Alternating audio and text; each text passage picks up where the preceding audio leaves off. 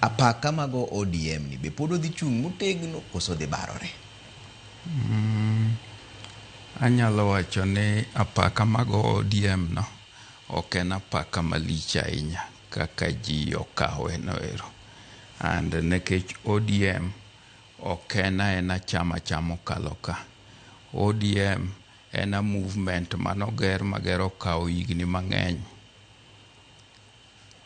To en e chuny jopiny mang'eny, millions mag jo Kenya mang'eny ma chunygi nitie kuom ODM. Omiyo gik matimorego ok nyal kethe. King'iyo ojende makoro nitiere ODM sani, gichalo ka gima gin gi pupni moro ni party ok migi thuolo ma kare ibede party ka. Nitie kaka ojende iketo tenge koso oyo? Onge ojende manyalo wacho ni keto tenge. Apani gima timore sani ni nitie the wing ma ji neno nobedo led by our able party leader Oburu, to nitie wing ma be ing'iyo ni jagoro oluwo mineno nochung' ne jo young tax mantie chama kanyoero. Tapani gika timore kanyo ok en gimoro matimore manyien kuom ji ka wan mosebede chama. Nitie ndalo mne chama king'iyo kaka chama gi duto osebedo. Sirikal mokalo, the ruling party mane nitie ne en Jubilee. Sama no Uhuru Kenyatta we leadership, ng'eny jo Jubilee noringo magidong' masani magitemo mondo gichokre matin. Kama ng'eny nodhi mojoin the current ruling party men Kenya Kwanza. Kane Jaramogi bowewa to ji mang'eny ywaruok ne nitie friction, mache mana nyalo luongo ni friction. Kane larruok obedo kuom jowa mane johera mag Jaramogi. Kanyo noting'o the late Wamalwa, kijana Wamalwa, kanyo noting'o Muskari Kombo gene, and kanyo noting'o Mukisa Kitui gene, and James Orengo gene. Negiringo magidhi komachielo. But the party no survive kuma the heart of the millions of the people were at the faction manobedo led gi makoro nchowe wa jatendwa Raila Amolo Odinga. Semomiyo gik matimore ni kate ODM ni ok en gimoro manyien. Kata sani wan gi jatelo mar Kenya Kwanza men President William Ruto. Ka gimoro nyalo timeno onge to ok ipar ni jogo te nyalo biro bedo kanyo. To chama gi duto onge mane chuny ji oganda mathoth e Kenya kama owuok e dhoudi mopogore molo ODM. Koro miyo defections nyalo bedo, jomoko nyalo wuok, to mano konyiso ni chama nyalo tho. Ineno ka gima jomoko dhi wuok e ODM ka? Jomoko nyalo biro wuok.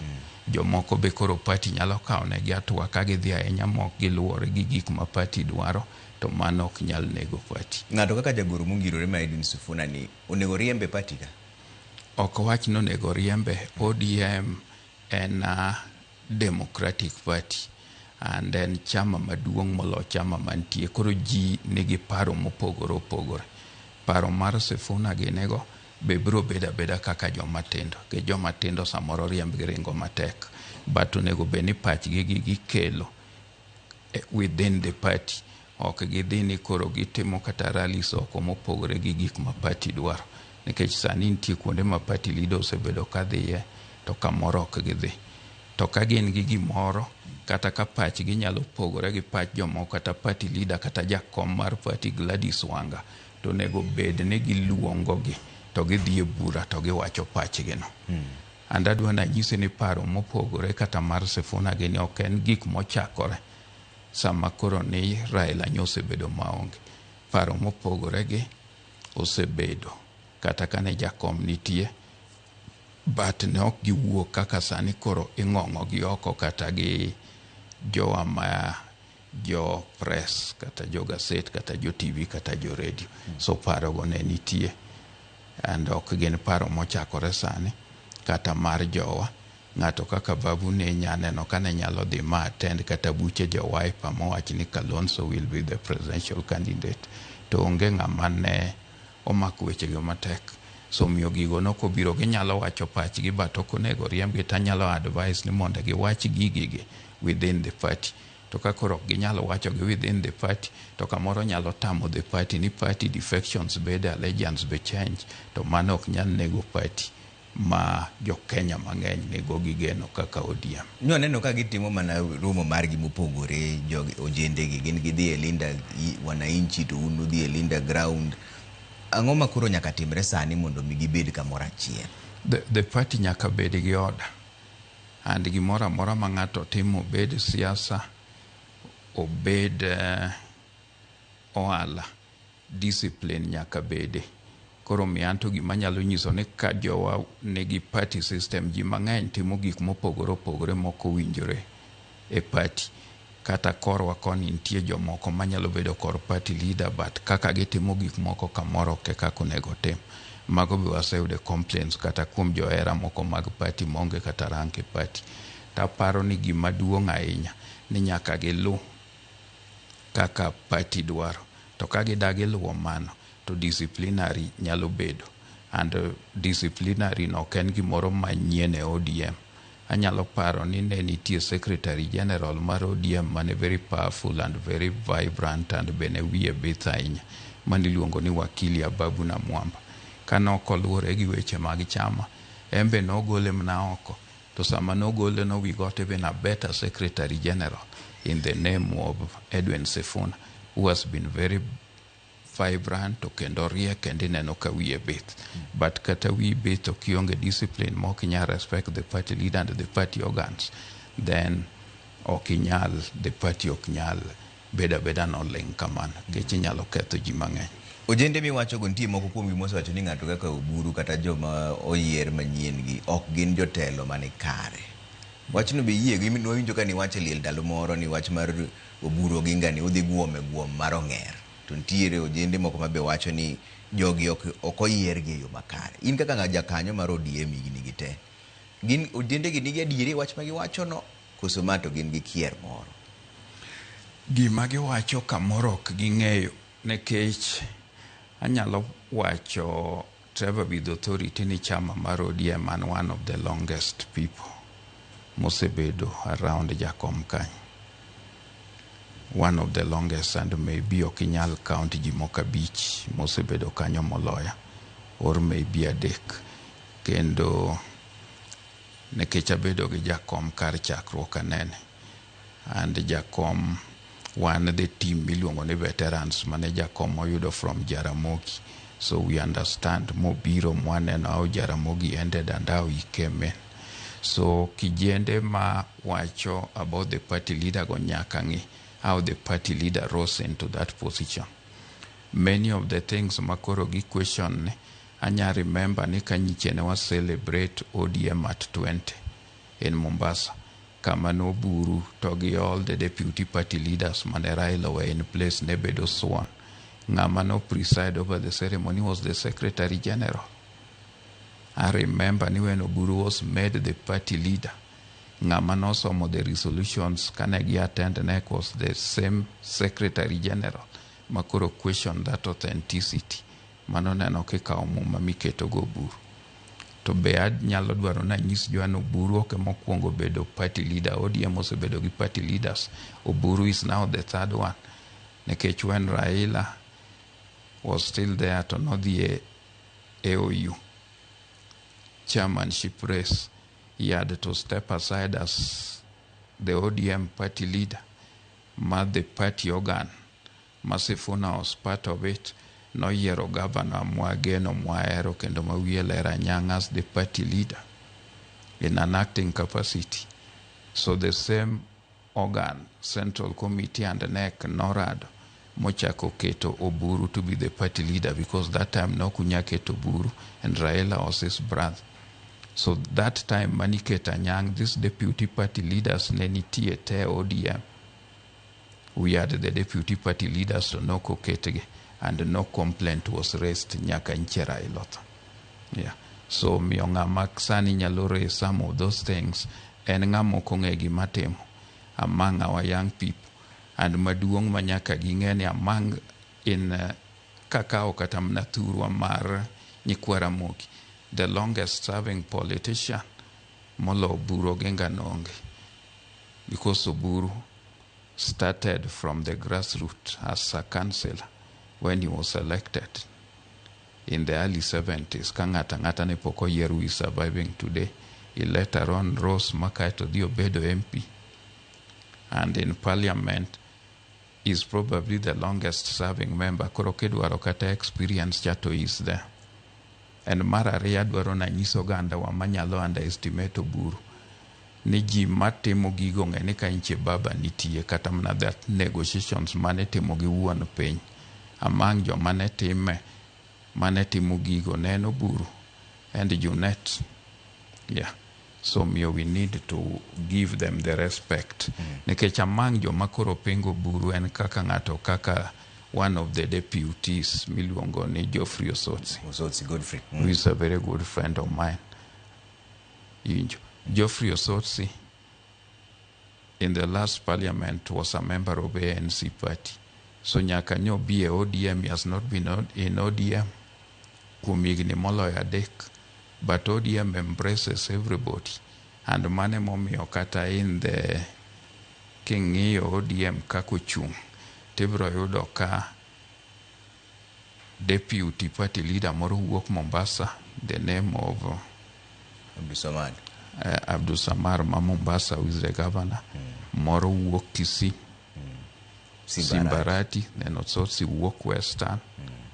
Then the party chair wuok Homa Bay. And the party leader is Dr. Oburu. So that was done within that organ. Ko kanga to do a challenge Oburu. So you wait and is the Secretary General. In the Secretary General, you can summon. You can go through the party organs to Winjorigi party leader to watch on a Koromonde Waluong, the national delegates convention Maduong, which is the overall body ma the party. Monde luonge monde gedege make the final decision.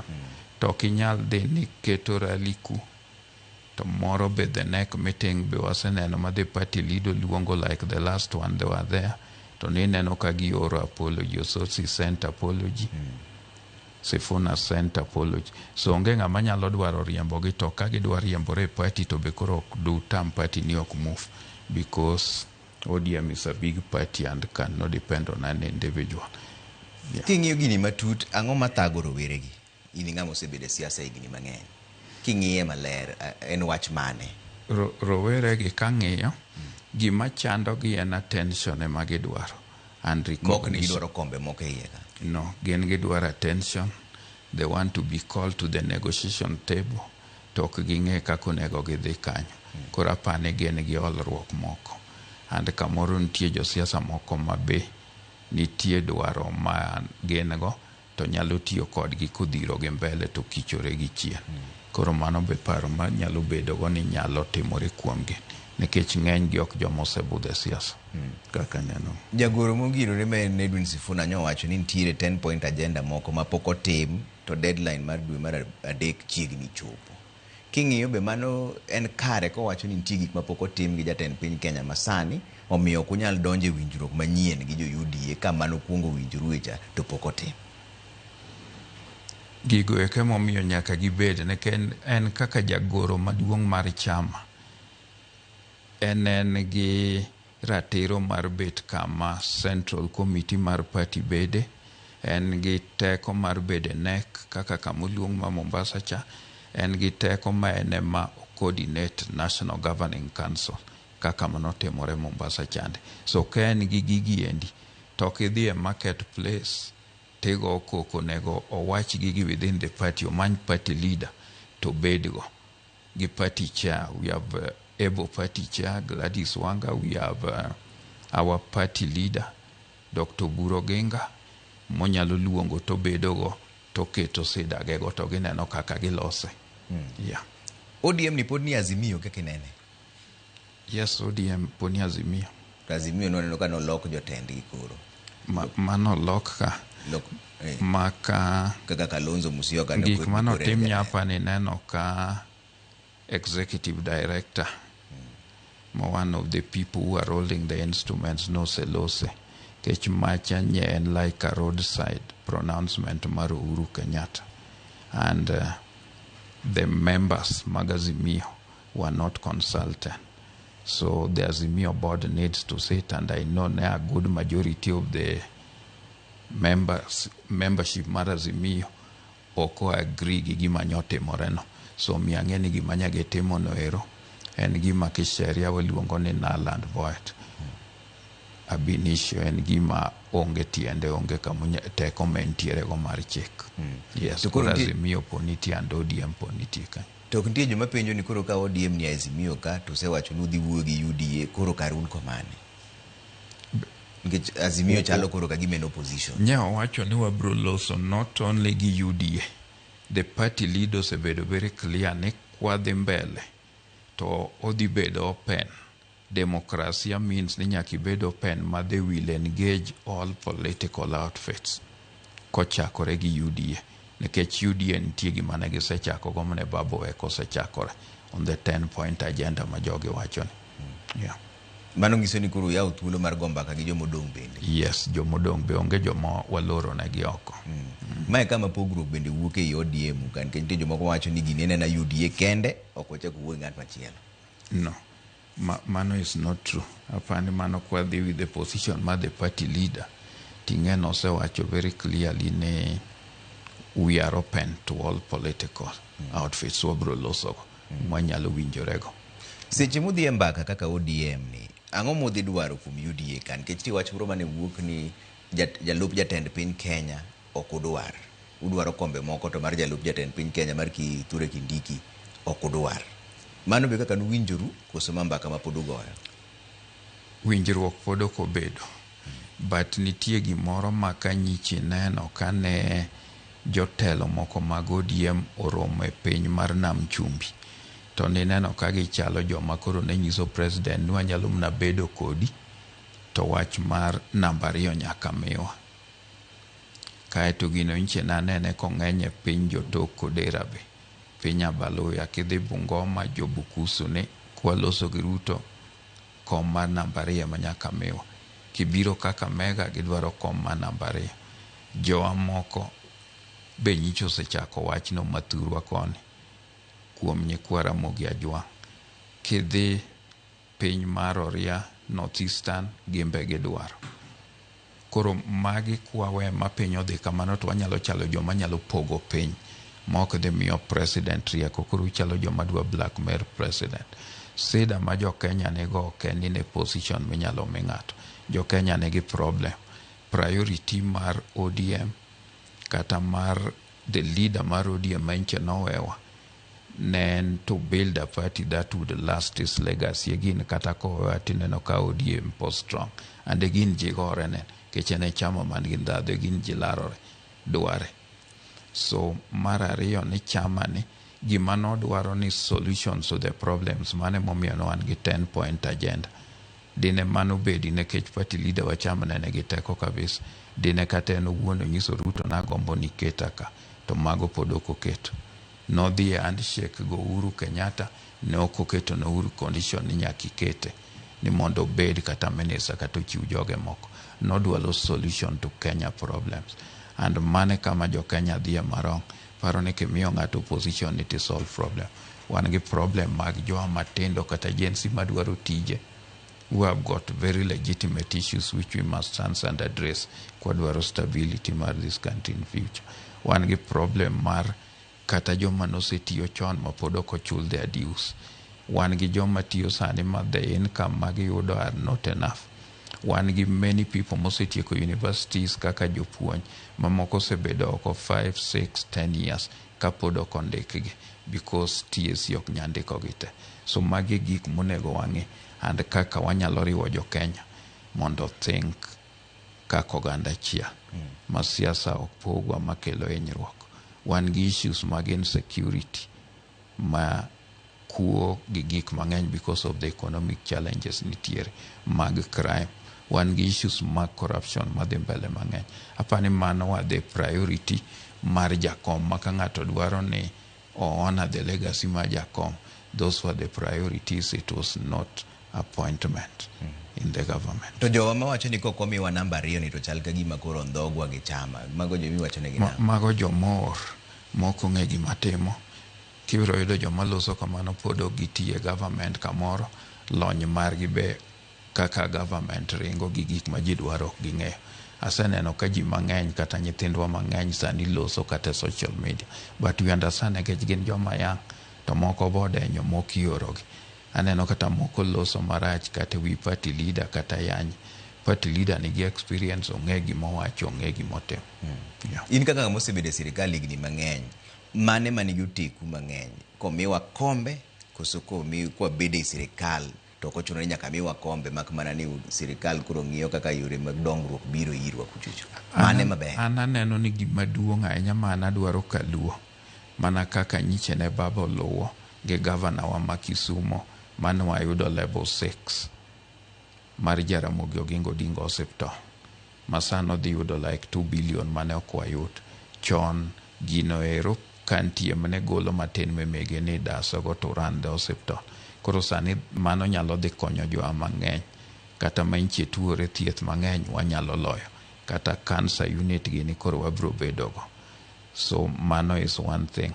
Mar ariyo, sani wan gi ndeche maneno kiyaw ma sirikal oketo ne budget malong'o, like the Mamboleo, Miwani, Muoroni Road. Sani time gino kwa kete to dhi open thurwa mang'eny and will make even businesses to prosper. Wan gi gik mwadwaro kaka koruso en dam, maka dipone sirikal nyalo loso no maket ne pesa to flooding manego ji Kano, manego ji Nyakach, weche go dhi rumo. Wadhi solve a lot of problems, the perennial floods mabiro. So jowa nyalo timo gigi, nitie gik ka sirikal nyalo timoni. Sani wan gi issue mar rural electrification and a good budget has been put. And atandi osesomonwa gigo, wasewinjo the money moket machon ne ok bi nikech nitie joma ne ok dwar ogandawa mane divert gik monego bi kanyo. Sani mago nitie madhi biro. Ka gise light gwenge, ji nyalo timo welding, jowa nyalo timo ang'o, securities improve, thurwa bro dhi adhiya mbele. Magi ok timre mana ni un gi vice president. Vice president ne wasebedogo. The first vice president ka Kenya yudo loch, things did not work. Jobusia obedo gi vice president in the name of Mudi Awuori, things nyiche ne ok work. Jobungoma Orwaluyo obedo gi another vice president kijana wa Malo, podi neno ka sani gine magigo koko ka eneno koko mang'eny kuma Sifuna gini ya e Bungoma noero iwinjo na Tembea. So Okuyu nye negi vice president Rigathi Gachagua, sani neno ka kanye makoro rebellion liche kabisa turgi kanyo. So position go ok solve problem. Gima ji yuago kata Okuyu sani kata menche nomiyo jensi pricing obedo nen weche mobiro matek mag ngima, weche mag thieth, weche mag chiemo katin to ji nyaka gore piny nikech ji larore. Koro miana nyiso jothurwa ni gima duong' ahinya en kelo ne jothurwa gine dongruok. Mopogore gi kombego. King'iyo ODM ni odhi bedo nang'o ka jakom onge? King'iyo mbele ka ndalo mabiro ODM ni dhi bedo nang'o ka jakom onge? To sani obedo nang'o? Sani donge jakom onge, but ODM ni kanyo tene ma podi neno kilare ne nyako maber ma ji gore ne. Iwinjo ODM is an attraction, and gimomiyo en attraction nikech jakom no build very strong structures. And kane neno kane jakom loso buche mno bede, nowacho no dwaro build a party that would outlive him, mana kaka ANC mar Mandela in South Africa. So ODM will be like ANC. Mandela died many years back, left the presidency, but ANC pod dhi mbele. Ochalo chama cha Mpinduzi man Tanzania ma pod rule. So ODM will rule for a very long time. Individuals will defect, others will come and go to achakwa yuda maber, because there are very many vibrant and brilliant people within ODM kanyo. In kaka jakanyo mosebedo ODM higni mang'eny, ang'o minyalo nyiso jotend ODM mondo tim sani mondo michamo bed e yo motegno? Nikech nitie joma wacho ni joma go koko onego riembi, ini wacho ni onge tiende riembogi. Jomoko bende wacho ni ketgi uru piny mondo go mbaka. tend ODM onego tim ang'o sani mondo mi chama obed e yo motegno mok chal ka gima chama wuoyo koni gi koni, pupni moro be nie iye kan ke ji te ng'iyo chama ka koni koro chama ni to dhi gore piny. Ang'o ma nyaka koro gitim sani kaka jotelo?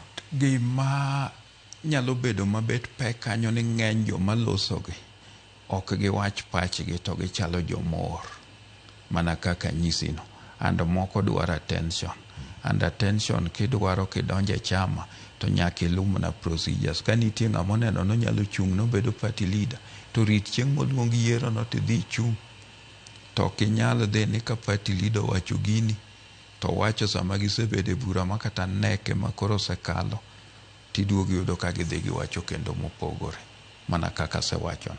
So ji makamano joma go koko e ODM tin nyoka aneno ka gin ji mang'eny. Ok inyal kwano ji mokalo 5 mago koko e ODM among the leaders mantie. To leaders mago koko go nwaneno ndalo moko. I've got institutional memory. In the aftermath mar Jaramogi, kanwa lose Jaramogi, to this celebrated leader Marwa Manyawa Witton was only left with around 3 or so MPs in Luoland, but no they get. And when election came that year, to these people were all swept aside. Nyaseneno the mood like Nyoro kat in places like Ugunja. Nyaneno ka this team obiro, to nyaneno ka jopiny okomigi thuolo magiloso. Nyaneno ka gidhi Busia, nyaneno ka there are casualties jomo hinyore. So hinyruok gionge kaka konyo partisani ka gin popular. Nyaneno ka ji gore Busia, ji no gore Ugunja tam gi riembo. Ka gin very popular with the party, that will not happen. So politics ok en dhi ni kata dhi kamoro te dhi manyo yudhe moko nodhi ogo koko. Kuonde ma aseneno ka the party leader dhi e nyiche ne en Kisii. Naneno kodhi to luongo delegates mong'e to losogo, then onyalo moso jopiny peacefully to wuok odhi kumodhiye. Nyiche naneno kotimo mano Kakamega, and Kakamega kane wadhiye naneno kane nitie kuonde 2 mane ji oromo. So mano nyisi kaka ji ohero chama mar ODM.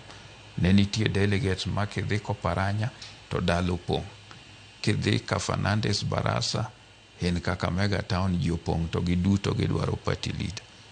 The party leader was also in Busia. Manorado gi all the leaders and the delegates. It was very peaceful. Iwinjo kagidhi.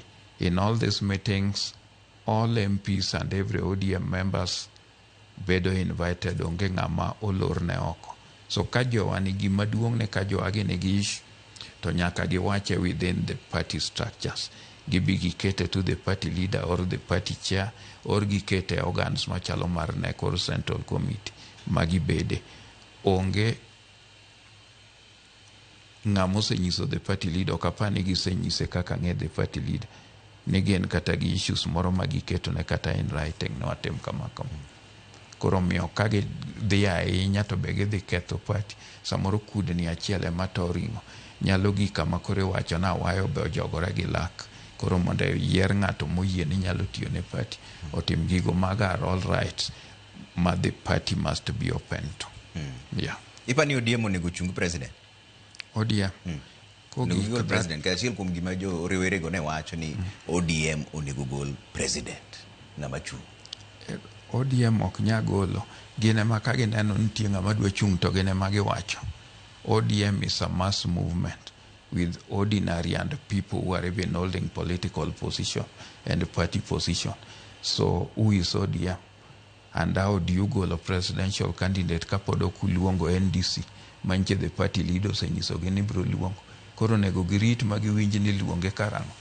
And again it will be soon. Mondo ng'ama dwa chung' no dhi onyis delegates to winj gima delegates nyise. Yeah. Chung party ogol ng'ato, ng'ama dwa chung' ema wuok. The other time our late party leader no wuok no dwaro. Simbarati ne dwaro. Joe no wuok ne dwaro. So gigo no kopogo party ne gidhi adhia to raia mano amua the delegates ni en party leader. Yeah. Sani kadang ibed piny gi jao bura ma Embakasi kaka Babu Owino. Ang'o ma dinyise mondo mi otim? Anyalo advice ne en ga onyalo obro bedo ga good future mana ko play within ODM. And kiro bed garaka nyane kech luono go ngero ni jarik ni muodo nyo gi kuoyo. Kendo kiro yie jomoko thuwe gi party leader mang'udh nolaw marach. No, waseneno joma jodongo ng'udhone gi olaw marach. Ni koyo nyalo ga agogi kapod iten. So mane gima nyalo dwaro na nyisgi, kendo maduong' nyalo dwaro na nyisgi ni samoro gima wuok e dho ng'ato. Muma mar Proverbs kare 18:21 wacho ni gima wuok e lewino be gima samoro yudo.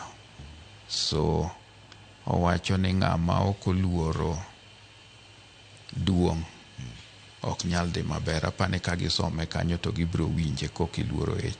So anyalo nyisogi ni gin joma we need. They are very vibrant. They should be the engine of the party. Kama party leader obete monego gitene monde gibedi. Manok bitamogi achieve gima ginyalo achieve in ngima.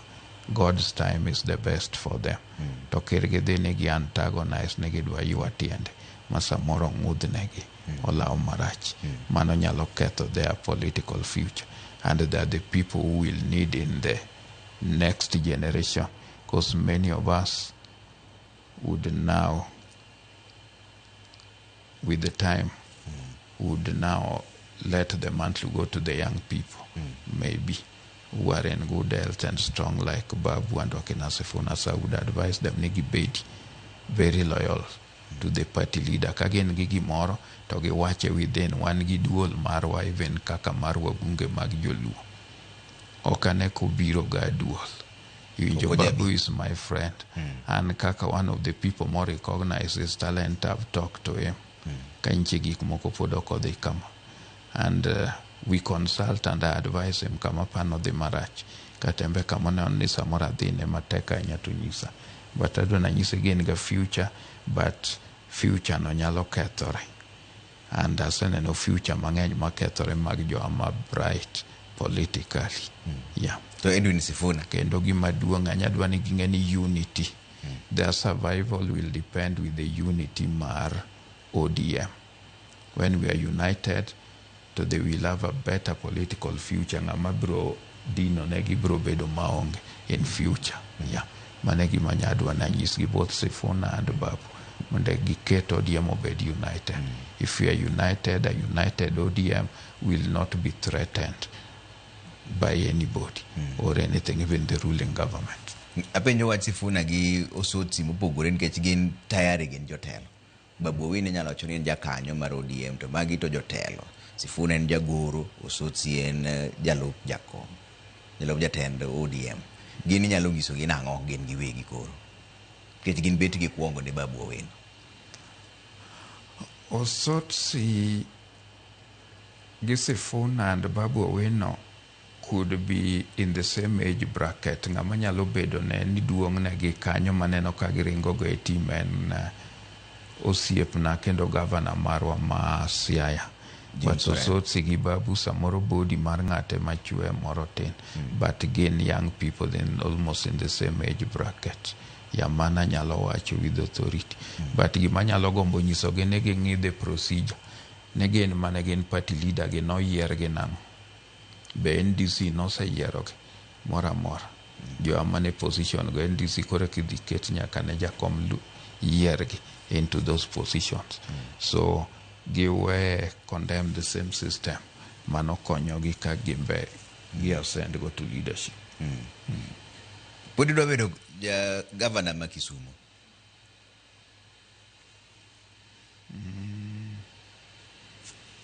Governor ma Kisumu. Yes. Isetelo ne Kisumu kanyo ndalo moko. Ang'o rem mane mineno? Kigo to Rubin ma piyo kama. Rem mane mineno Kisumu kanyo? Rem maneno Kisumu. Kisumu wan gi challenge ma wan go maduong' ahinya sani. Pod wan gi challenge on infrastructure. Nitie gik mang'eny monego tim. Health is still a challenge. Infrastructure within the entire, all the 7 sub-counties is still a challenge. Winjo. Then wan gi challenge mar insecurity e Kisumu kanyo. Then pod gik machalo agriculture and health base still a challenge. Yeah. Koro our current governor osetimo, but term ne dhi rumo, and okane anybody who can do better than Adumo Wuor mosetiyo Kisumo kanyo kaka wakili, modak Kisumo kanyo all his life, and mosebedo town clerk Kisumo kanyo. So I understand the administrative structure and the challenges man kanyo. Yeah. Nyakach kacha uchung' chiegni ji adek, wikuru mar bedo piny mondo mi ugo mbaka e wach mar kom mar gavana.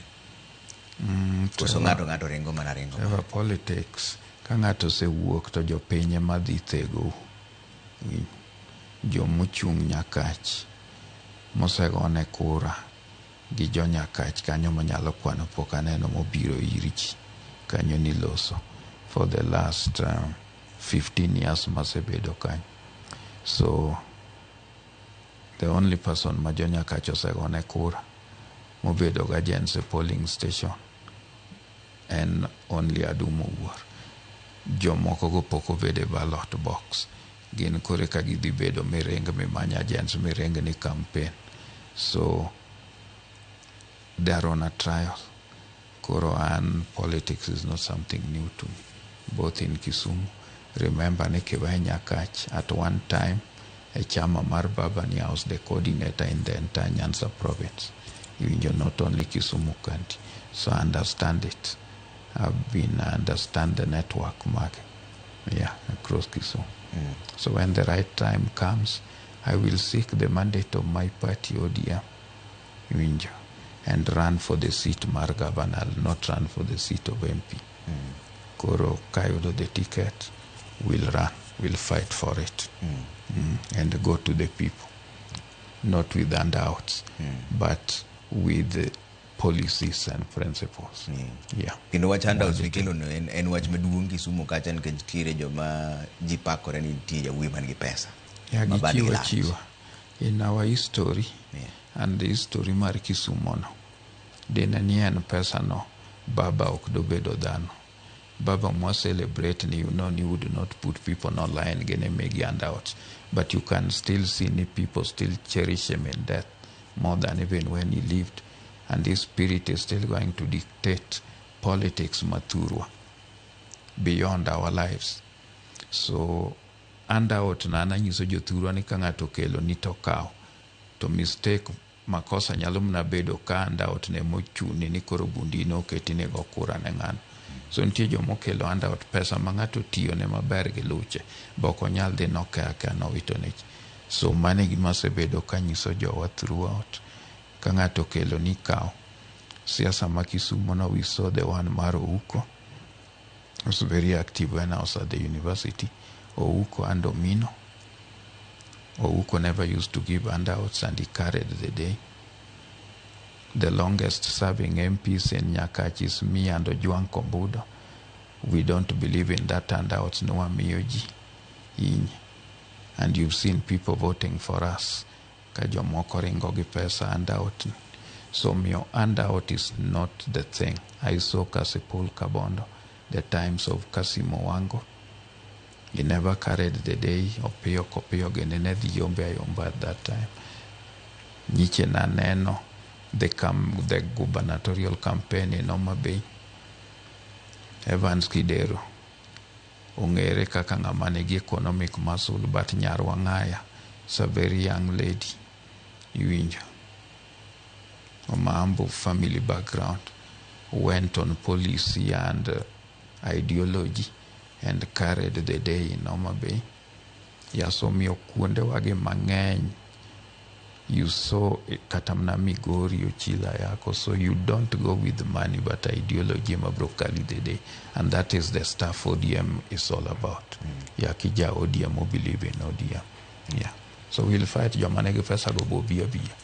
Yeah, we welcome them to come with all the money. Uyiro mokodi. Wangia ni gima jopiny wacho ka endi pio kasa bi wacho mogik koro sa ma wawangwa. Ma endi Mrs. Omondi kani game wacho ni good evening. Ayie gi Mheshimiwa Aduma Owuor. ODM ka koro sani otegno moloyo chon. NDC biro luongi very soon. Sifono penja Babu na Mwamba gimano neno Kasarani e NDC. Babu to pod tin odhi mos e gini. Pati ni lwedo malongo mar Oburu Oginga endo biro chopo wa kama ber. Mano endo mano Mrs. Omondi kani game kanyo. Anano kama makamu wacho ni Trevor Kenya osepog diere ka endi either you are in Ruto's political wing or Oburu and or in Gachagwa's political wing and Kalonzo. Trevor wacho ni koro musna Mheshimiwa Aduma Owuor wuon kere. Mano is my mentor politically. Mano makamu. Anano kama chilo bentire ka endi Steve wacho ni ayie kodi. Jomatindo e teko mar jomadongo to jomadongo e rieko mar jomatindo. Clinton aneno kawacho ni Aduma wuore Kisumo dwari nyakwar kere. Ine menyalo loko koni obed Europe. Jogi gima support ka endi. Wach mogik makori wego no jopiny Mheshimiwa. Adwaro ni awach ni the tension mantie ODM no, it only reflect the youth tension and the elderly.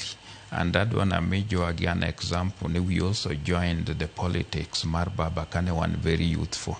And I recall an incident when I was a town clerk in Kisumu and Baba was a minister. And because I was still very vibrant like Babu and Osifona, ne chieng morapo mana kadhi ma apado jatenda mamea. My Baba had to come and held a 3-hour meeting to reconcile. When you say Aduma neni kainan culture, the mayor is the first citizen of Kenyati Mugiki. So those things are happening. So sometimes we need to be a bit tolerant also to your work. They still have a lot of energy which they are expending, but they need guidance. And if they consult with us, to Abromuna guide because we need them in the party. As the conscience of the party, we need these fellows like Babu and everybody. So I think when we sit together and when meetings are called, Kirigi stay away. And we want Jo Kata Jo Eradu to Mago DM Kata Mag Baba to exercise a lot of tolerance at this time. Giberi understanding which me wacho me kea kanyo. Girit monde gichiki gigima the leadership is doing and they make it time.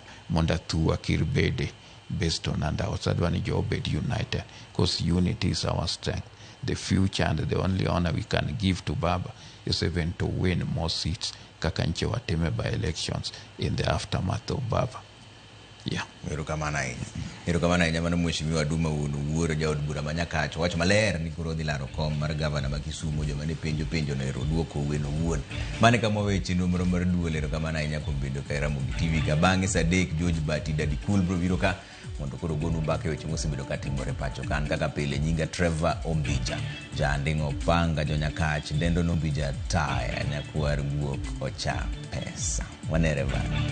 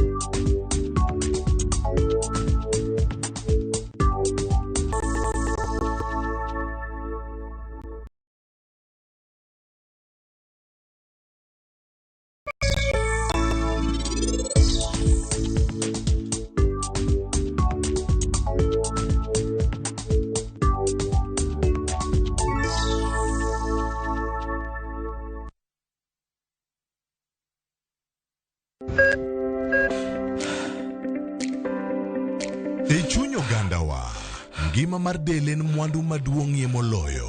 Mondo tekruok mar dende obed maber, ok gin ga gik matek. Gin gik maluongo ni lifestyle. Manyiso ga jotuo ni gigi ok gin gik minyiewo, gin na gik mitimo. We bedo gi kiawa, kendo chak bedo gi ng'eyo. Nachako chemotherapy. Side effects nen yirwi nyaka lwar, constipation, chandi seriously. Waruaki e penj laktar ma en tudruok gi lakteche molony. Isamidhir jahocho cha nyaka ibed ni iseng'eyo ni mae shida ma an godo to adwa kony. Chakre weche thieth kod chiemo mar mine mayach nyaka e weche thieth mag tuoche masiko. Wakelo od thieth e od dak. Tuo mar rheumatic heart disease ni landore sana e gwenge ma poverty nitiere. Riwri gi Ruth Otieno wuok tich nyaka tich abich saa 12 odhiambo.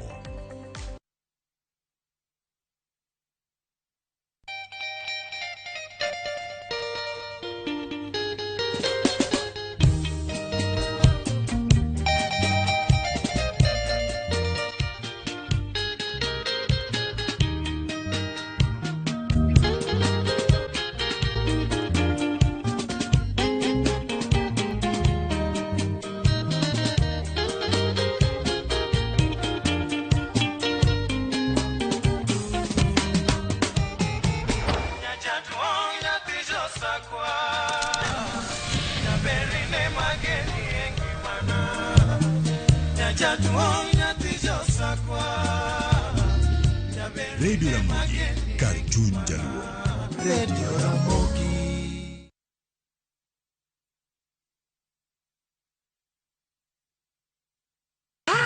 Lo, kuise. E gweng'ni, wach landore mapiyo moloyo ote mar pesa. Kendo nyiero en chenro mar oganda. Chief ong'eyo wachno, kata jopeng' ong'eyo. Ka chieng' tich abich ochopo, waduto wachokore. Ok ne baraza, to ne nyarkochia. Nyakochia, gokoko.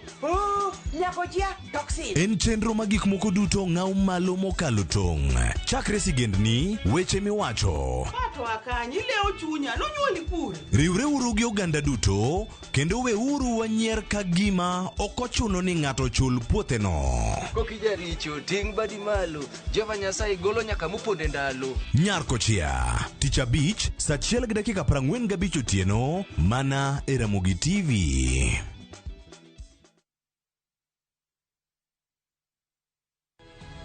Nyikwa Ramogi, bedi her mar loko puothi obed ohala madhi maber kendo med yuto mari. Ober nikech en crop manyalo miyo pidh kata gwen, pidh dhok yo mayot. Wakelo ni chenro mar pur gi ohala. Chakre ikolo nyaka geng'o kute machamo pithwa. Pur mar nyanya nyaka ing'e tuoche mag nyanya mokwongo. Mar ariyo nyaka ing'e yedhe migoyo nyanya. Puonjri yore mabeyo kendo manyasani mondo imed keyo mari. Mondo yud yuto maber en ni niang' nyaka ido maber. Miol ne pi, timne irrigation. Kaka chiro medo lokre, wanyisi gigo mausre kendo nigi nengo kaka kinde loko. Koro rabonda no kapure kota eka ni kapure maber balose, tayute molo kana yudo oduma e puodho mar kota neka. Tudri koda ana lori nyaka black, tich adek saa 1:45 to mana e Ramogi TV.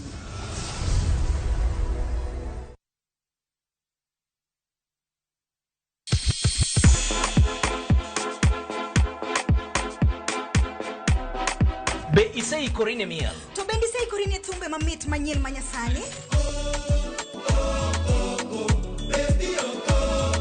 Wakelo ni mixes malit kabisa kod miel manyasani. And of course ngeso ka ngeso nyaka mngajua mtakresa mwena nyaka sauchiel. Cheki melanin top imeweza. And of course Hilo bwana. Chenro en Thundagma. Wewe twende. Leo tunakunja kitanda.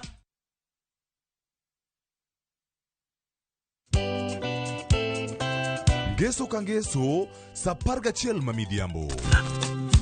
Mbamba toko, koma ye. Tudri koda ngeso ka ngeso saa 11 mamidhiambo e chenro mar tiedero. Oka. Kama wabro budho manyanga. Kowa kelo ni ngolo motimo cathedral.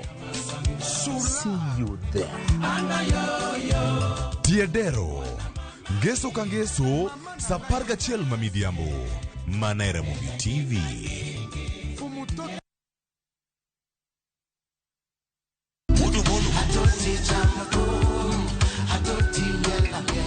Woktich ka woktich wakelo ni don ya wotonagi. Kabinet chario kati chario nyakumunga juang en odiochieng' mar yuto mari. Chieng' tich adek kati adek nyakumunga juang en odiochieng' mar mine nyalo kachiel koda weche hera. Awendo kachopo tich ang'wen nyakumunga juang wakelo ni kama nene, yani TBT kod thume mamit mokalo. Furahi the edition and thum kaliech. Loso kapuoyo nyakumunga juang. Ka wakelo ni jo thumbe mopogore opogore. Kanyo ndio bende wakelo ni gimilongo ni be yawa.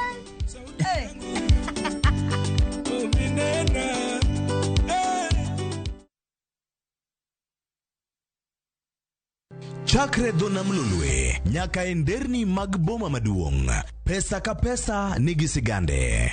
Kae en kar dak mar joloko ohala. Growth wa mostly bedo attributed to consistency and hard work. Kokalo kuom jo ohala manyiso rieko margi e ohala mopogore opogore. Ka gima nyaka ikwong ing'i en location kamidwa kete dukano. Wapuonji timo ohala okang' kokang', kaka ilose, kaka ipidhe modongi, nyaka kaka irite mondo odagi. Siri mar business wane gimomiyo osebudho kabisa en ni itiye gadier. Kae kama timo gik moko gi kinda romo gi rieko kod lek mabedo adiera. Watemo choko artifacts mag luo to watiyo kod gas decoration e ot ka. Ohala gi mwandu gi Cleophas Oluoch, tich ang'wen saa 1:45 otieno. Kik bai.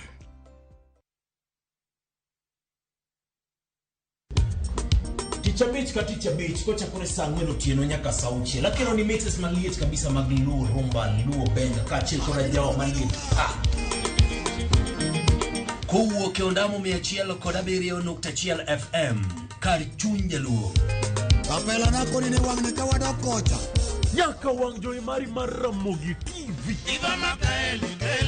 Lungani a boy handsome underwear roji bed and breakfast. Lungani DJ Kolokol instrumental. Tokodan Solomon Atito Kafaya gudi.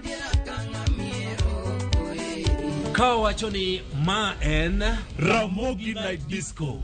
Kete manaka.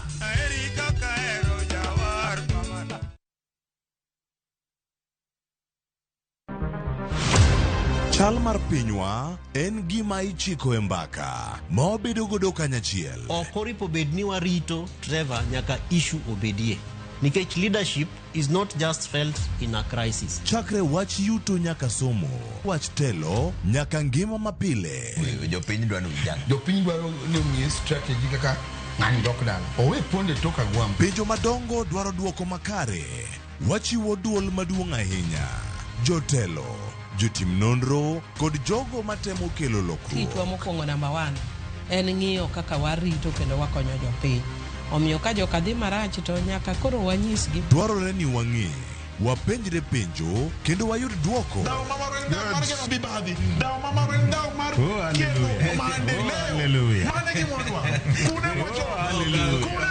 Riuri kod Trevor Ombija, tich adek, saa 3 otieno, mana e Ramogi TV.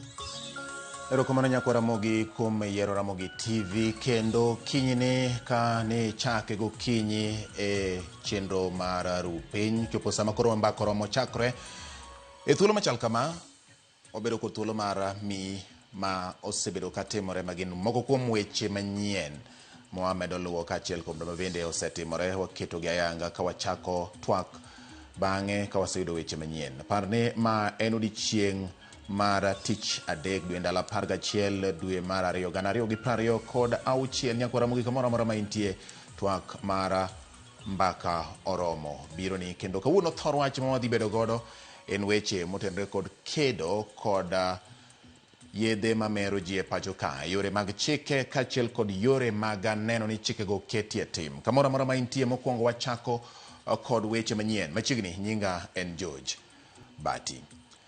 Ji auchiel oresi tok bath ot moro ma igero e gwenge ma OTC kata e kar alwora ma OTC e boma ma Nairobi sienyore okinyi ma kawuono. Ma en tok apisas mag Red Cross kod mago makedo kod mach e boma ma Nairobi chopo kanyo mapiyo mar resogi. Ji auchiel go wachore ni gin jogo mane konyo e gedo mar odno.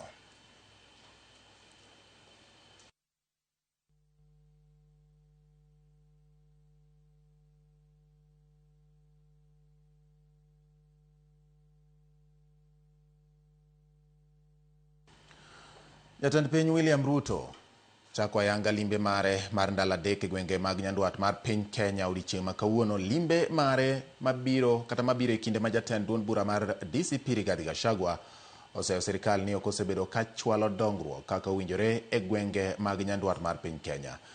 Jodongo mawuok North Eastern orwako limbe mare ka gimedo kwaye mondo mede chwalo dongruok kono.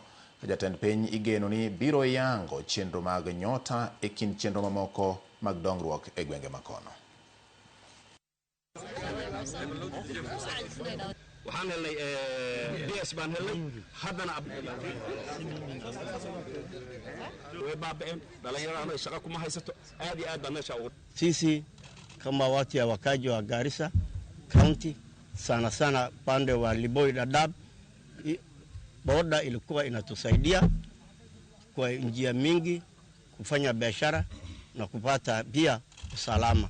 Hivi karibuni tunasema kwamba hata serikali imepotea ushuru mingi ambayo ingetusaidia.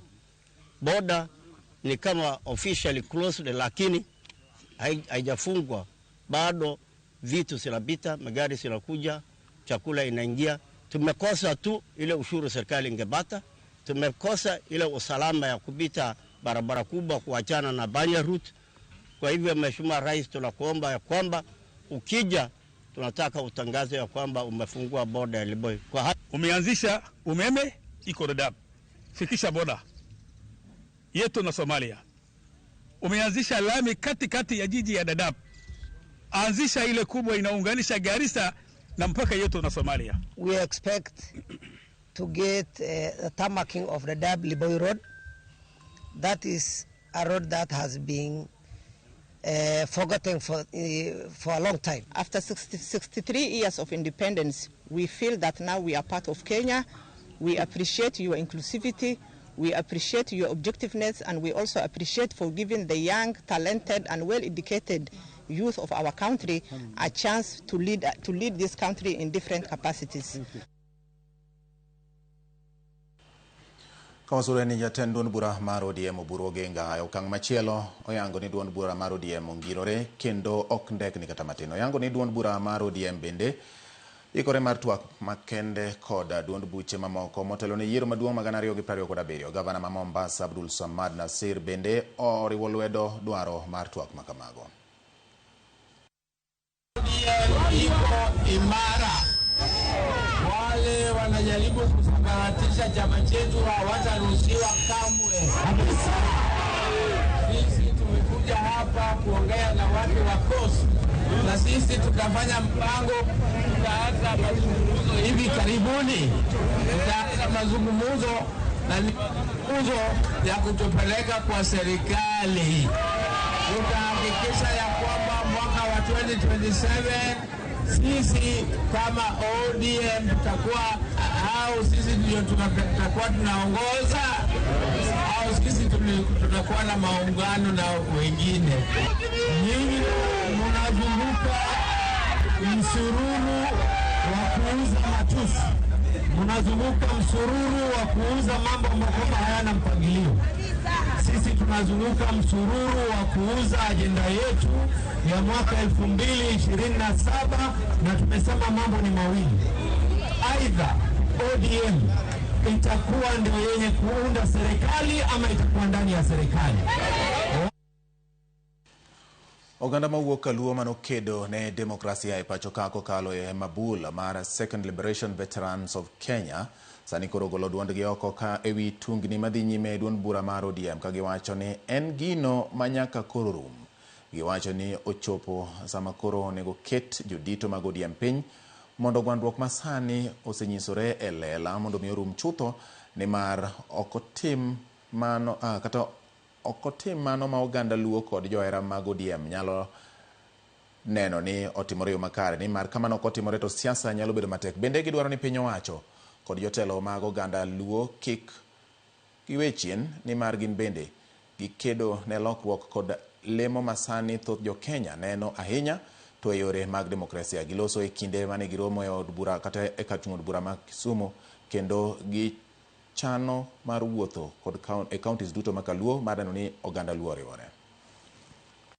Paro ndalo mageuzi lweny nobedo Kisumu kama nyithiwa mang'eny notho. Unyalo paro ndalo demonstrations ok wadwa ni gigo duogi.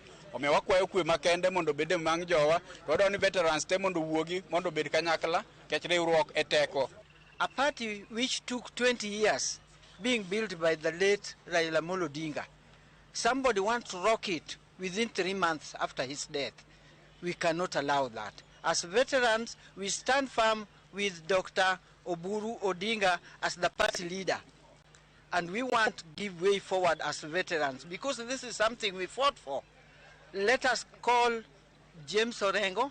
Let us call Dr. Buru, who is our party leader. Let us call Nyawangaya, who is the national chair, so that we sit together with ODM members, the trustees, so that we find out and iron these things. What were only leaders about Wuth Kenya? What were only leaders of Woka? Kenya? This is what we are saying. And what they call lightly, ne jogo, madikao, lawyer man chwero lightly. O kamano. Leaders mose chiemo, mose yeng, jowa moko poni nindo mane gineka, o kwa di yenegi enemo. Nekuramogi governors mapacho ka olero yore ma senators osebedo ka tiyo godo e nyodho omenda kuomgi koriwo koda ka apis jakom mar komiti mar senate marango kaka counties tiyo kod omenda motele kod senator mar county ma Homa Bay Moses Kajwang' giango magi e kinde mane gitwak bang' tieko romo ma gisebedo ka gidhi godo nyime e ndalo ariyo Kilifi. Governors goyango ni kinde ka oluonggi e nyim senate ichunogi gi apis jakom no mar chiwo asoya eka chak chenro mar dayo dhogi kaka chik dwaro. Giwacho ni governors ma pok lwetgi oromo gi senators go irido negi ngima e kinde chenro mar dayo dhogi kendo iketo chenro no bedo negi matek. Jalup jakom mar riwruok mar governors Mudhomi Njoki wacho ni moko kuom jokanyo mag komiti no dwaro ga mondo girom gi governors go tenge kapok oda dhogi ka jakom margi governor kata jakom mar gi main governor Ahmed Abdullahi osechwalo obok ne speaker mar senate kagichwalo ng'ur margi wachno. First they call you early and they take you to the office and try to negotiate with you. Is there any pre-requirement that I have to go to the office of the chair of the committee first before I attend my meeting? Of course not. Mimi kama Simba nimefanya makosa, nimeiba, niambie nimeiba. Lakini kama nyinyi hii biashara mnayo, masuala ambayo mnatuuliza ni masuala ambayo mengine yalifanyika katika zile serikali ambazo zimepita, lakini tumechukua jukumu kwa sababu sisi ndio tuko ofisini. Kwa hivyo mimi nataka niseme hivi, wakati wowote mimi niko tayari kama gavana na hawa wenzetu, hatutakuja kwa hiyo seneti mpaka haya masuala yafanye nini, yatekelezwe. I have written to the Speaker of Senate as the head of Senate and also as chair of Senate's Powers and Privilege Committee, seeking an audience with the leadership of Senate. And whatever evidence governors have, governors will table to him and to his leadership. And we're saying something's got to change in that particular committee. Nyathi moro majigni 14 owito ngimane e gweng' ma Emitik bang' chwat manomiye gi min gi kachiel kod nyamin gi kaluwore kod ketho mane otimo.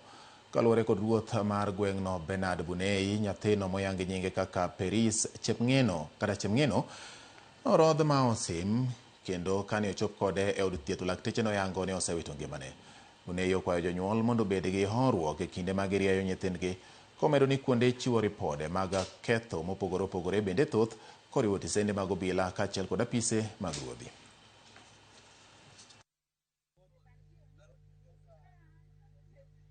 Yeye mwenyewe aliniambia ya kwamba aliweza kuchapa mtoto kulingana na ile makosa alikuwa amefanya, na alipofanya hivyo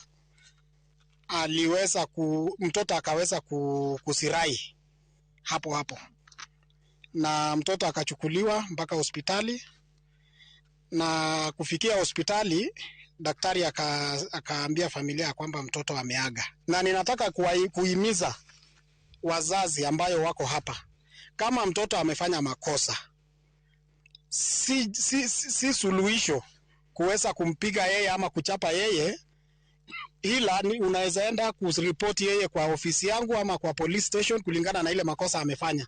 So nataka kuwahimiza wazazi, msichukue sheria kwa mikononi mwenu. So nataka kuwahimiza tu kama wanakijiji, tutulie, haki lazima itatendeka kwa Peris Chemng'eno. Dwaro mar yudo taulo mag ria pod en achiedh nade maduong' ma pod neno e gwenge ma opogore opogore nyandwat mar piny Kenya. E kaunti ma Isiolo kaluwore kod oro ma jathoro kwako gwengego, dwaro mar yudo taulo mag ria ne nyithindo manyiri pod en pek maduong' ne jonyuol, ka jonyuol bende kadho e matek kata yudo dwaro ma ochuno ne nyithindgi bedo matek.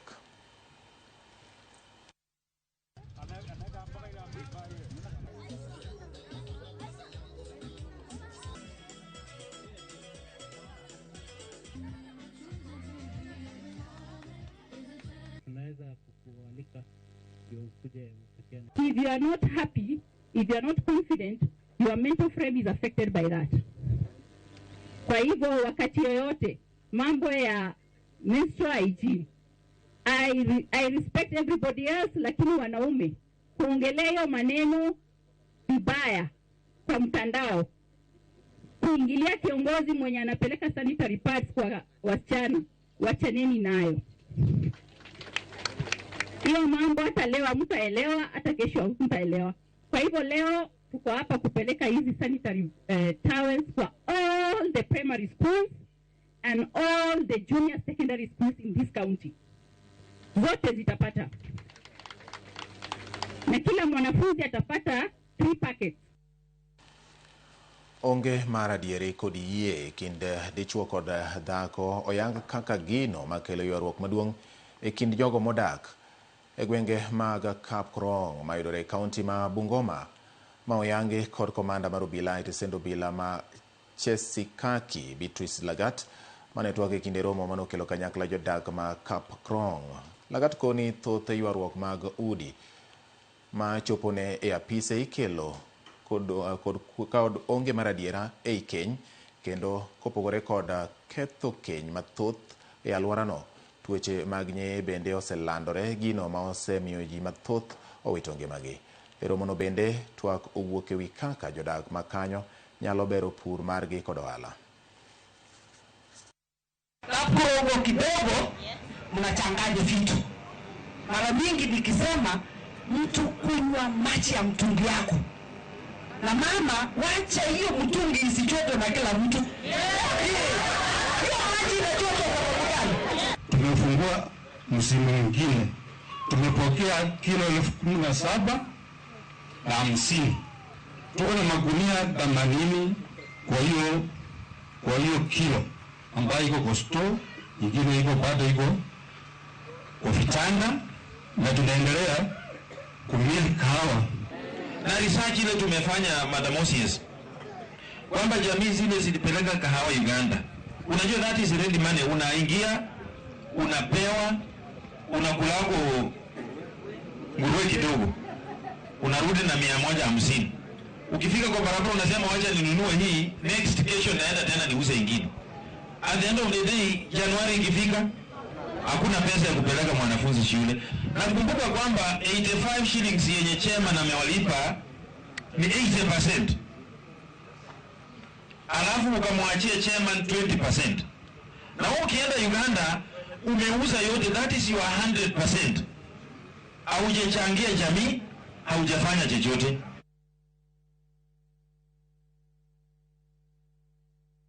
Nyithindo mochando 1,000 mawuok Isiolo yudo gige nindo e chenro mageto ting'o malo nyalo margi mar nindo kod duoko maber e sombgi. Nyithindo mathoth mawuok e familia mochando remo yudo kuonde nindo makare mamiyo girochore weche mag somo. Jonyuol kata jolony weche mag somo wacho ni nyithindo ma ok yud nindo makare thoro ga nindo e kinde magin e klas kendo ma rocho duoko margi e penj.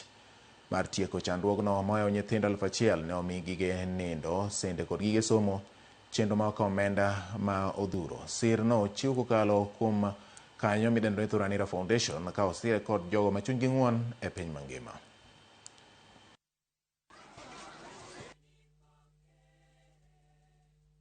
Tunashukuru hii foundation kwa sababu ilionelea ni vyema ipeane vitu kama mattresses na bed sheets ambazo ziko na umuhimu sana wa mtoto ambaye anasoma, kwa sababu when the mind of the child is not relaxed na akose kulala mahali pazuri, hata katika hali ya masomo haitaingiana vizuri.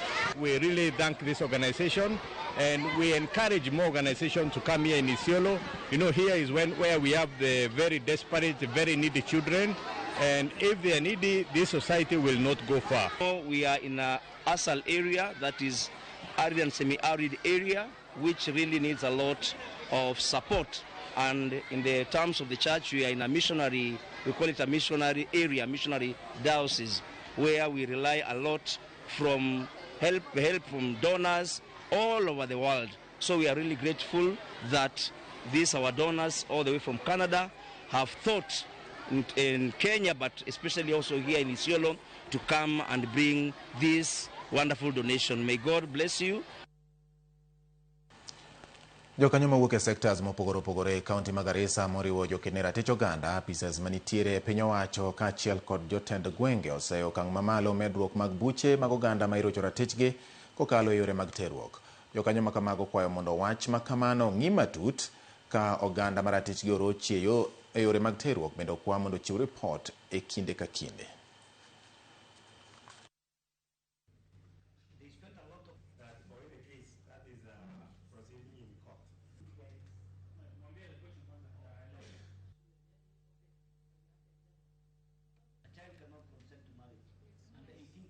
Hao watu wako na changamoto ya kwamba vile walisema wakienda kwa stesheni za polisi ku report kesi zote, kama ni kesi za dhuluma kijinsia ama kesi zote ambayo ina happen kwa hao watu ama kwa walemavu, wako na changamoto kubwa ambao ofisi za kiserikali hasa National Police Service, specifically police stations, ilisemekana ya kwamba hawana a trained sign language interpreter. So tunaomba Inspector General mkuu at least atupatie sign language interpreters in our police stations. Pia kuna corruption pale kwa kotini, and pia kwa gender desk za polisi ambazo zinafanya watu wasiendelee kuenda kutafuta hizi huduma za kutetea haki zao. Na mara kwa mara si one institution inaweza maliza hiyo shida yote. Tuseme if the court is doing their work na ODPP they are not actually doing the right work, or the police, then inaonyesha ya kuwa hiyo kesi haiwezi kuwa imekamilika kwa muda fupi. And that's the reason as to why cases are going beyond 1 year, 2 years and all that. Kawasudo kendo wadhi gwenge masaya ne johala e boma ma Bondo nyiso luoro margi ni tuoche ma ikelo gi alwora mochido kaka nyaldiema nyalo muoch e bomano e kinde ma koth chako chwe kaluwore koda taka mopong'o chiro no, ka giwacho kata gikwayo tend kaunti ma Siaya mondo dar kar puko taka ma yudore e chuny chiro no. Kaka Steve Biko lero, johala go bende oywago jamni ma ketho mwandu gi e chiro no, ka giseyo tend kaunti ma Siaya kuom rem mar golo chik motegno ne weg jamni makwa e chiro. E chal mar kar puko taka e boma ma Bondo e kaunti ma Siaya, ka anguro kod jamni yweyo mos bang' sando johala e chuny chiro. An gi sida mang'eny. Owada jo citizen umenya nyaka takataka. Iluongo gi dholuo ni pidhi yugi. Othunyo modhi malo kama maloso mana got. Juok to sa achiel nyaka sa achiel tiende ni en 24-hour clock. Chiro kama waloke en kama ok owinjore wabede kaka johala gi joma mine nikech chiro mwaloke olil. Iyudo kaka mikete yugi opong' ma samoro kadh machop nyaka kuonde ma jomoko loke. Mano yugi mana ma onego beni kanyo bedo maler eka johala be bedo kama ber. Chiro kae oting'o population maduong'. To chowa onge godo maber ma johala onego dhiye. Kama johala loke onego beni chobed mang'eny. Eka koro tich tire maber, eka wamama winjo bedo maber. Kalure kod johala kae, jamni mawuotho e chuny bomani oseketho mwandugi mathoth kendo onge okang' malong'o matend chiro ni osekawo mar tieko midhiero no. Rombe gi diek gi dhok chamo alotwa ma kata kiwuok kiduogo tiyudo ka oganda diel omuodo te. Jamni yombo kodgi. To jorito marito godiochieng' odich gi jomako jo pikipiki. O gidich gi geng'o jamni. E kinde no, ne giywago ohala manyocha gitime yor mbui makoro gore piny bang' wifi manono manoyaw e bomano gi piny owacho mamalo gomo kendo weyo tich e kinde mane gisechako timo ohala e yor mbui. Wach wifi manokelnwa chiro ka gi David Owalo nokelonwa mane wapamo mwago erokamano kaka johala ni wayudo konyruok. Wadwa yudo kaka gigewa gi wanyalo lando. To gi sani wifi ok ti. Kwayo margi ne tend kaunti ma Siaya en ber arita e chiro no kod keto lwasi makare mar timo ohala e kind kwayo mamoko. Revenue collection miwacho ni gin gi digital to samoro githo miduoge manual. Koro kanyo mondo ging'i bond gikonyo mondo wang'i kaka wachudo. Bond chudo ma jahala bond kik obed gi ng'ikruok to wabed maonge ywak. Wach security ok bere kaka wan johala. Kaluwore ni sani kaka nywa neno gima nyotimre wabedo gi luoro. Mamiyo wawayo handwa chon nikech ok wang'eyo gima rito wa mbele. Inyalo bet to kare jomoko nitie mariti. Koro wakwayo His Excellency Governor marwa Mr. Honorable James Orengo ni mondo mi inenwa kar security kanyo mondo mi waloka wan thuolo. Korka kore meneja mar municipal Mabondo Philip Mbidio Wasonga nowacho ni giseketo kenge mar bero boma Mabondo kokwayo johala go mondo bed kod horruok. Pongo adwa wacho ni udagolo street light mawuok junction mabar Kowino kadhi adhiya cho nyaka junction mawelo. Kanyo wadwa ni waket street lights kendo jopiny osekwayo mano. Mar ariyo wadwa ni waket street lights ka wuok Easy Coach kod piny Uyoma Road nikech kanyo be nitie insecurity.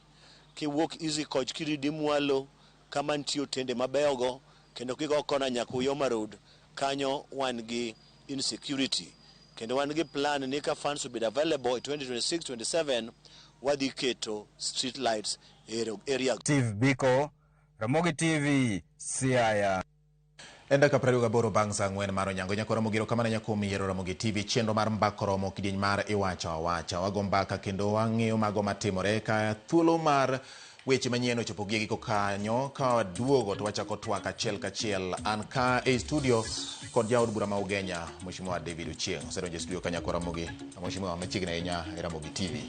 Happy New Year. Happy New Year batiro kamano. Yes. Kuom luonge kawuono. Erokamano ahinya. Wabiro go mbaka e weche mag chike mar rieyo oganda. Chike gi gin gik mathoth ahinya kotenore kod gik mabende jatend piny William Ruto nchane ogolo chik mondo oganda omakre lwedo ahinya kaka jotelo moyier mabende un kod ting' mar jopiny.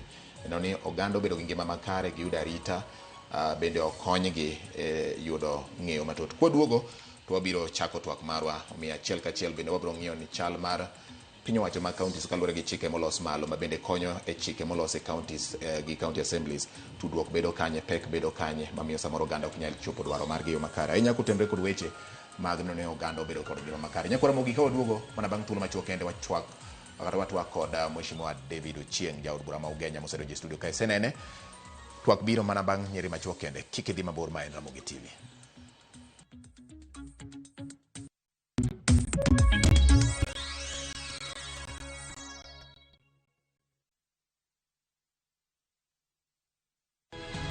Nyikwa Ramogi, bedi her mar loko puothi obed ohala madhi maber kendo med yuto mari. Ober nikech en crop manyalo miyo ipidh kata gwen, pidh dhok yo mayot. Wakelo ni chenro mar pur gi ohala. chakre ikolo nyaka geng'o kute machamo pithwa. Pur mar nyanya nyaka ing'e tuoche mag nyanya mokwongo. Mar ariyo nyaka ing'e yedhe migoye nyanya. Puonjri yore mabeyo kendo manyasani mondo imed keyo mari. Mondo iyud yuto maber en ni niang' nyaka ido maber miolne pi, timne irrigation. Kaka chiro medo lokre, wanyisi gigo mausre kendo nigi nengo kaka kinde loko. Koro rabonda no kapure kota eka ni kapure maber balose tayute molo kana yudo oduma e puodho mar kota eka. Tudri koda an alori nyaka Black tich adek sa achiel gi dakika 45 to mana e Ramogi TV.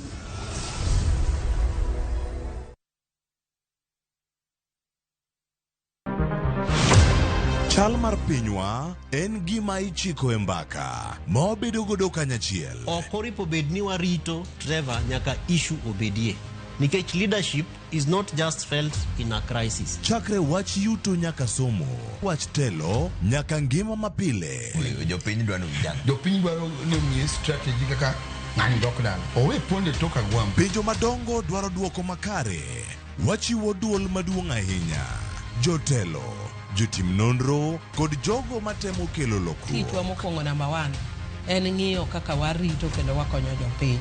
Omiyo ka joka dhi marach to nyaka koro wanyisgi. Dwarore ni wang'e, wapenjre penjo kendo wayud duoko.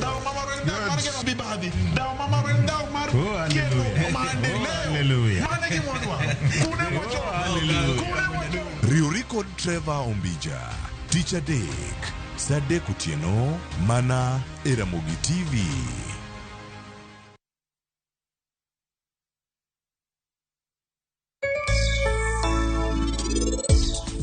Sunflower en kit cham ma ok dwa tich mang'eny. Bende ok odwa pesa mang'eny. To yuto ne to ber.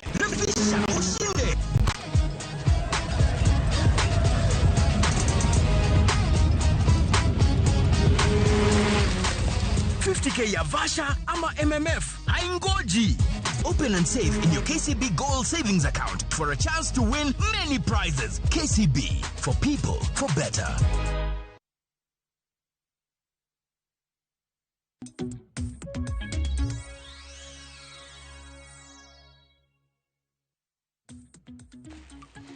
Erokamano nyakora Mogi, kaka nasingo nini bang' weche manyien to twak chakore sani.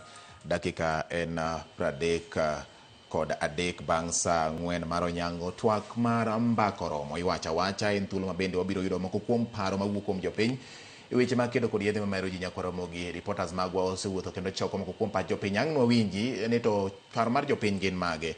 E kinde no an ka kod jaod bura ma Ugenya David Ochieng' mabende osedonjo e studio ka.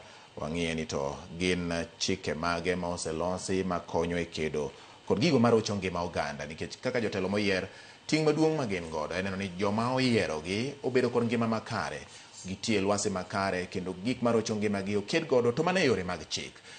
Gin e okang' mane? Kopogore kod mano, od bura maduong' kaachiel kod bura mar Senate, od buche mag counties bende tinyo oduogo chako tich bang' ne dhi e yweyo e dwe mar 11 ka dwe mar 12 higa mokalo, kendo giseyuo kuom dweche 2.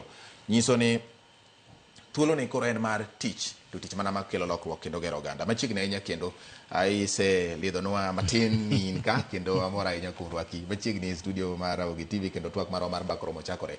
Kaw thuolo ni mar moso nyikwara Ramogi Ajwang' nikech oganda neni to ok dibed maber ahinya ka idonja to chako mana wuoyo ka ok imosogi. Erokamano George, and amor kabisa bedo kodi kawuono, kinyi ma kawuono, kendo jokanyana duka magintie amosu uno yawre uru, ageno wachako higa maber, wateka ma wantie, kendo Nyasaye oketwa ngima maber, kendo watie puothewa ka warito koth mabiro koro chwe. Ing'eni higa mokalo ncha chieng' reny ahinya. Kata mana yuto mar puodho nokobedo maber kabisa e pitho mar opon. Koro ang'e ni ng'eny ji sani tiyo matek e puothegi nikech gidwaro mondo kech okagi. Wageno ni Nyasaye biro kelo koth e saa maber mondo wabed gi chiemo kata ka wathagre tero nyithindo e skul gi kainago. Kamano. Kech mana kaka iwacho no kelo midhiero mathoth kendo sama chiemo onge yudo ka koro ji dwaro ma nyalo kata mana nyuolo weche moko mag rochruok arita nikech koro ji menyo nikech chiemo onge dala erokamano nya e od bura nyo oyaw twak in achiel kuom jokanyo manie aput mar jotaa twak e od bura miluongo ni speakers gallery panel mar speaker ang'o gini ma udwa miyo pek ahinya e thuolo ni nikech uloso chike to chike gi be mariembo piny. Erokamano Bati, higani ing'eni kaka waran higa financial year. Yes.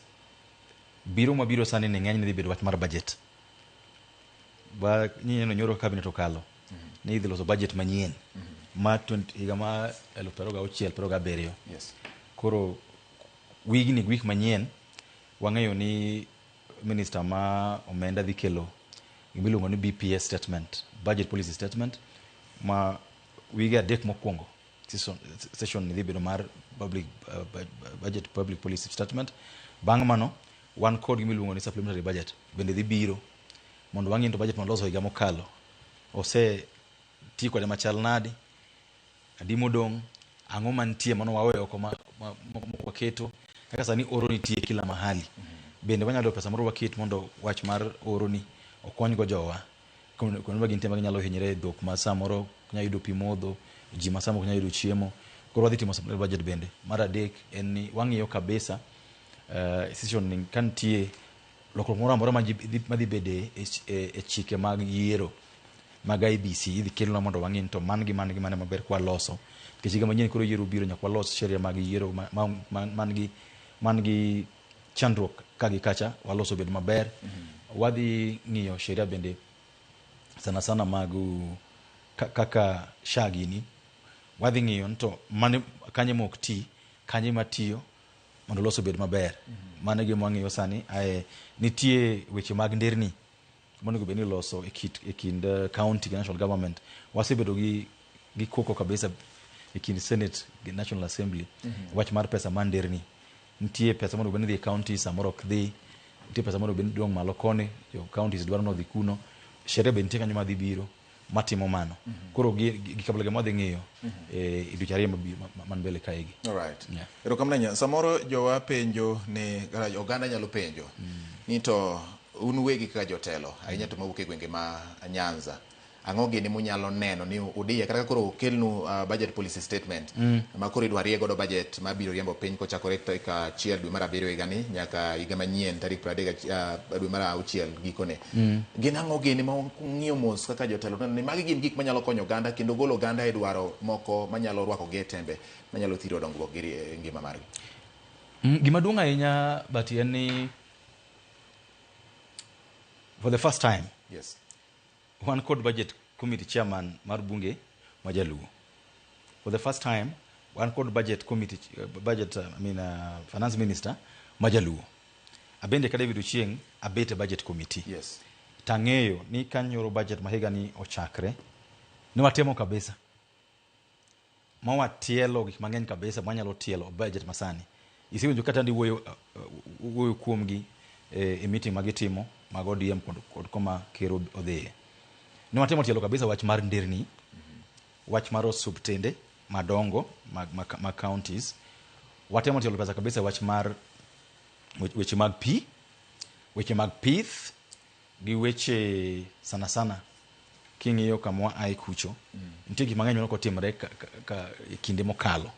Wang'iyo to mane manyaka watim matimre sani. Anyalo nyisi ni ok wahero kwanogi. Bina ano kaparo mbele kwa kwanogi. Lakini anyama na nyisi ni kaka nderni sani. Inyo kwa gana machelo yuwak.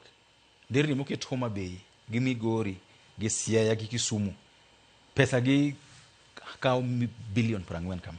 Manderni kende moket thurwa kocha.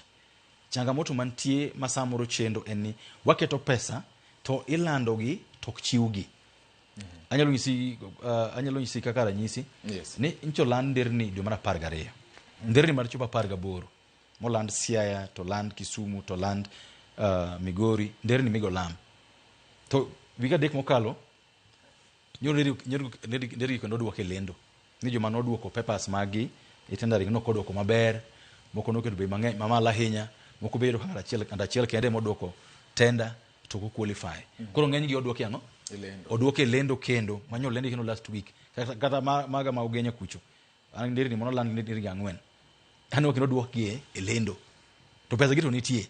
Koro gima sama mochandowa ma jopiny be nyaka ng'e en ni processes mag golo pesa e budget machop machak tiyo. Samoro kawo kinde kabisa. Ibo irono Oland kaka koro sani affordable housing. Ibo Oland gero ute kata 600 Migori County. Kata 800 Homa Bay County. To samo Oland ni to chieng' ma idwoko tender, to tender joma dwoko koromo. Koso dwok ma karatasa kodonjo maber. Kaka sani ng'en EGP. Koro kodonjo maber nyaka dwoke kendo. Koro kawo kinde ema samo dwoko wachien. Lakini wach mar pesa manie budget. Tanyalo nyisi ni dhondo Batandi, dhondo Bombade osetemo kabisa. Kiji gine joma tiyo go very closely. Pesa moket kata mana injo kaka ruwo wach mar Russia. Russia wase we chakre 2013 mondo obed level mar kaka MTRH Eldoret. Wase go kabisa. Tamor ni sani kata kano anya paro kano John Kenya kwanza kano dhi Homa Bay County the first time gikir. Gimono wuo en mano kende. Ni wa all gidhi Eldoret, wa all gidhi Kisii manyo chieth. Sani koro uket billion a beach. Kendo ukete under something called 223. No kene budget to kete through that constitution mondo hospital no dhi mbele. Wageno ni joma uket mondo gero hospital ma Russia buro tiyo maber mondo dweche 18 modong ni mondo kendo wa push kabisa omo luga ma NPS mar chieth. Mondo waneni pesa moket go kudog kendo Nairobi ni budget nyoro chopo mokalo mok peso tigo. En gimo wang'iyo kabisa kendo very closely. All right. Yeah. Ero kama nanya Russia no e Jaramogi Oginga Odinga Teaching and Referral Hospital. Kaka jomoko tindo ng'e. Mjumbe wadonje wacha mar weche mag chike. Ka wang'iyo loso chike. Ahinya ini wuok e sub county kata constituency ma ok bor ahinya gi tong' mar Kenya gi Uganda. To king'iyo sani kata thuolo mokalo chien. Sirikal kokalo kuom jatend piny e twak mare mar yawo higa nowacho ni ochiwore mar kedo kod yedhe mamero ji kachiel kod gik marocho ngima oganda. Tude muloso chike gi uloso mondo ngima oganda oriere. Ka ing'iyo kata mana ripode mwayudo kaka jofwambo. Tong' mar Kenya gi Uganda gik moko mathoth kaloe. Magi oting'o nyaka moko kuom gik moko puodhi. Oting'o kong'o ma oko puodhi, oting'o samoro kata mana nyasore gik machal kamago mikawo to ing'ado godo ka donje tong' kata donje tong' machielo. Kaka jatelo mawuok e alwora ni, ang'o gini miparo ni owinjo bed ni ketie chik mar thiro ohala makalo e kind tong' gi tong' manyalo rocho ngima joma tindo. Nikech jatend piny owacho ni kong'iyo gima rocho ngima joma tindo ahinya sani gin weche mag donje math gi mer seche machon ma samoro nyalo thiro ngimagi kabisa. Kaka jatelo moyier gi jopiny kendo kaka jaod bura maloso chike, gin chike mag meneno owinjo bed ni irida ahinya mondo konye e wechegi. Amor gi penjo no, but anto pasha opogore gi wach ma chike. Yes. Chike i Kenya ka. Kenya ka gimoro amora okete e bwo chik. Gimoro amora ni e bwo chik. Kata gimwache gimuwe mag miadarati. Yedhe ma meroji. Ng'eny ni e chik. Kata mana sheria mag EAC. Yes. Wuoye gigo kaka wanyalo neno ni okidonjo okikalo boda mora mora nitie. Shida mane Kenya kae maduong' ok en chik awachni kawuono. Shida maduong' e Kenya kae en rito chik, ok loso chik. Chik nitie molos obed wach mar yedhe, obed wach mar kong'o, obed wach mar njaga miluongo ni nyasore, no luongo ni njaga. It's okay, njaga is cutting across. Obed wach mar nyasore miwacho no, obed wach mar heroin gini. Sheria nitie kendo matek ahinya. Sheria nitie kendo makoyito hukumu duong' ahinya. Shida mantie Kenya kae en to sheria mwakalo gi bende iritogi, chike gi bende iritogi. Bende waluwogi. Taki wacho an kiadala na kidhi Busia tigi muda ka 30 kichopo Busia. Shida mantie maduong' e border, obed mar Namanga, obed mar Busia, obed mar Lunga, obed tamaje kiaika. Shida mantie maduong' kabisa en ni jomo ket mondo rit chike. Jomo ket ni implement sheria mwaloso. En ni e kinde ng'eny kinde ging'iyo kando. Ging'iyo bathe ka gigi timre. Mana shida maduong' mantie kabisa border kaka mabusa mwacho ni. En ni nyalo bedo ni gimoro kendo border no en en gi rodhe mang'eny. Rode mantie borders gi ng'eny kabisa. Kidhi Busia road nitie, wacho ni road moro nitie Marachi, road moro nitie kamiluongo ni Bustema, road moro nitie kamiluongo ni kia Angora. Rode ng'eny kabisa. Kidhi Luaha bende kamano. Kibiro Namanga ka rode ng'eny magigo kale. To samoro rodego bende polisi ong'e ni rodego nitie, ging'eyo ni kendo yudo ka rodego bende nitie gi polise. Lakini giseng'ere gi joma niang'o ni boda go. Mang'ato kabiro kochopo to yawo disa to timo na polis kama to sekalo. To na polis ni aje to sekalo. Koro shida maduong' mantie e wach mar gik matimre e boda ok en sheria. Sheria mwan go en sheria mager ahinya. Mabende komaki ana won ndalo moro aja timo gik moko Uganda kocha. Tiyudo kaka mana kalo go single of 100 boda no ok yot. Kichopo tiketo bag ni ang'o? Keto bag ni scanner. Kini pesa moro kalo shilingi milioni achimbe pesa ni golo kanye. Nyakindik explanation pesa ni wakanye. Okay? Koro boda won to ber. Shida mantie rode mane boda kod jomo waketo. Obed jo KRA, obed jo police, obed jo immigration. Jomo waketo ni onego bed ni to chike gima samoro ng'iyo bathe. Jogo nyalo wacho ng'iyo thenge. Ng'iyo thenge to gike otimre. Mane shida mantie achiel matimore. Mar ariyo maduong' kabisa. E wach mar yedhe mamero ji. En ni anyaparo kana wadongo ne nitie chik ma jiluwo e gwenge moko ndiki bati. Ininge maber kabisa ni kani donge gweng. To jagweng mora mora ni nyalo kumi. Ni oyudi ki itimo gimarach. To jagweng mora mora kumi ka tiri dalau. To tinde waketo nyithiwa ni nyathini kaka bati kokoso mang'ato kumo to idhi kode ka polisi. Koyude komadho nyasore mang'ato make bodha okode tidhi kode ka polisi. Ka nyathi manyako minyuolo manyari yudo ka timo gik marachi kor branda tingiza ama ok tim kama tini won. Koro chikegi wan kaka Uganda kaka jo Kenya emwa tamre dak malongo manyalo miyo communities ma odhi mbele. Nyithindo ne dongo kaka nyithind community. Nyithindo ne dongo ka nyithind jogwen. Ma ong'e ni ma wod bati, ma nyar David Ochieng, ma ng'ane to ka obanyong to community tai rieye. To tinde waketo ni nyathini tu. Makata okethre to iwacho ni mago kubadhi. Mago be okumaki mano nyathi ng'ane obadho ng'ane gi ng'ane. Aparo wanyalo duogo kaka Uganda mondo wa build communities, wager communities mabeyo ma wate wang'iyo ndo nyathi ng'ane to chal nadi, nyathi ng'ane to chal nadi. Dak bed ni wahero wach masomo. To iromo gi nyathi waduko obayo nyong e school en jisomo ten en korbar. Tiwa wen mano ko nyathini. Wadoge chien to wanen to ne wadak nadi. Ndalo mane chike mo wacho mag parliament gi onge. To ndalo go chike go ne bayo moloyo. Ni dak e gweng to wang'e maber yonge maber wuod ng'ato jakuga. Okay? Nyakari mabende ko maki irukele baraza bati. To chieng' ni dhi kasenda ni ber kabisa. To tinde kata kotim kamano to yudo ka kokugore okwadwa mondo bring up our children should be an community affair. Nyaka wadoge mano. Yaka bende gwedo nyithindo madongo marito chik monge ni chik nitie monge ni marach to maber. Wado nyithindo wak nyalo dongo go yae kamano. Mheshimiwa, king'iyo chike ma ok lugi gi jomo krit chike ka kirito chik. Iwacho ni apisa moko miketo e tong' yange ni nyikwara mogi ni chik nitie mathiro donjo mag mwandu maricho gi e piny. Motegna ahinya. Mako maki to higni 30, 40 moko bende ibede jela nyaka chieng' ni tho. Yes. Then chik bende nitie makwedo jok matimbe gi richo mamiyo gigi donjo. Ang'o momiyo joma miyo gigi donjo gi to chik ni chal ka gima odwa mbek kuom gi ahinya ok wane kimako gi kiditero gi dwa ahinya. Ang'o matimore ka? Okombek ne ng'e ni chalo miel mar banjo. Yes. Miel mar banjo akubed jare. Koro sama ng'ata ng'iyo thenge to nyaka bed nitie gima otimore nade. Tie gima samoro godho ge bor kamoro. Koro ng'iyo thenge to be seno kaka jo EACC temo timo samoro. Yes. To dak gibed kila mahali. Koro mani ananeno ne en shida mar oganda mangima. Ni in kaka police oketi mondo rit pinywa. Okay? Koro uzalendo mari ni kanye.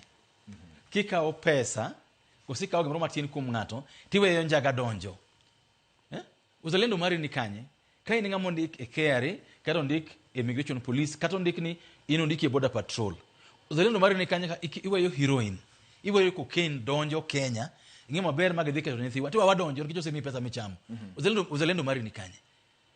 Mana gima otimre Kenya kae, mabo chando higni mang'eny. Ni tekni yudo mari lweti to koro gima timre ngima ng'ato okomaki. Tekni se yudo mari lweti to ibango pieridhi kata okethre okomaki kata nyathi ng'ato dhi mer kata ok dhi mer okomaki. Nyaka wang'iye ni to sherege no los mondo konywa. Koro sama ng'ato matiyo e sirkal oamwan en gigo komake, obed njago donji, obed ndawo donji, obed kokeno donji, obed kongo donji, to ento jakanye kara. Samo gigi timo ento jakanye. To sama Kenya wang, sanyo thi omer te, to koro odhi rito ng'ano. Koro gine nyaka dog kuoma mokwongo. Into wan kaka jo Kenya, wadwaro Kenya machal nade. Wadwaro Kenya madhi bedo gi machal nade. Wadwaro Kenya machalo nade, wadwaro Kenya modongo machal nade. Wadwaro Kenya manthindo meri. Amane shida mara. Ni kaka wan jotelo, kose yierwa. In kaka MP David Ochieng MP Maugenya. In di gom nugenyo bed kama chal nade. Bedo nugenyo bed kama CDF ikwalo. Bedo nugenyo bed kama nyithindo kudhi e school. Bedo nugenyo bed kama gima jotimre to kideo. Kose dwaro Ugenya machimo kiritaya. Tikon kana mbunge Maugenya magi manotimre manokonyo Uganda. Kana MP Maugenya magi manotimre manokonyo Uganda. To kaka dhana bende magi manotamatimo mang'ama machielo kono nyalo timo. Lakini kwa keten in mari kisayudo tibang ridhi kamoti matimre Kenya okomaki walalo Kenya. Samoro nyaka dhano nyaka bedo siep chunye iyo maber kendo yo makare ni an kaka ondika ka police ma border patrol ni ma en gima ketho Kenya kae kero se wuoye kendo waseng'eyo ni gima ketho nyithiwa sani mayo wuo gi nyuma nyiri en gima iluongo ni yien mamero ji okabi yie kanga mondiki ma oktimre. Sheria to nitie bati sheria ma timo gigo nitie kama wanie gi problem en mano ni jo mondiki mondo wane ni sheria ni chupo oktimre kiduogo kata counties kae. Yes. Idhi e bar. Dhi e bar miuse kongo. Tingen sani licensing no when counties. Yes. National government kuma tin kabisa magetimo. Tidhi e bar tido ka gimi wacho majaga gi use bar. Kongo mamero ji moko podh gi e use bar. Gik mimadho gine gi e use bar. Okay? Koro erego enforcement mechanism mantie ma county government be konyo go neno ni gima gi license matimre kanyo. Yiro ka samoro wa license ni oyuso kongo kae. Titoke kanyo ng'ato ran gibilo ne brothel. Ng'ato ran od koyugi bito magik maricho kabisa. Mar nywandro. To ine county katu. Koro nyaka be wakiti ng'anto wadhi bedo nade kaka Uganda kwa mapinyo dhi makila ng'ato timo gimo hero. Sheria keto mondo ng'ato kitimo gimo hero. Sheria keto mondo okonyo mondo wadag ngima maber ma orderly. Koro jomo ket mondo orit chik, jomo ket mondo onene chiko chopo kare. Okotimo kamano. To Kenya dhi bedo marach malich. Mane shida mantie. Mibadhi. Ondiki inge maber anadiko police. Nange maber ni police chamo sara ngilo 30. Koro nyaka ng'ad nanga ni kalore pesa michamo. Lakini dwano in police 40,000 min kumichamo sara no, idwano iger gorofa, idwano riembo gari, idwano nyithindo dhi e school maoko, nyaka wangi kwel. Mane gima chandowa. Jokenyo tamre dak gima onego bed gi dak kalore yuto mari. Mheshimiwa, ikelo kama ber ni mibadhi. Nitiere wach moro mabende mula ahinya joma nie siasa. Ndio. Chiwo sir bedo kaka okumba, bedo kaka ng'ama geng'o jok motimo maricho. Iro ka samoro jo siasa mathoth wacho ni nikech ibiro dwaro ombulu kuom ranyisi e yiero mabiro tiwacho ni nyithindo gi kopo ni awegi magi ninde jela nikech no yurgi gi ketho makama to ombucha dhi lal kae. Koro we mondo adhi ageng'gi agolgi ka polis mondo anyis jo gweng' ma biro gona kura ni ane mana gologi. Political interference e weche mag keto kata neno ni chike utiyo. Giyudore kama chalo nade. Kaka jaod bura ang'o minyalo nyiso samoro jotelo ma bendo yier ma samoro dipoka oneno ka gima rach timore to nikech interest miwacho ni ng'ato dwaro mare ok odwa neno oganda maduong', oneno mare kende ma nyalo konyore nade mondo gik makamagi othir kowuok kuom jotelo, othir kowuok kuom jopiny giwegi kaachiel kod sheria moketi mar chik. Bati mibadhi to kadho pinywa kabisa. To joma number 1 mibadhi en gima jotelo. Mani adier mantie. Wan jotelo mwa samoro watimo mibadhi go wegi kose wadhiro mibadhi mondo timre. Ng'enyne inya paro diga mokale bunge na dira mager kabisa gi ker.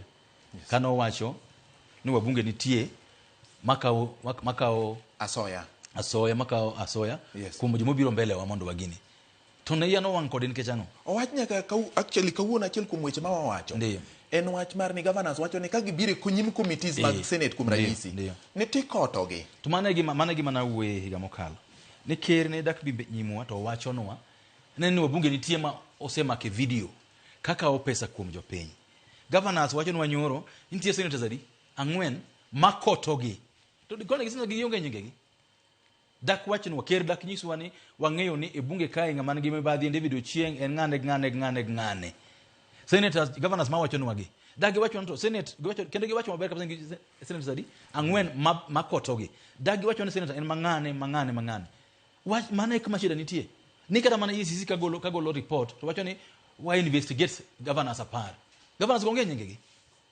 dak wang'e ng'ane bedo investigated mane kama gino chakre nu wang'eyo jokue wang'eyo joma mayowa to waumogi nang'o timre an ugenya awacho ni kawuono gimondi matimo ga samoro ma jible makodo to samoro aneno ka miyo agole gigo kaka wach ranyisi en ndiko police ansa ni igni 13 e bunge unge chieng mase kindiko police unge chieng mase dhibakon okaw ng'ano we ng'ane kendo kibiro ira ranyisi na jomidhi ndik ugenya police gini ja 15 to gire jo ugenya koro ka kon mondo okaw ng'ane to we ng'ane to ng'ama chelo to MP mare ng'ano ng'ama boko nyen ng'a okainda fe kota dichiel kindi ko jopuonj bendo kakete lweta ke jomondiko ugenya ka jopuonj gine jo ugenya koro sama prefer ni ng'ane gi ng'ane moketi to ng'ane kiketi ng'ama ka wacho ni kiketi ni ento MP mare ng'ano ka wadhi e basari kama chiwo basari ugenya okwangi ni ng'ane jesha mamane ng'ane eko mane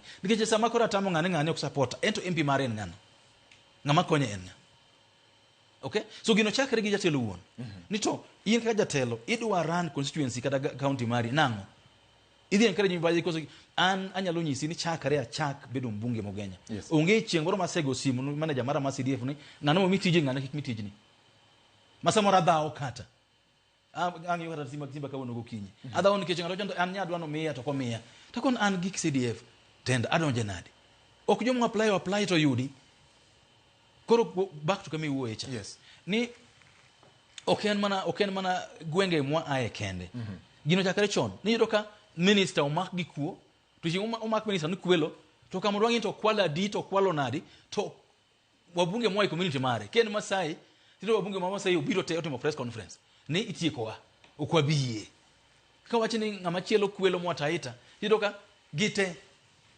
wa MPs biro wacho ni itiekowa to ng'ama kwelo wangole ng'atadi achiel kor ka mundu penyi to okwala ng'ato kwalo nadi to inyalo twe na itiekowa kien jaluo to okwabiye okwanwa yienu to ng'ama kwelo en individual kwelo mang'ata achiel kwelo ng'ato kokwalo pes sirikal konyo mana dala ne gi joode okony community mangima omiyo mibadhi en gimoro manyaka wagore go wate en gima nyaka wa frauna pon wate en gima kik wayie mondo odhi mbele mar adek an bati ok believe ni kata sasa mwagoyo ni koro akawo jande aketo kamoro no dhigo ni koko kiki wachni odhigo ngane koko kiki wachne kara ya paro nyicha rally madhi mbele gi anadwaro ni joma pingo owachi joma support bende owachi omikela nafasi mar owachi gima giwacho mondo nyodhi mbele to gimo miyo ng'ato dhi sel golo ng'ato en ni ipacha en leadership ma weak en telo manyong en telo moko ringirore nikech ka ng'ato koso maber ng'ato nego ng'ane koro sama idhi gole nyoneko to jumode ng'ato gino gidhi kanye gino ng'ama konyo gi en ng'a iwinjo koro an aparo ni jotelo mae piny ka chakre ker kaduogo piny wate kik wanere ni waegemea ni sama koso timre komaki tiwacho mano ok nyalre komako ng'ama jasiki tiko mano nyaka timre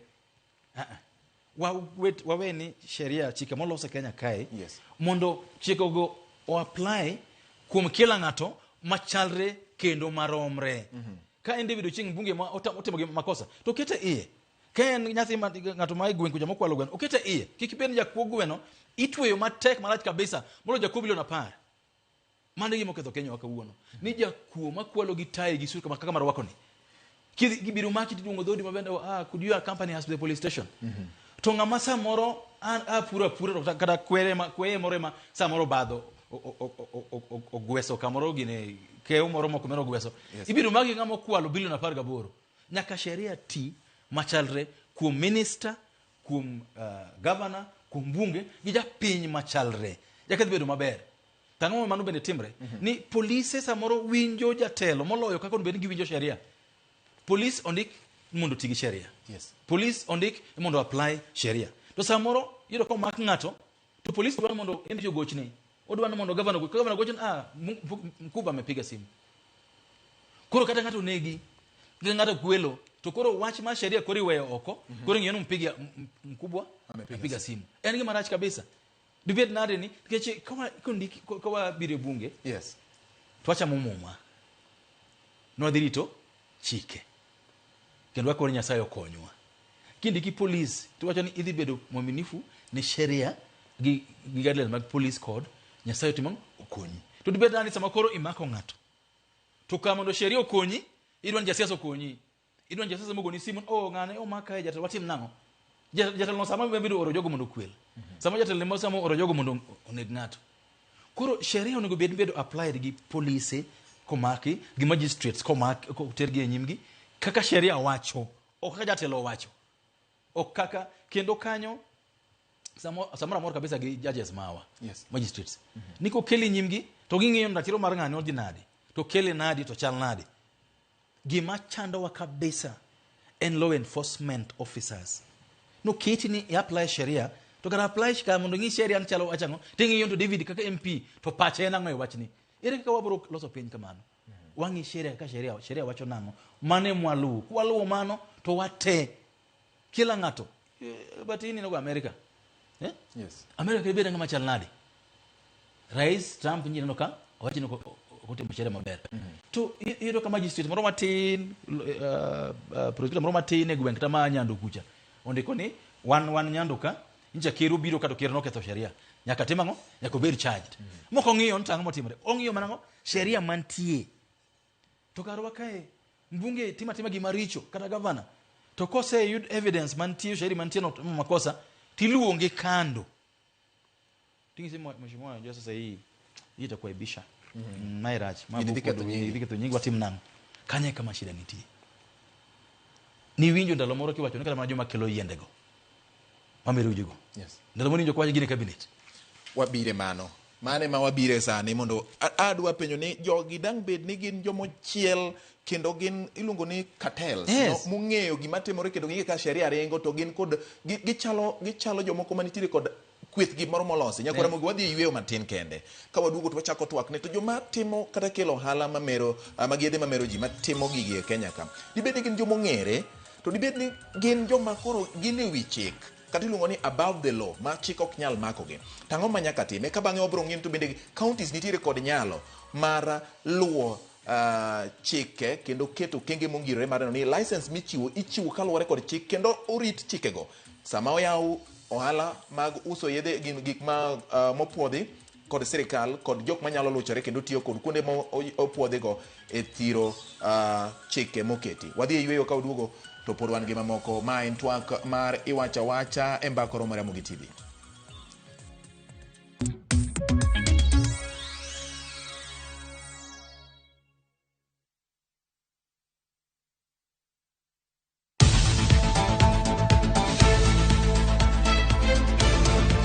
Ramogi, tok tich matek en kinde mag midhiambo. Kendo ichopo pacho kidwaro ng'eyo mago motimore pacho ka to kod pinje maoko. Chieng' tich abich ka tich abich to dhi kod Auchieng' Emmanuel chenro mar Ang'ich Welo kaachiel kod Oimore kama wakeloni weche manyien mago monon, modo kendo luweyo makare. Bende watwako ji mopogore opogore e lony magi magintiere godo mondo mi wagol odok e iti. Tok mano kende bende wantiere kod chenro mar Gin Kanye mabro mi sigana mag thuondi luo, jogo mantie, mago magitimo, to kod mago manegitime kinde ma okalo. Kik bai.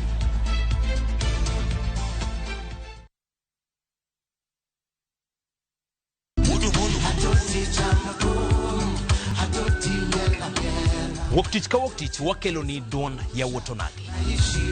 Kabinet chario kati chario nyakuronga juang en odiochieng' mar yuto mari. Chieng' tich adek kati adek nyakuronga juang en odiochieng' mar mine nyalo kachiel koda weche hera. Awendo kachopo tich ang'wen nyakuronga juang wakelo ni kama nene, yani TBT kod thume mamit mokalo. Furahide edition en thum kaliech. Loso kapuoyo nyakuronga juang. Ka wakelo ni jothumbe mopogore opogore. Kanyo ndo bende wakelo ni gimiluongo ni be yawan.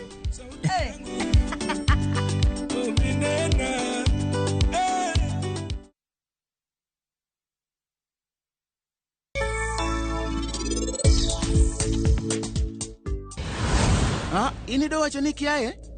Mano ber. Tiende nango kiwacho ni mano ber. Kawuone kanene mokwongo. Atimo mos nikech an akawo picha cardboard mari koka nyisi. Ang'eni ni penjri penjo mang'eny ni macha ne en ng'ama ne ntiere picha no to ang'o miyo nokelo suche picha no? Nyalo chako pare wi ngimana. Yawa nyathina. Kata kamano waya, nyalo bedo ni joda mara jibo ok ohera. To an ka here gi chunya te waya.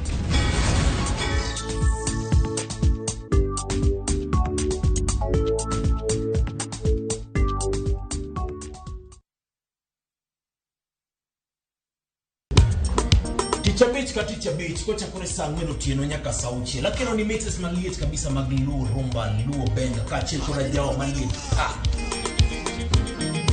Kowuok e ondamo 107.1 FM kar chuny jaluo. Kapela na koni ne wang ne kawada kocha. Nyaka wang joy mari mar Ramogi TV. Luongani a boy handsome Mandawea Roji bed and breakfast. Luongani DJ Kolokol instrumental. Tokodan Solomon Atito Kafaya Gudi. Kawachoni ma en Ramogi Night Disco. Kete Manaka.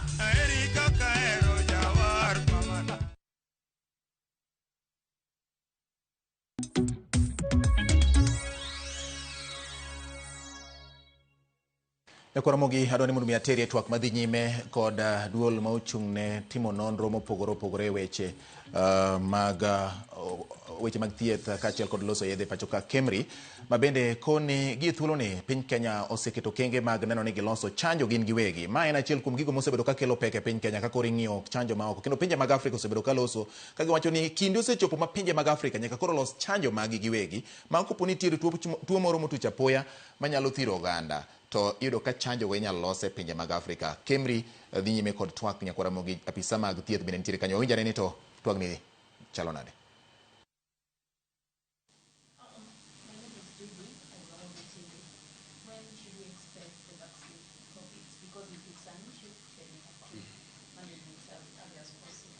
So Slowly. Oh. Okay. So we don't have a vaccine yet. So several studies that have been done over the last few years have identified Klebsiella pneumoniae.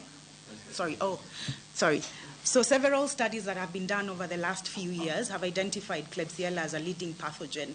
So we're currently now trying to understand the different types. So we use genomics, what we call the DNA, to be able to understand the different types of Klebsiella pneumoniae that are out there, which ones are the ones that are commonly causing infections. And then now, that is now when we'll now enter the second step, which is now to develop a vaccine towards now the common serotypes. My name is Migago. Are you able to explain in layman how these infections happen in the neonatal unit?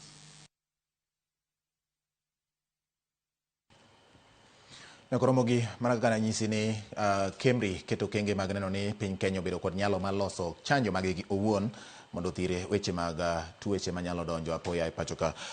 En dakika 9 bang' saa 5 twak mar mbaka oromo iwacha an ka kod jaod bura ma Ugenya David Ochieng ma bende wagodo mbaka. Wachni nowacho ni nitiere nyaka kinde miluongo nying jotelo ni gin johala matuklu mag yedhe makelo mere pacho ka.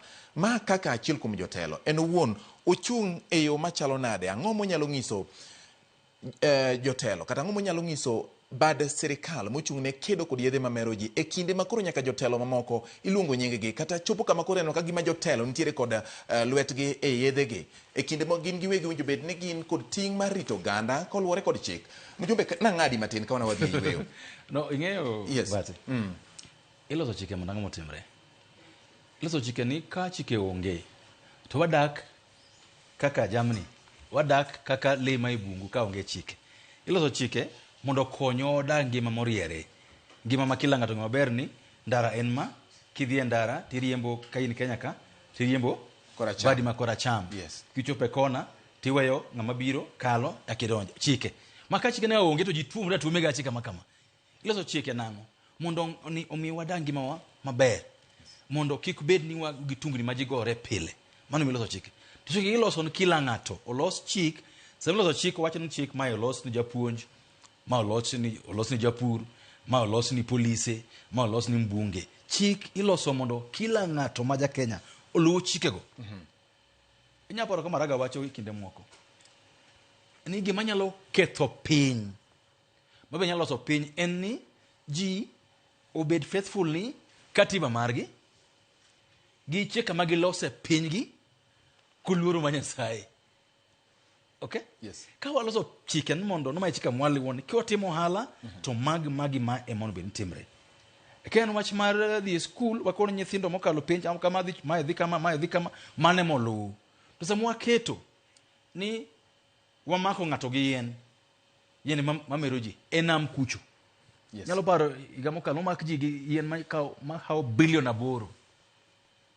To samwa report wacho nyoro mak yien mag billion aboro to rumors wacho ni gin mag ng'ane ta ng'ane ok wach nga wuon yien go. Yien duog nadi kata ken Latin America ni yathuok Argentina, yathuok Colombia, chopo Mombasa port to kwanyal nginga mokelo yien go gin ng'ano gini. Nikech ang'o? Nikech okwadwa ng'iyo chik, ing'e ni chik, wacho ni chik onge wang'e, chik onge ume, chik onge dhoge, justice is blind. Justice kono bende ng'iyo ni en ng'ano, orwako suit machalo nadi, wuoche chalo nadi. Sheria ng'iyo mana to, sheria wachang'o e wachni, to ng'amo kel mbele wa otimo ang'o. To karwa ka, iwinjo ka wacho ni wang'e ni waziri mang'ane to gin ohala mar yien mamero ji. Lakini mondo iwinji ni chiemo kel gi e le doho, winjo kata mondo oluong nyinge gin ng'ane motimo, onge ta chielo onge. Lakini obedie ni ng'ato oyudo gi akota chiel matin kama manjaga. To police walk siren. Police walk gi gecha boro. Full time. Idhi mako ng'ato omadho nyasore no oyudo gi kota chiel mar nyasore. Ma kota chiel no ae modong to ng'amo kelo en ng'a. Wang'eyo. Ng'o ber ni kisika ng'amo nyasore en ng'ane. Wang'eyo ber kisumo ka ng'amo nyasore gi jaga en ng'ane. Wang'eyo. Lakini hiro kaka ndo police migi ang'o? Migi protection. Cartel. En gima malich ni sheria piny moro ma sheria chik ma piny koro ok apply ni kila ng'ato kaka ng'ato chalo ni nyaka wang'e ni gi chiyo mare mana to piny no kethre emo ketho piny waka. Uhuru kane wacho ni Kenya ka ikwalo billion adi 2 per day. Ikwalo gi le, ikwalo gi dhano kosi kwalo gi le. Wang'e ni wakwelo, wang'e ng'ama kwelo gin ng'ano gini to mako gi mondo wakel gi mbele mondo gini rum. Koro koko ka ging'ama ben ni wakwelo to ng'ama osekelo mbele doho mokwelo onge. Ang'o miwa weyo kwelo? Wang'eyo ni yien mamero ji nochak kel kae 1961 62. Wang'e maber joma ne time kindego, wang'e joma time kindegi. Ang'o matamo kelo gi e mbele doho mondo twegi. Ni pare ni Bati ni ng'ama kelo yath mamero ji Kenya ka Mombasa, ja America, police ma America luwo mayud mamak mabed tried America. One to wacho ni pod evidence onge. Ng'ama kelo cocaine Kenya ka. Yes. Ng'ama kelo heroin Kenya ka. Police ma America biro mokwany kamoro Mombasa. Market and deki bado America. Mabere charge within 6 months osetwe. Mjumbe no wacho ni achiel kuom gik ma un godo gin rieyo chike mag SHA. Wadani wawinja ne gima wachore ka SHA gi thuolo ni mondo wawinja ni to Mwangangi wachang'o gi thuolo ni weche mag SHA. En achiel kuom gigo ma jopiny diher mondo mi ong'e ni to migawo ma ochung' ne weche mag thieth kaachiel kod duol mochung' ne weche mag okumba mar thieth mar SHA wachang'o ewi achiel kuom gigo ma mulo ngima japiny kendo jopiny osebedo ka nitiere kod penjo mathoth. Wawinja ne kaka weche chalo. Page 121. On overpayment of acting allowance, we had 17 staff members in various job groups whose acting allowances were above the stipulated salary structures. The department notes that this was occasioned by an increase in the percentage of acting allowance from 15 to 20% as per the manual that states that when an employee is appointed to act in a higher position, the acting allowance shall be paid at a rate of 20% of his substantive salary, basic pay, or as per any other rates determined by government from time to time. And this was demonstrated in the pay change advice and in the pay slips that we've attached. Chair, I'm now coming into the report on effectiveness of internal controls and risk management and governance. Yes. With regard to the issue raised in terms of staff establishment and grading structure, the initial HR grading structure was such that the CEO was on HF15, whereas the lowest grade was HF1, and the process of mapping staff to the new grading structure began in August 2020. However, this process was halted to allow for the review of the structure and the HR instruments in line with NHIF's transformational journey towards UHC. The board, guided by the Ministry of Health through various correspondences, for instance, a letter referenced there, dated 23rd November 2021, initiated the process of reviewing the existing HR instruments, and we've appendixed the letter TU10. The board, in its meeting held on the 30th of November 2022, directed management to implement the approved HR instruments, which included the grading structure, where the CEO was graded as HF1 and the lowest officer as HF14 for office assistant. Again, that's appendixed on TU11, page 23, and the grading structure was then adjusted accordingly in the system. With regards to irregularities on claims reimbursements, in the contract cycle 2018 to 2022, the package amount for total hip replacement in government facilities, that's level 5 and 6, was up to 250,000. NHIF reimbursed to facilities the package amount, and in the contract 2018-2021, that then was extended to 2022, clause 8.3 and sub-clauses 8.4.2, they prescribe the coverage of they prescribe the scope of coverage, and they include post-operative follow-up, and the approval was based on request and the contract amount. The system therefore needed to be reconfigured, however, being configured to implement up to the provision where the amount payable is automatically tied to the contract amount of the requested amount, or whichever is lower. Similarly, in claim 38-100-425, that had an invoice amount of 4,000 Kenya shillings, but the amount claimed and paid was 40,000, the management had identified the error and initiated the recovery process of 36,000 from the facility, as shown by the letter dated 24th February 2022. With the claim 31-100-425, an outpatient claim in Nairobi West, attached is a recovery letter to the facility, that's Appendix VW. The claim 40-71-95-90 was indicated in the discharge summary and invoice as dental, yet the case code 05 was used instead of the case code 09. And consequently, an invoice amount of 19,000 was raised for the beneficiary who was under the National Police Service. So in response to this, approvals were granted according to the NHIF board-approved rates and payments that were made based on the package provider payment principles. And in this case, no overpayment was demonstrated, as the payment mechanism is not fee for service, which could incentivize overbilling and service fragmentation. Therefore, this is a miscoding issue, and no funds were lost in the events. With regard to the issue on surgery claims, the case of the orthopedic and medical devices was not available during the contract period in review, and the same code, that's code 22, was introduced with the new contract 2022-24 cycle, effective 1st July 2023. And consequently, medical devices used to be approved under code 07 for major surgeries. This is also a miscoding issue that was noted, and it was confirmed that there were no funds lost as the client received the hearing aids.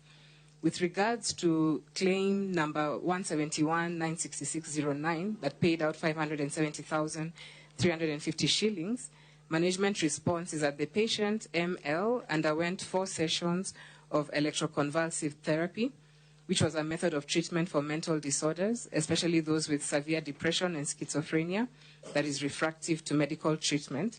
The procedure is usually done under general anesthesia. The case code was not there before, but it has now been created.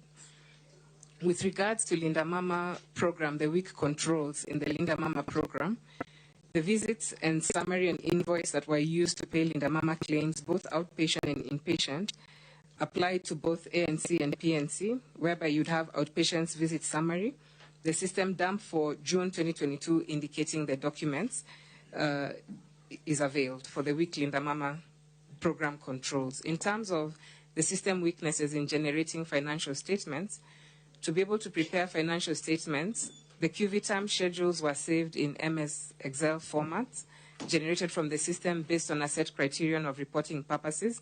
It's therefore likely that the claims may be reported differently if, for an instance, they're in a current period, but were admissions or visit dates for a previous period, and such reports are reconciled to ensure that they reflect the reporting period. With regard to the staff establishment not mapped in the payroll, the process of mapping began in August 2020.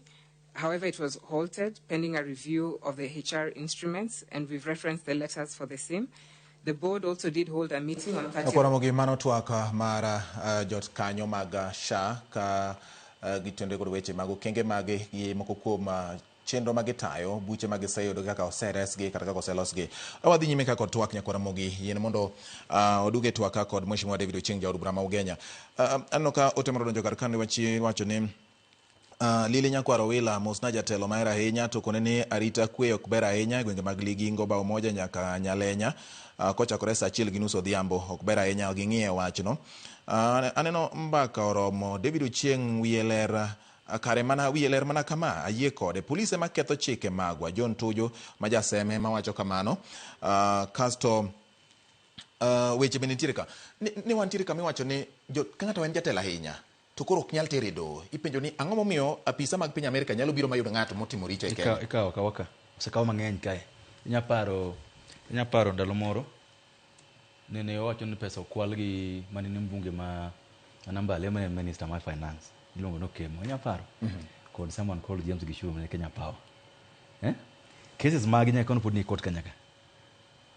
To UK nosega twegi. Bokon gi gol pesa gi duoki.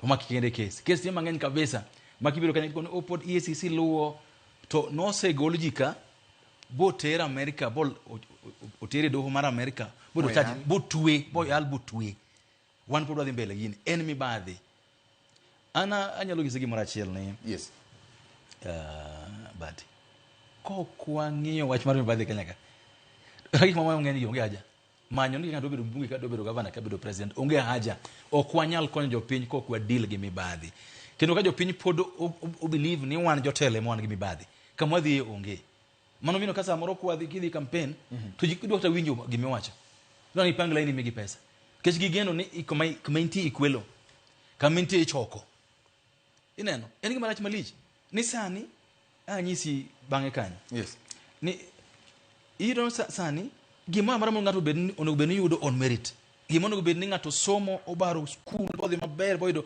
first class mare por nyako man gimoro nyako nge ngato yaka gimoro timre ne en dak marach malich okwanyal chupo Singapore ingene Singapore ma keruo e pile kana hero story ma Singapore kabisa nene en piny ma jibido pilo njere ma gima timo okay wadhi gero utegi wadhi gero ndarani wadhi make sure ni kila ngato nigi ot modakie wadhi make sure ni kila ngato dhi school mondo be no dhiye wadhi make sure ni kila ngato timo gima sheria wacho to kai baro matin kama ndalo moro 1979 881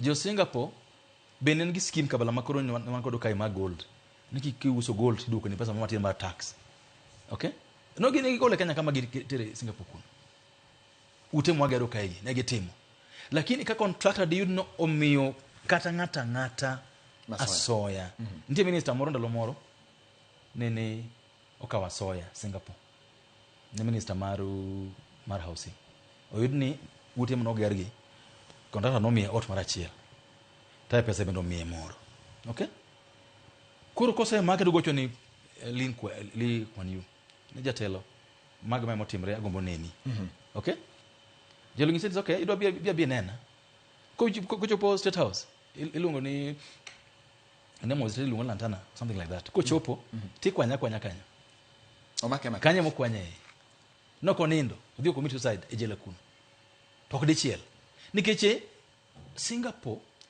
piny mangima okwedo mibadhi makinga mibadhi to kinyabiro kama jini tie to thurwa kai ngama man gi mibadhi iyiero bedo mbunge ngama ngene ja kuo iyiero bedo governor ngama ngene ja nek iyiero bedo gik madongo dongo kidhurwa ka wang'e maber ni ng'ane rach ng'ane timo kama kama lakini ko biro gi pesa moolo kumo jopiny o will wakia ni gino ng'ane jama jimbadi ng'ane pesa mwadwaro maja kuowa maja ne kwa no uru opinyo kinya dongo kamano ujumbe wach moro kaza ni time bende koro ng'ato lakini wach ni nyaka wang'e bang'e wabro dhir Millicent Adhiambo mabendo saikore mondo miwa gik matimore gwenge ma Kisumo mjumbe watika tika gi wach ni kaso wadhi in kanye ji penjo ni in kanye ilaro kom governor ma Siaya koso idi mjumbe ma Ugenya koso in kama chalo nade Ugenya ka bende osebed gi weche mag kongo ma inyuoyo nyadala mabende ne chieng' moro ndalo moko ne wacho wuok ni winjo bed ni loso negi kame idhingo gi maber michungo gi mondo puodh gi sirikal in iwuon isiro wach ni koso kesire to iringo kanye jo siasa moro gombo mondo ng'e jo Kenya gombo mondo ng'e ni David Ochieng gi duond bura mare mar MDG ringo kanye ochadek mokwongo yes sani koro an higni 45 to pok awinjo ni ng'ato ang'ata momadho changa ma Ugenya otho kata ohinyore omadho changa ma Ugenya e changa ma Ugenya ohinyo ng'ato okay omiyo an a support kendo asiro chenro duto mantie kendo ka ng'ato bedo governor ma Siaya adhi temo timo mano wadhi neno jowa maloso changa olosnegi yo moro ma ginyalo loso go changa no iyo maler ma sirikal puodho ma giyud sticker mag KEBS ma giusnwa changa an awuon anyalo nyisi maonge wich kuot ni an higni 45 mangorogi ang'eyo wuonwa ka wuonwa madho changa sani higni 75 pok otho changa be samoro koko bilo gireno matin to kanyaka yokra ukudi mbaka pok awinjo omiyo tie gik ma ji madho maricho miwuoye kande ma ng'ato kete yath iye ng'ato timango gilo no madawa ya kulevya to nitie kongo ng'ato madho mondo mi ng'ato mor kongo molos dwet nade kendo kiyudo history mar kongo mar bia ang'o me no kul changa ni changa kore ngima illegal nikech ang'o nikech muzungu ne kedwa gi mamoro ja Afrika ero mana gima los jema e magine koro dak bed ni busa gi changa gin gik ma osewacho sheria ni gik mabeyo ka gibeyo to donjo madho gik mabende ler mono mi wadwaro ni mondo kitgi iyo manyasani olos gi manyasani obedo Ugenya Fidich obedo Ugenya Glen ang'ono olose maber oketni opuodhe gi gir kept mondo oloso dhi obedi mara ariyo e wach maru kama chomo ing'e ni Nyasaye osegwedha kendo jogo nyosedhi ala an ka dake kipenye ni nyaka chieng' tek ne pod ayueyo jogo nyaka nyuma luor ahinya nagoni to kamano nyaka ngima na nurum ne gisedhi ala gi mia abedo mbunge ding'eny the best manya timo en mia nafas mondo ng'ama chilo mondo biro tagi kendo an adhi atan gi Siaya omiyo yiero mabiro anyisi kawuono kendo kanuoni adhi biro governor ma Siaya tarik 12 kamilanda dwe mraboro higa manyien ilanda governor ma Siaya mondo ariye dalano bedi kama longo en gama osebama ng'ama ong'e kama odhiye kata kama ae onge koro nyaka wariyo bed maber omiyo adhi biro governor ma Siaya higa manyien Ekoramogi mano en jaod bura ma Ugenya David Ochieng wacho ni dwaro nitie mondo mi kata ket kongo ma inyuoyo nyadala e bwo chik kendo ti kod geyo makare kaluwore kod chike mag piny mondo kik gibed mago minyalo ti godo e rocho ngima oganda kokalo kuom kwiri minyalo ketie mondo olu kodgi chike to parne chike gi nikere lwet sirikande mag counties ma puodho leses mag kuonde minyuope kata kuonde mowinjo bed ni use kongo elo jaod bura ma Ugenya David Ochieng kamane nyako medo thuolo wabro medo loso mathoth ahinya kaka gik moko medo lokore en bedo chiwo wach mare kanyo mar chunye mar siasa ka kamano kamano kuom kete e twak marwa gi Mheshimiwa David Ochieng adani mondo miadhir Millicent Adhiambo e boma ma Kisumu mondo ong'iswa ni to weche mage matimore gi sani e gwenge ma Kisumu ahinya kotende kod twak ma wan godo kawuono neno ni othir weche mag kongo kachiel kod njaga kata nyasore e gwenge ma Kaluo. Erokamano ahinya George Bati achiel kachiel kwa wuok e kaunti ma Kisumu kuma wadwa bago twak kod jopiny ma Kisumu ginyiswa ni to gin to pachgi chalo nade kotenore kod weche mag kedo mar neno ni othir kata otieki weche mag tiyo kod kuong' ma ok opuodhi bende wadwa ni ginyiswa pachgi kotenore ka bende gineno ka bende sirikal kata piny owacho oseketo maino mar neno ni gitieko kata gikedo kod wach kuong' ma ok opuodhi ka bende apedha mosebed ka itimo gi duol mochung' ne kedo gi yedhe mamero ji manona Nakada bende oseketo maino mar neno ni apedha mago onyuolo olemo mopogore, neno ni oked kod kuong' makamago. Abro chako kodi achiel kachiel mondo inyiswa ni to in ja Kisumu mawuok kanyo, to king'iyo wach mar kedo kod wach mar thiro kuong' ma ok opuodhi kata tieko kuong' ma ok opuodhi, inyalo wacho ang'o? Biparo ni sirikal oseketo maino neno ni gitieko wach kuong' ma ok opuodhi. Chagi ni ngea makoni. Jina ni Rose Odongo, ni mfanyabiashara. An Rose Odongo, atiye Jubilee Market ka. To kaluwore gi yedhe mamero ji gi kuong' ma ok opuodhi ma nyithindo matindo kethore, makoro wakia ni to higni mabiro wabiro bedo gi nyithindo kaina mane ka nyithindo duto matindo mer malich machalo kama. Yedhe mamero ji bende oyie mondo donje e pinywa mar Kenya ka mondo mi nyithindo mer malich machalo kama.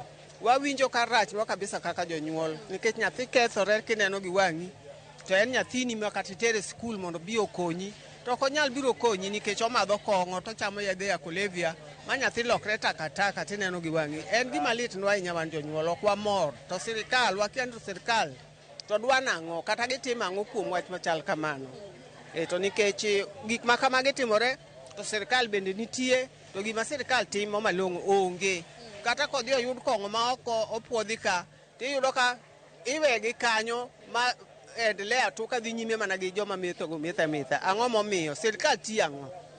Duol makedo gi yedhe mamero ji osebedo ka timo ga apedha, gitimo mondo mi mak kuong'gi. Paro ni apedha ma gisebedo ka gitimo noendi osenyuolo olemo moro amora? Onge olemo yoyote mosenyuolo, to nikech gino dhi nyime, dang' iyie nade ni apedha no timo gimoro, to gima kamano dhi nyime. Iyudo ka nyithindo matindo, en nyathi mawuoyi matin moa e sikul, iyudo ka omer ma nyathi kidwa kwere gino to ni nyathi omako tol dhi dere nikech osemer.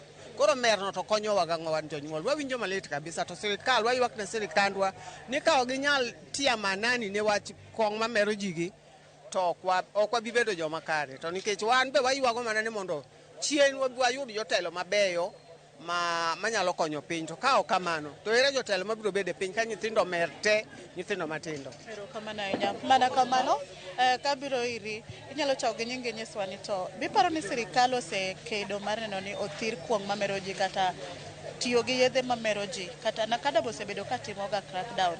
Crackdown no biparo osekonyo? Niluonga ni Cynthia Otieno. Atiyo gi Migago CBO mantiere Nyalenda. Iluongo ni Winam Community Social Justice. Ma weche mag drugs go gin weche ma wadil godo, kendo watemo wuoyo gi vijende kata mana joma dongo e weche mag tiyo gi yedhe mamero ji kata kuong' moko puodhi. Kalure gi weche ma watimo wan e community, tinde wabiro gi system moro mar savings. Wan gi group ma watimo godo savings moting'o vijende kendo ting'o nyaka joma dongo. Warizon ga niya, ng'enyne ng'ato nyalo kawo pesa 50 inya madho godo kuong' moko puodhi, to i 50 ni nyaka imadh kong'o kata in go kata ionge godo. Koro ne waketo niya, kila siku pile ka pile wakawo 20 kuomgi, vijende gi joma dongo, ng'enygi chuo mon mane udi. Wachako project moro mar savings 20 every day. Mama nyalo konyo duoko chien tiyo gi kuong' moko puodhi. Kopogore gi gima un koro chako timo, nikech mano en migawo ma ok mar piny owacho, king'iyo kaka sirikal osebedo ka timo kata kedo gi weche mag kuong' moko puodhi kod yedhe mamero ji, bende maino ma giseketo moromo, koso in pachi chalo nade? Nakada temo kendo gitemo timo tich monego gitim. En mani sirikal letowa down nikech joma giketo maluwo wechego gimbe gin joma tiyo gi gigo. Koro iyudo ka giwuok ka gidhi mako joma uso kuong' moko puodhi, to imiyogi matin gimbe gibilo, to giloke kaka gir ohala nikech gikawo pesa kuom joma uso gigego. Nakada temo kendo ok dawach ni ok gitem, giseketo maino moromo. To ka pod ginyalo medo tiyo e yorno, nyalo bedo maber kabisa. Koro puoch gi pak ne gin nikech gisatemo kamano. Iluonga ni Tony Omondi, an jadak ma Kisumu.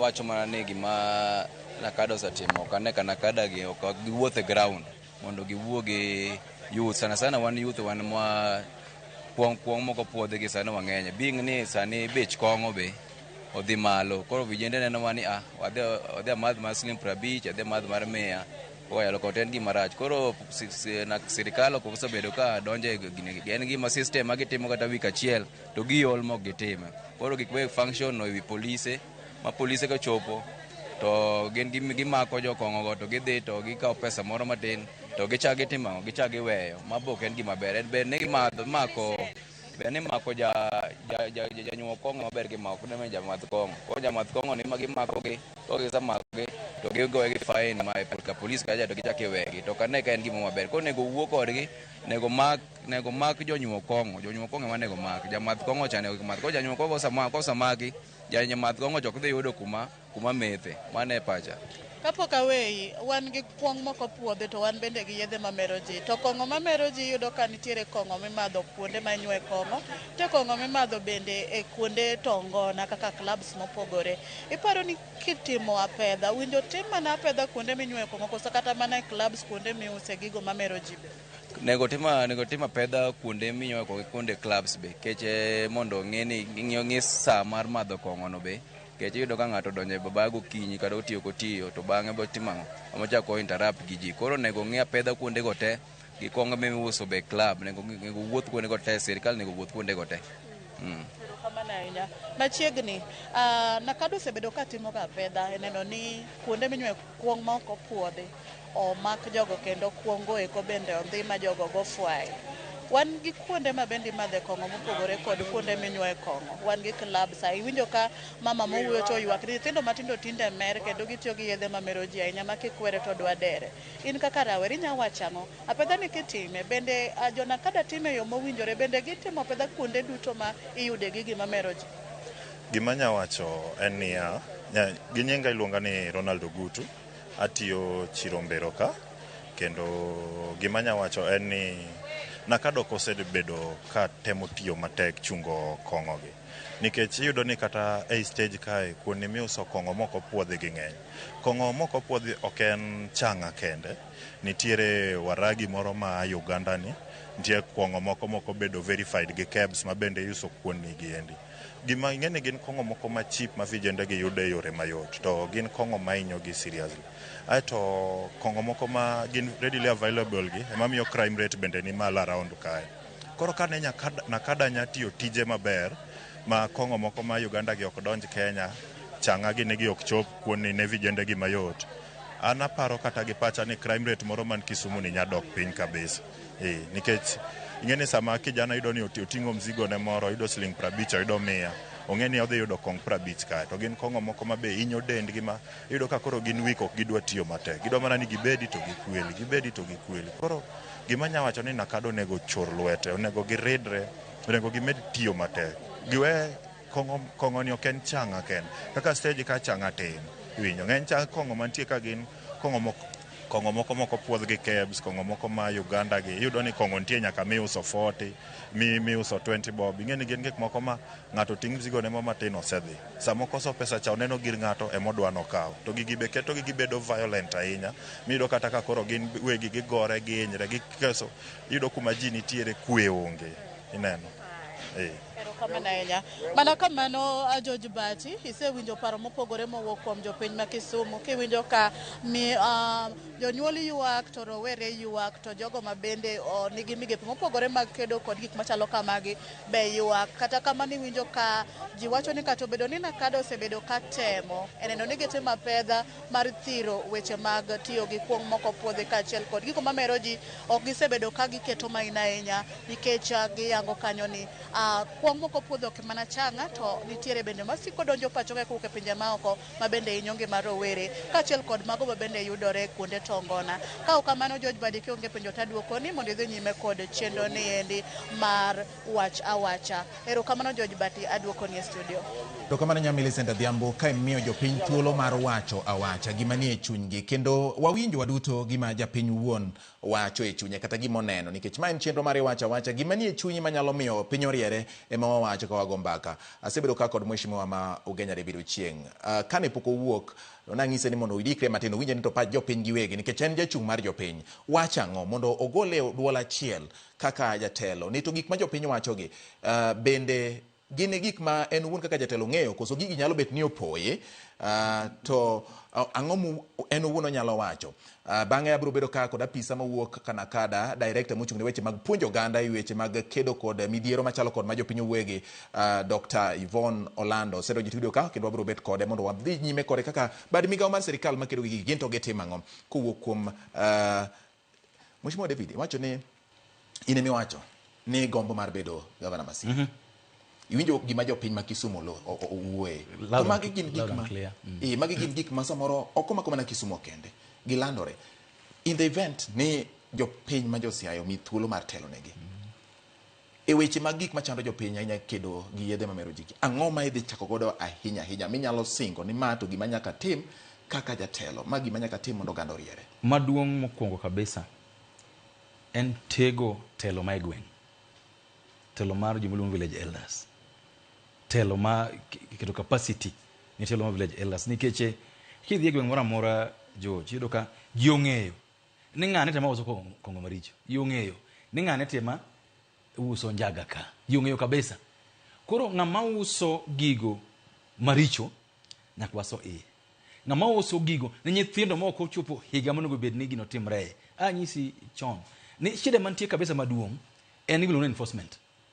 Ni waketo ji monego bed enforce sheria to ging'iyo thenge all the time. Koro wadhi keto mayino maduong' ahinya en neno ni gimondo ben timore.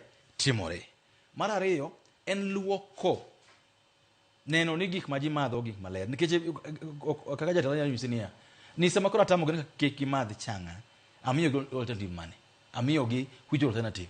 Koro nyaka within my first year e sirikal kaka gavana Masia ng'iyo ni jomagi matedo chang'a, jomagi matedo busa gin gi capacity ma yudo license matimo gima gitimo gi. Wanyalo ng'eyo nikech ka waseng'eyo ni joma kami matimo gigi then you can enforce. Ni ka gimoro hinyore gi ng'ato to wang'eyo ni ng'ane midhi deal kodo, ng'ane midhi deal kodo. Akoni alien sheria mo waketo maber en ng'iyo ni ka en busa to en gi license, ka en chang'a to opuodhi, okay, gi kebs. Kosetim kamano koro wang'eyo maber gik momadho gik mabeyo. Kong'o ok bed marach nikech beche yot, kong'o bedo marach nikech gik moye Koro wadwano make sure ni kong'o ma ji madho gi kong'o ma sheria opuodho olos e yo maler ma joma madhe bende ok tim ang'o ok hinyre e gik ma gimadho. Kik waket gima wiwa ka en ni ji ok madho kong'o. Ji dhi madho kong'o, ji dhi madho busa, ji dhi madho gigo to wan tijo kaka jotelo neno kopo ni jogo madho gimoro to gimadho gima nade gima ler. Kama iwuotho gik maricho to mak jogo waket iye. Nyaka wakony jowa obed Kisumu, obed Migori, obed Siaya. Wamne ni joma timo ohala keche anyisi George ni gik ma jogo timo mag ohala mar busa, mar chang'a, mag gigi duto giyudo go kaka gipidho go nyithigi. Gima duong' en ng'iyo ni gik ma jopiny madho ler. Gima ng'ama uso gima rach to mari oket iye to waket pesa mar sirikal meno ni joma timo ohala gi bende timo ohala iyo ma sirikal gi sheria dwaro. Mar ariyo en wach Nakada e bunge ko jokomi pesa maromo. En pesa matin kabisa. Bende samoro aparo gima ko aparo jimera ahinya ma Nakada kama nitie. Which will ka kodgi kabisa ng'enyne. Koro megi pesa matin, capacity margi bende tin kabisa. Wach mar yedhe mamero ji en puonj nyaka chak e primary school. Ko en puonj nyaka dekana nyalo manage. En gik manyiko puonj nyithiwa e primary school, program motegno, e secondary school, program motegno, e university, program motegno e kor gwenge wa. Wanen ji ong'eyo ni mae gi mae nyalo ketho ngimani, mae gi mae nyalo miyi mer makata skul iwe, mae gi mae rach. Obed ni wach puonjo jowa from kage tindo kage donyo kage dhi malo. Mar adek en ni community bende okaw responsibility. Ni me community marwa kama mocho wacho. Ka gweng' tiyo mer ng'ama gero gweng'. Ka gweng' tiyo wang' ng'ama gero gweng'. Wakaw gini ka responsibility marwa ni okwadwa ni mondo yedhe mamero ji ketho gwenge wa. Mogik e wachni en ni joma oket ni enforce sheria, obed mukuru, obed sub chief, obed chief, obed police ma e gwenge wa. Awuoye kwa chako. Onge gima ber magero piny molo uzalendo. Hero pinyi, hero kama onyuolie, hero kama idakie, neno ni kama idakie dongo. Komi tich mitiyo, ting chunya achiel, kik ibed gi mapendeleo, kik ibed ni ikawo soya tiwe nyithiwa kethre. Gino bro, gima ber gini kabisa ni waber gi chuny ni wadwan pinywa obed piny ma onge yien, ma mero ji, ma kadho nyithiwa. Ok inyal kete gine sheria. En gima nyaka akum chuny joma tiyonwa wane ni pinywa odongo maber ma onge gigo. Erokamano Nyamwashimwa. Aduoko erokamano kuom yudo thuolo mar loso kodwa. Inyisa ka ni erokamano okija kawuok gem kod yaga mosna MP amor kode ahinya kendo Nyasaye mondo mi omed telone. Kasto aneno bakoromo kara David Ochieng' Wieler kama ochako duogo kendo apano oparo ni nok winjo mana somo mokwongo cha. Kasto ng'ato wacho ni yie gi wach okil David Ochieng'. To siasa ka uyie to riwre umakre kanyakla gi joma wigi ler Siaya Engineer Gombo CPO Dual Charles Owino to Siaya bro mradhi maber mano kaluwore kod Yombra Ngwena ma jalego ema wacho kamano. Adwa singo ni Yombra ni yiero mabiro ni wana ka Siaya wa onge gi choice, wa onge gi yo moro mabare, nyaka waduok Siaya e yo maber, onge yo moro mwadhi timo. Kendo anka David Ingasa isingora ni wadhi woko wadhi sell agenda marwa, wadhi jopiny gimoro mondo watem negi gima kik watim en chako siasa moko mai kor bar no ng'ane ok jachama makama mane mosekethowa. Wang'e ni jomochung' mokwano go duto pasgi e wach mapur enang'o, pasgi e wach mar pi enang'o, pasgi e wach mar chieth enang'o, pasgi e wach mar dongruok mar kor gweng' enang'o, pasgi e wach mar nderni enang'o. Wang'e kila ng'ato kendo ndagom kabisa ne jomokwano go kila ng'ato bigi pach kapok jowuoyo, kapok kedo jogo mbaka, kila ng'ato gol pache. Wang'e ni ng'ane pache chalo kama e wachni, ng'ane mae pache chalo kama, mondo wadhi mbele kaka jo Siaya. Siaya dak bed ni wan inyiero wa everybody, inyiero roundabout, inyiero watch health, inyiero everything. Wadhi doko Siaya e wang'e.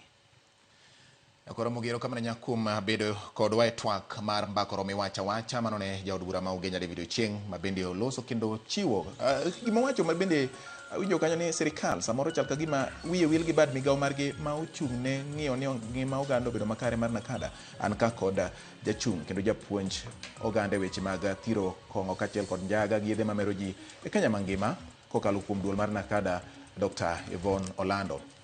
Daka matin kende wabiro bedo kode twaka ne mjombe David Ochieng' kod gi pak. Wabiro luongi kendo mondo wagomba kaka wadhi nyime ka piny medo gerore. Nyinga en George Bati, wakaw yuyo mano ka waduogo to twak gi apisa mar nakada. Kik idhi mabor. Ma en mbako romo iwacha wacha. Erokamano. Nyasaye otelni. Erokamano ahinya.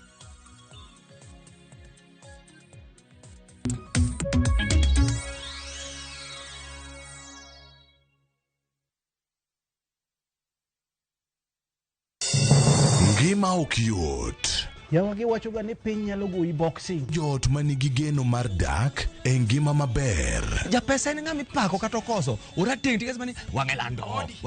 Chakre koso rent 30,000 kura yudo kanye sani. nyaka kweo jirani sukari. Nyako chia ijoga ka. Ijoga ka ena ni pokanyisi ka. Thank you. Chenro mora mora mipango lokre to bedo chandruok maduong'. Chief dhi nadi kono. Chief dhi ka kodwaro to bende pod obiro mana dhi ka kodwaro no. Wuogi osiepe mariek to gi jirende makelo kisran. Ine jalwet nyako chia. And those crazy ideas must just come from. Nyiero to ok kosi en Nyarkochia. Tich Abich, saa 1:45 otieno.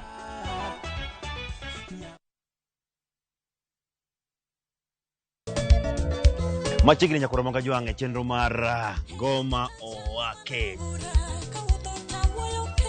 Wuok tich akelo ni mix mokwe. Kaito tich ariyo reggae owake, yani tunaongea na Majar Rastafara. Alafu tich adek nyakoro monga jwang'e akelo ni mana yani ngeni baka gi wasanii. Tich ang'wen is kama nene, yani kitambo zama za kale. Alafu Friday, si unajua tu Friday tunafanya namna hii, nyakora magojong Friday sukuzo wake. Sapara kidaka paga beach nyaka sapaga Rio kod An PDG Papa Vic, yani ukipenda mzee kijana.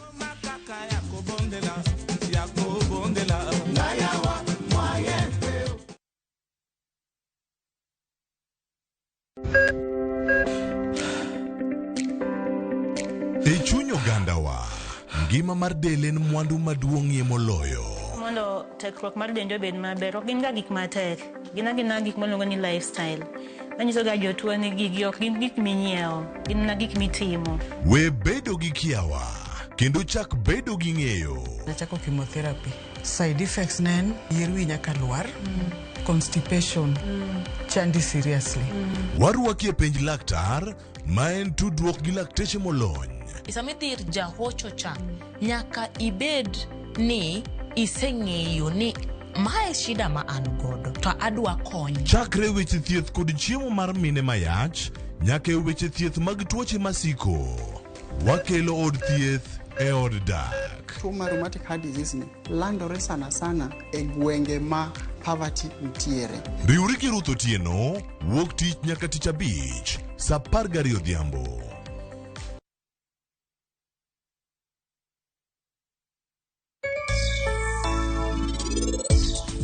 Sunflower en kit cham ma ok dwa tich mang'eny, bende ok odwa pesa mang'eny, to yuto ne to ber. Refisha ushinde.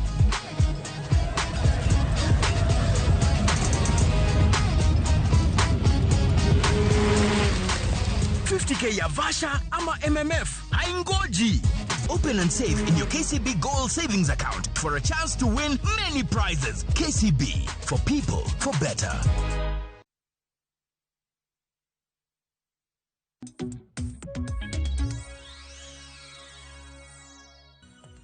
Yakoromo gi twak mar mbakoromo iwacha odiochieng' mar tich adek dhi nyime gi thuolni nang'isi ni an ka kod apisa mar duol mochung' ne kedo kod yedhe mamero ji e piny Kenya NACADA. An ka kod Dr. Yvonne Orlando ma en apisa kata director mochung' ne weche mag puonjo oganda.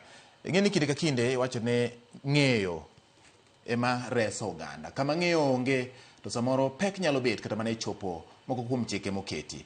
To bende NACADA osebedo ka chiwo ng'eyo madwarore koso ena nying manie kalatas kaka jomoko wacho ni ene kalatas to gima otimo wuon to jopiny ok ong'eyo kata ne gin ang'o. Samoro inyalo romo kata mana gapisa mar NACADA konyise ni tim kama to ineno ka en mana gima chandi. Ang'o hie ma NACADA timo nyaka gie sani? Jatend piny William Ruto nyocha ogolo en owuon ochiwore kowacho ni gimodwa kete maino mare duto te en neno ni joma tindo kodonjore math mar ocho ngimagi. Kendo nogolo chik ne bede migepe mag sirikal mondo konye e lwenyni. To NACADA nigi chiwruok machalo nade? Ang'o gima gisetimo? Tang'o mapok gitimo? To magisetimo gisechopo godo kanye? Mapok gitimo? Ang'o momiyo pok gitimo? Pek ni kanye? Machiegni Dr. Yvonne Orlando. Erokamano George, and erokamano kuom rwako NACADA kawuono. Koro NACADA wan state corporation achiel mantie Ministry mar Interior. Yes. Ka NACADA wan gi functions mang'eny. Gine two arms kada wachi. Mokwongo achiel wadil gi puonjo ji. The other arm wadil gi gik polise. Mwamako wakonyo polise puko kongo gi gik machal kamano. Koro kuom puonjo ji ni. Awinjo mama moro ma Kisumu ka wacho ni en poko winjowa. Yes. To Kisumu kanyo wan go office. Kar county commissioner kanyo. Wan go office to pile. Wan e ground. Wasedhi e market no. Watemo wuoyo gi ji. E market no. Last month. No watemo mako ng'ato. Kanyo kane uso kongo e market. To jo market kanyo mano wacho ni yaye ma jatuo were uru kode. To wano mako ng'ama uso. Nkech ng'ama ne uso no tayari no semer. Mamano is against the law. Udhi meko kasi ngiso ni mano jatuo? Kendo jo market kanyo ma wero ni were uru kod mano ng'ama wang'eyo tuo kongo akia nade. To wawinjo ji bende. Nikech jo man gi shida kamago be watemo mondo yud kony. Koro NACADA ni podi wapuonjo ji to pod wan gi stoch rehab. Koro ka puonjo koni wan gi programs e skunde. Both private kod mag sirikal. Wakete curriculum ma jo CBC ne. Chakre grade 5 kadhi malo nitie program mar alcohol and drug abuse mondo nyithindo kadongo obeni tayari osepuonjgi. Kachop secondary wan gi programs. Watiyo gi different ministries. Koro gi Ministry mar Education waloso guideline mar management mar alcohol and drug abuse in basic learning institutions. Mondo nyathi ka oyud gi shida ni kik riembe school odwar ne kony. Kech samiri embe idwa mondo dhi kure. obodhi to bo mer zaidi koro kubo bedo jakuo. Lakini kidwaro ne konyo to akonye. Wan gi programs e kanise. Wapuonjo nyaka pastor mondo koneno ka ng'ato madho njaga. For example, mawiyo mbachni, mano ok ng'ami lemone, mano ng'ami tere siptal. Wapuonjo polise go mondo ka giromo gi jomoko, awinjo jakisumu moro kawacho ni weuru mako joma madho kong'o. Wapuonjo gi differentiate ma jakong'o gi ma ema pedla. Koro amwa moro mana kadani ema dhi kapuko kong'o. To kwa dhiga kendwa. Wadhi gi jo KRA. Jo KRA nyalo ng'iyo ni mae is a legitimate business. Wadhi gi jo KEBS. Kong'o ma wang'eni ok licit. Wadwa ng'eyo mae kong'o kosema gik moko nono. Ok wadhi kendo mondo jogo te onyal konyo mondo mago be omak. Wadhi e familia. Wan ga gi baraza. E community kuro. Ng'ato wacho na kada onge grassroots. Wantie kuro. Kwanza wigni te. We celebrate National Prevention Week. Wan gi programs across the country, grassroots. To kwa tim kendwa. Watiyo gi CSOs mantie e counties gote. Nikech wase map gi out. Corona kada wan across, we support rehabilitation programs, we support job programs ma deal kae gi prevention. Koro, we are welcome. All right. Dr. Yvonne, ekin njaga gi kong'o gi yedhe mamoko mamero ji, moting'o cocaine, heroin, gik machal kamago. Mage mineno ka chando ganda ahinya. Ma usefwenyo kaka duol mar Nakada. Ni ma ema koro en gima nyaka owuogne oko gi tekwa te mondo wakony joma jopiny. Nakada timo ga research. To research gi otimo across the country mondo ka wang'eni shida en mane kure. Nikech shida ma Kisumu ok nyal bedo the same shida mantie Homa Bay. Across the country shida maduong' kabisa en kong'o. O kata heroin ma ji gonduru no en kong'o. Shida mar ariyo en njaga. Eka koro mira eka wachope heroin. Koro kineno ka kila sawa puko kong'o to ji wacho ni dhiuru mak ja heroin. Kong'o ni ema nego ji. Kiwinjo ni ji no dhi metho e den kumoro. Ji otho 20. Ji obedo blind. En ga kong'o. Kong'o ni emiwinjo ka iketo pads mag mon. Emiketo acid. Ema giketo yeyo. Giketo mixtures. E kong'o magitede udigi. Mana e shida. Awinjo ka mheshimiwa ne wacho choch changa. Ang'eni jo Kenya kia ni changa en legal Kenya. Nitie standards mag changa. Ok ni magi manyien. Changa en legal. Mak mana ji ok ti gi procedure. Samo kiti gi procedure gimiloso no ok luong ni changa. Kata king'iyo Ugenya kuro winjo ni gin experts mag loso changa. Ginyalo nyisi ni changa ok ne nyalo los within less than a week. Tinde donge ng'ato chiego kiny godhiambo en gi changa. Mano be pod iluongo ni changa. Koro those are the standards mwaluwo mondo wa protect ji nikech kong'o nego ji. Kong'o nego ji Nyanza, kong'o nego ji across the country. Obed ni kong'o miloso gi mnazi, obed ni wacho ni alosa gi molasses, kong'o en kong'o. Ko ken licit, kong'o no inyo jo mang'eny. Okay. Chandruok maduong' en kong'o. Gwenge mage ahinya ma kong'o ne onyoro. Kata ma kong'o ne sanda ahinya. King'iyo kata kuom ranyisi kwa ng'iyo gwenge ma Nyanza. Yes. Kundo mage miwacho ni samoro kong'o ne osebedo ka kele pek. Kata mana e Kenya mangima. Nikech jomoko bende ting'o gi nyalo bukore gi e gweng' achiel. Dhi kod gi area machielo. Kuond mage ma use yango kaka duol mar serikal mochung' ne kedo kod gik machal kamage. Ni ka to ema chandruok nitie. Kawang'iyo research wa mogik manotimo 2022. The leading Kong'o nen Western. Kasto Nyanza. To ma Western ni ne ging'iyo traditional brew. Lakini ka chomo kwa changa kae to Nyanza mane lead. To Nyanza ni ema pod nigi traditional brews. Jiwega ni mana changa. Ntie jomoko maloso gik maging'eyo. To be pod giluongo ni Kong'o. Mana e Nyanza wakae. Te Nyanza waka. Wan gi Homa Bay, Migori, Kisumu number 3. Eka koro Siaya. Homa Bay number 1. Homa Bay ma number 1. E research wa 2017. Kano wang'iyo mana Nyanza. King'iyo maber ido ni Homa Bay ne lead, iluwo gi Migori, ibi Kisumu e kichop Siaya. Kuom Kong'o gi kaka Kong'o oinyogi. To ma ben wang'iyo gi seizures mwatimo. Ing'eni sama jo suppression gi, jo enforcement dhi, koro sama gimako kong'ogo, wanyalo ng'iyo ni ne gimako illicit marom nade. Koro mano konyo ng'eyo ni joge machwako kong'o marach. Alright. Adwa ni mondo wayudi achiel kuom weche mawuok kuom jopiny giwegi. Siaya. Miwacho ni kaluwore kod nonro maru ma 2017 ni gin namba 4 kuom counties ma Nyanza. Sani to jo Siaya wacho ang'o e weche mag kong'o kata yedhe mamero ji gi thuolo. Wawinjane ka apisa mar Nakada Yvonne Orlando daktari biro duoko moko kuom weche ma jopiny owuoye. Owinjane kaka Josia loso. Gigi lure gi achiel mar sirikal ma wanogo. Kech gin jok ma ok tudre gi ji machiegni. Kitemo wacho ni gimoro rach kamoro, to in gineno ka ngima ok idwar tijgi kata ok idwar ng'at machielo.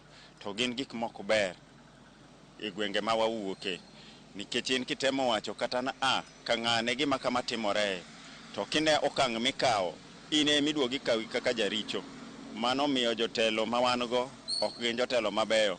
Gin jotelo manyalo thuo ji kata e gwenge kuonde ma ji aye, nikech sama dhi ba wachone ni jaduong' jatenda neno gima kama to luro toke, odhi wuoyo gi ng'acha, to wacho ni ng'acha ni ng'ama kama ni owacho gima chal kama.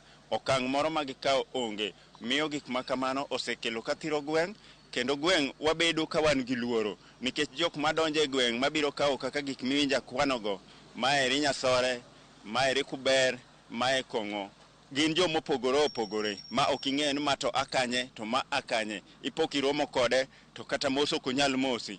To kidhi pimo ni sirikal ma wan ge gweng' ma piny mogik, to sirikandno nitie kuonde ma giluoro ma ok ginyal chope, ma ok ang'e ni gikawo ga e asoya kata gitimo ang'o. Omiyo wan kaka jo community jo gweng' onego wariwre mondo kwaneno gima dhi marach to wanyalo wuoye, kendwa wawegi to waneno gima wanyalo timo. Nikech gweng' kata dala achiel kata mier 2-3 ok nyal tamo wan jo gweng' ka wachokore mwabedo gimoro achiel. Gima kethoreno wawuoye kendo waloso. Jo sirkal go bende watemo ng'isogi ni jowadwa gima kama sama wadhi timo tim machal kamano, kata kwadhi golo apedha moro kama chal kamano, to ging'eyo nikech en report ma ging'eyo kendo gikia. To mak manana wabedo e achiel ma gimoro ko giji kodhi kadhi kanyo kata wadhi to ok wach ni ng'ane ema okelo wachni, nikech gima timore to ok ber e kindwa, nikech wan joma onyuol. Kiny gima timre kae ni ma nyathi ng'ato timo, kiny nyathini bende biro donjo kanyo to chako timo gima chal kamano, to onge janyuol manyalo mor ka nyathine dhi kama chal kamano. Gunyinga iluonga ni Matthews Adala, an jadak ma Siaya ka. Odiochieng' ma kawuono awadwa nono wach yedhi mamero ji, kendo yedhi mamero ji er gima osebedo e gima dhano yo mok ber ahinya. Wan kod shida korka yedhi mamero ji, mer kata bed kong'o kata bed weche mag sani gimro biro kabiluongo no jaba. Iyudo ka ng'ato nyalo bet kode kamoro kata mna 2 hours ka ng'ato bet olengalenga kamoro neno nyamo jaba. Koseyudo njuke moro matin kod oboke moro omaki lwete, to bed kanyo kata 4 hours kolengalenga, onge tich motiyo en mna tich nyamo gino. Mar ariyo, kata weche mag kong'o mani kor gweng', sirkal osetemo kendo sirkal wacho ni wang'i to watieko kong'o, lakini kata kamano kwaseyudo duoko malong'o kuom jotendo, sana kuom jotendwa kata mag loch nanga, wadwaro mondo wawuog oko community kaachiel kod sirkal mondo wago lweny mar yedhe mamero ji. To en gima biro kokalo kuom koso tich. Sama kijana osekoso tich, osekoso gimonego tim, to oparo ni onego bed kamoro mondo oyud kaka onyalo timre nade, kaka onyalo chajo wiye gi gimoro matin. To seche ma en gi tich, ma en gi tich moro motiyo mokete busy, to ok onyal paro mar dhi e gino nikech nitie gimotimo, kendo en gi tich moro monego bed notiyo, gusama onego bed nodonjo e tijeno.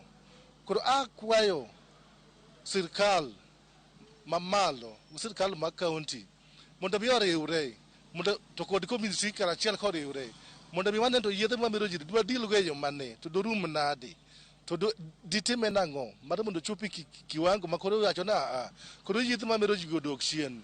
Sani kijendewa gigi timre nikech tije madhano lak to mane mi awa kwayo kata mana Siaya County mangima waonge kata kambi mwanyalo dhi kata dware tich koro kambi sani kata kiny nyathi school titieko form 4 to kamo didhi kamo michwe kata lweti onge ni mana piko ne mnyalo dhi chwe lweti kata kamo madidhiye madidwang' barua moro amora onge mana piko no kende mnyalo yudo koro wadwaro kambi mondo bedie mana ka nyathi moro nyotieko skul to onge kumosedhiye malong'o to kik oringo dhi weche manono mag yedhi mamedo ji odhi grube moko ma dhano budha monge gima timo sama osebed ni onge tich to obiro dhi grup maricho mabudha to ang' noyud kata paro mar madho gik ma joka timo obodwa notim seche ma kambi moro nitie kamo minyalo ringo idhi kata ndike tich kamoro iyude sumondi moro matin to obiro keti busy moko no gigi ok iromgo koro awakwayo no e anyuolawa bende kaka ma jomodak e kor gweng' kochakre ka assistant chief nyaka mlango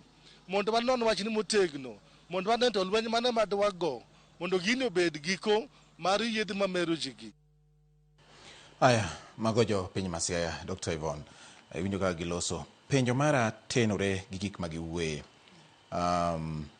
Giwacho ni nitiere samoro gaps kata jok uwacho ni utiyo gi jotelo mani kor gweng' bende nitiere enforcement wing mar nakada ma iwuotho to idhi puk kong'o kata mako jok ma samoro ni kod yedhe mamero ji ma oko puodhi moko gin mowuok e pinje maoko moko puodhi e Kenya ka. Winjo ka jopiny wacho ni samoro tudruok onge ahinya kinde sirikal mamalo gi piny wacho mag counties omi ting' mar chiwo license mag kuonde math. Sirikal mamalo nigi ting' mar neno ni weche mag ngima oganda oriere tir. Multi-agency approach makruok koni gi kocha bende osebedo ka timore e yo makare kaka un e kindu nakada kachiel kod bede migepe mamoko mag sirikal kuom ranyisi kata piny owacho mag counties, sirikande mag counties. No, amor kaka jaduong' owacho ni nitiere tudruok no. To multi-agency ni be temo tiyo, but seche moko nitie shida. To seche moseneno nitie shida no, wanyiso ga ji ni gochnwa direct. Nakada nigi toll free number, iluongo ni 1192. Kigochonewa, kata kin Kisumu kure, okwabioro officers wa ma Kisumu. Wabogolo jo Nairobi, jo police kanyo kia, jo area no kia. Mage ma joma bobiro tiyo kanyo. Ka for example, jino the raid, to yudo ka jo gweng' no wacho ni kacha ntie njaga kose ntie kong'o. To kwa chopo to yudo ka onge. Nyiso ni karwa kae, nitiere ng'ama golo information. Kotimre diriyo, next time ibo yudo ka koro polise mabiro, ok polise makanyo. Nikech wase realize ni nitiere loophole karwa ka. Wadwaro jogi kia, tema biro to timo raid no. Maseche moko jo gweng' won bro thir kodwa. Ang'o miyo kelo joma wakia nadi. Yes. Nyiso ni community no emok ready to change. Kata kar kong'o ka.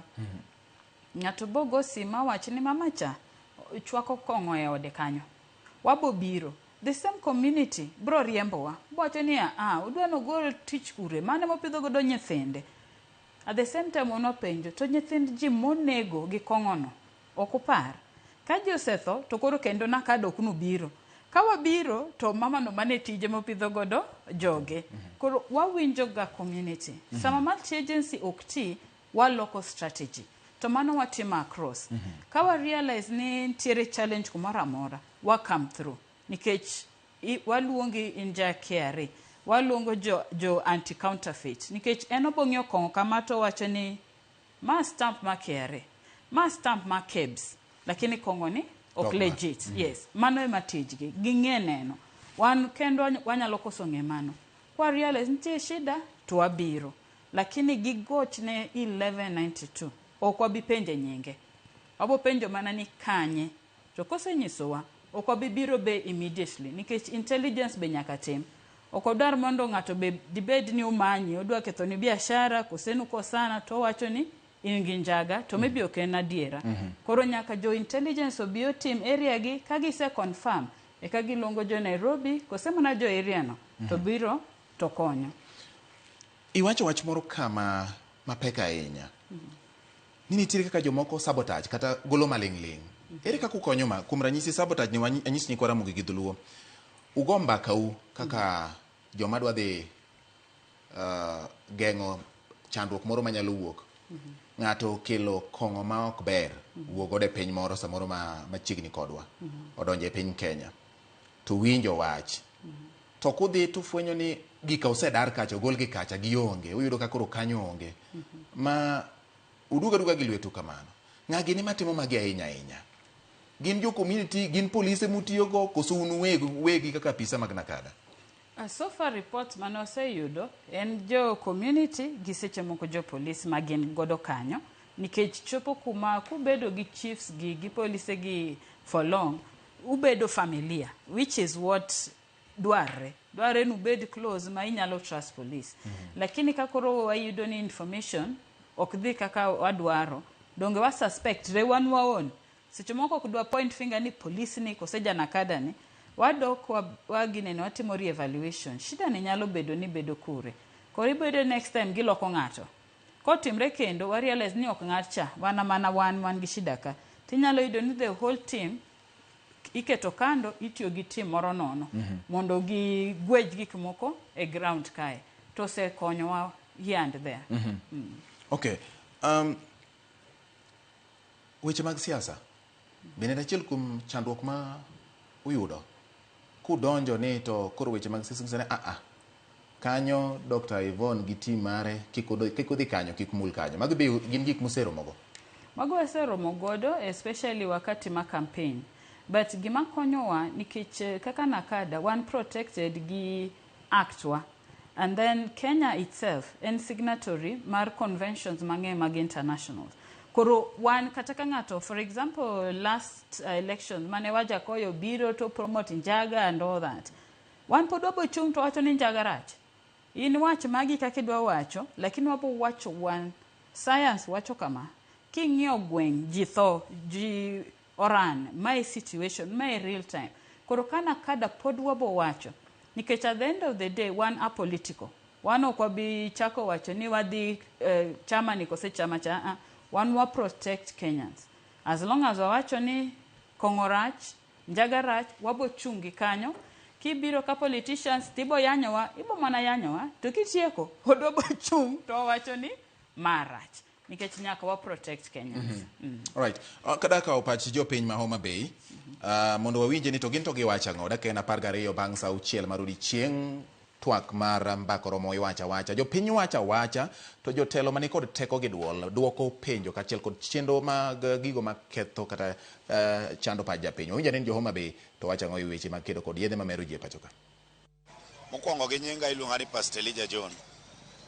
Jatich Nyasaye kendo e sekta mar boda an achiel kuom leadership mar Homa Bay Sub County Association. Adana wache ni e weche mag kong'o ma serikal osetemo kagima kete kum mondo kong'o chal kagima dok piny mondo nyithiwa obed e thuolo mar tiyo. Pok to timore maber ahinya kaluwore nikech iyudo ka ni wan gi chifewa mamoko ok gite, wan gi chifewa mamoko, wan gi polisewa mamoko ok gite. Iyudo ka sama ng'ato timo tim mar nyuo kong'o kata uso kong'o ma chik ok opuodho, iyudo kofwenyo ni dwa dhi mak ng'ano to nyalo goyo report machon ma ng'acha dhi mapand kong'o koro ka polisi dhi to yudo ka kong'o onge kanyo. Gine nosekelonwa problem kata wechewa mag dolo. Iyudo ko wabedo gi cases mang'eny mihandle wach mar kong'o, weche mag dhawo momako ji kata mae kanisa. Iyudo ka ng'ato osemadho kong'o to kolo ok onyal reason ka ng'ama ng'ongo man gi ode. Number 2 weche mag sekta, iyudo ka weche mag kong'o go gihinyowa nikech ka ng'ato osemadho kong'o to odwa noting customer. Sama odwa noting customer no to kong'o bende omadho ok en stable. Gikone ni nyaka accident yudre. Sama accident oyudore no ibiro yudo ni tija wuotho tur kata rider mariembo pikipiki embe ohinyore kamoro. Sama ohinyore no odok bedo piny dala. Sama obedo no nyithinde dhi lewo ok dhi skul kaka ji biro chiemo onge koro dhi bedo jakwecho. Omiyo adwa nakwa ne jotendwa mag loch nanga duto te ni wamakre uru gi dolo mondo gimiluongo ni kong'o ma chik ok opuodho otieki mondo jowo obed thuolo. Gima onego bed ni sirikal temo number 1, sirikal onego bed machiegni gi kanisa nikech wan gi gimiluongo ni bende Satan.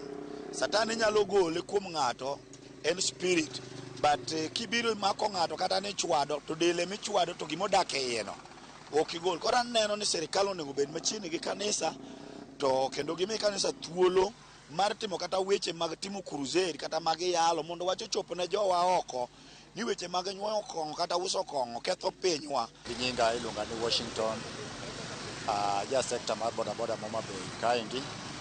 Kendo na wach nogo ne Jehova Nyasaye erokamano kuom yie mondo mi ikelnwa motion machal kod maendi.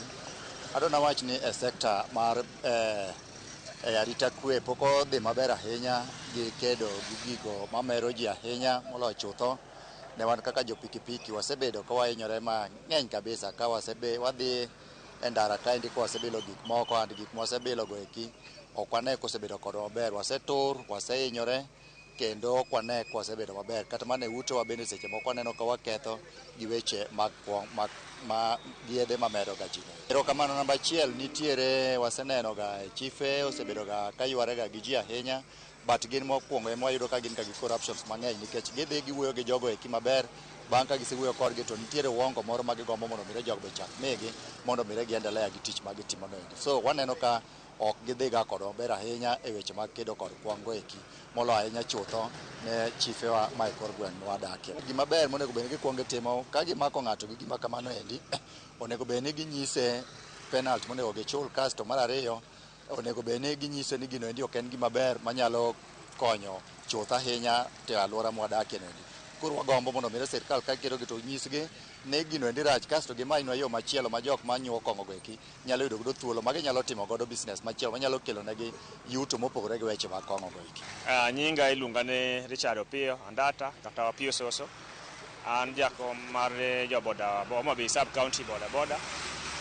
Wach mar kuong' miwuoye ni awacho ni sirikal oseteme capacity margi to pod ok odhi maber. To wan ka jakom mar sekta adwa wacho ni kuong' mimadho moko puodhi osemiyowa problem kabisa kaka jo sekta. Namba achiel ibiro yudo ka apiko to odhigo kama idhi madho kong'o ma samoro ok opuodhi to odhi omadhe, kosemadhe to apiko samoro ok ong'e kama oweye, mana apiko lal. Namba ariyo ibiro yudo ka samoro madhe kanyo koduogo to gige te olalo. Koro nyithindo ok nyal dhi sikul, dhako bende koro kobero to neno koro ok nyalre. Koro wan kaka jo sekta to wawacho ni kong'o bende osemiyo jowa koseriembe to samoro ng'ato riembe ndara.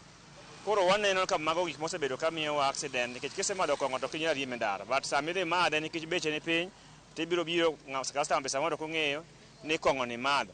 Koro magi achiel kuom gik mamiyo accident medore ndara kendo gimiyo jowa ma wating'o ok winj maber kaka jo sekta.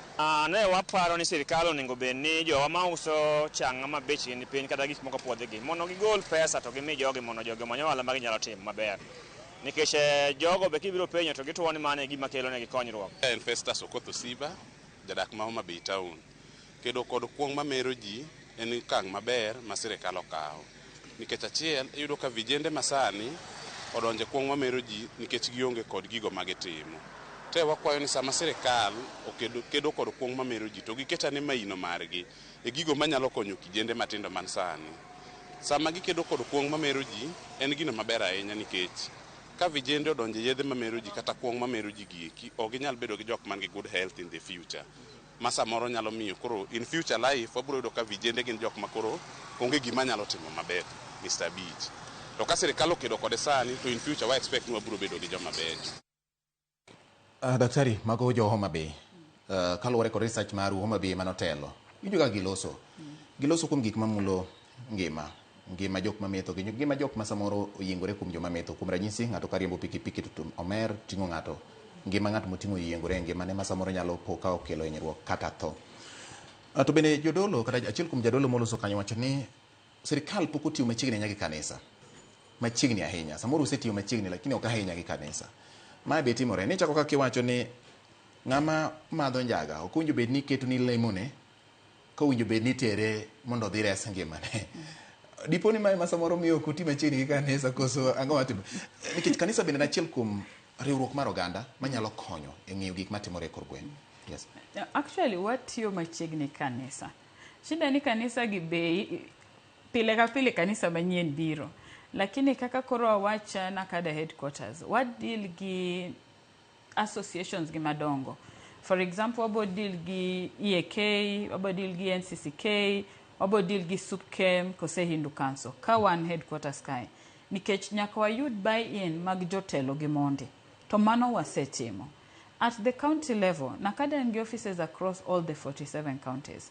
At the counties level we actually wan gi programs gi religious leaders man kanyo koribo yudo ni wadhi Kisumu ibo yudo ni county coordinator no ose organize meeting mondo bed gi pastors ma area no jo Waslam jo Wahindi te oseromo godo mondo puonjgi nikech ng'eni ka in gi shida ng'ato wacho ni pastor no wacho ni moko gin jochiende. Yes.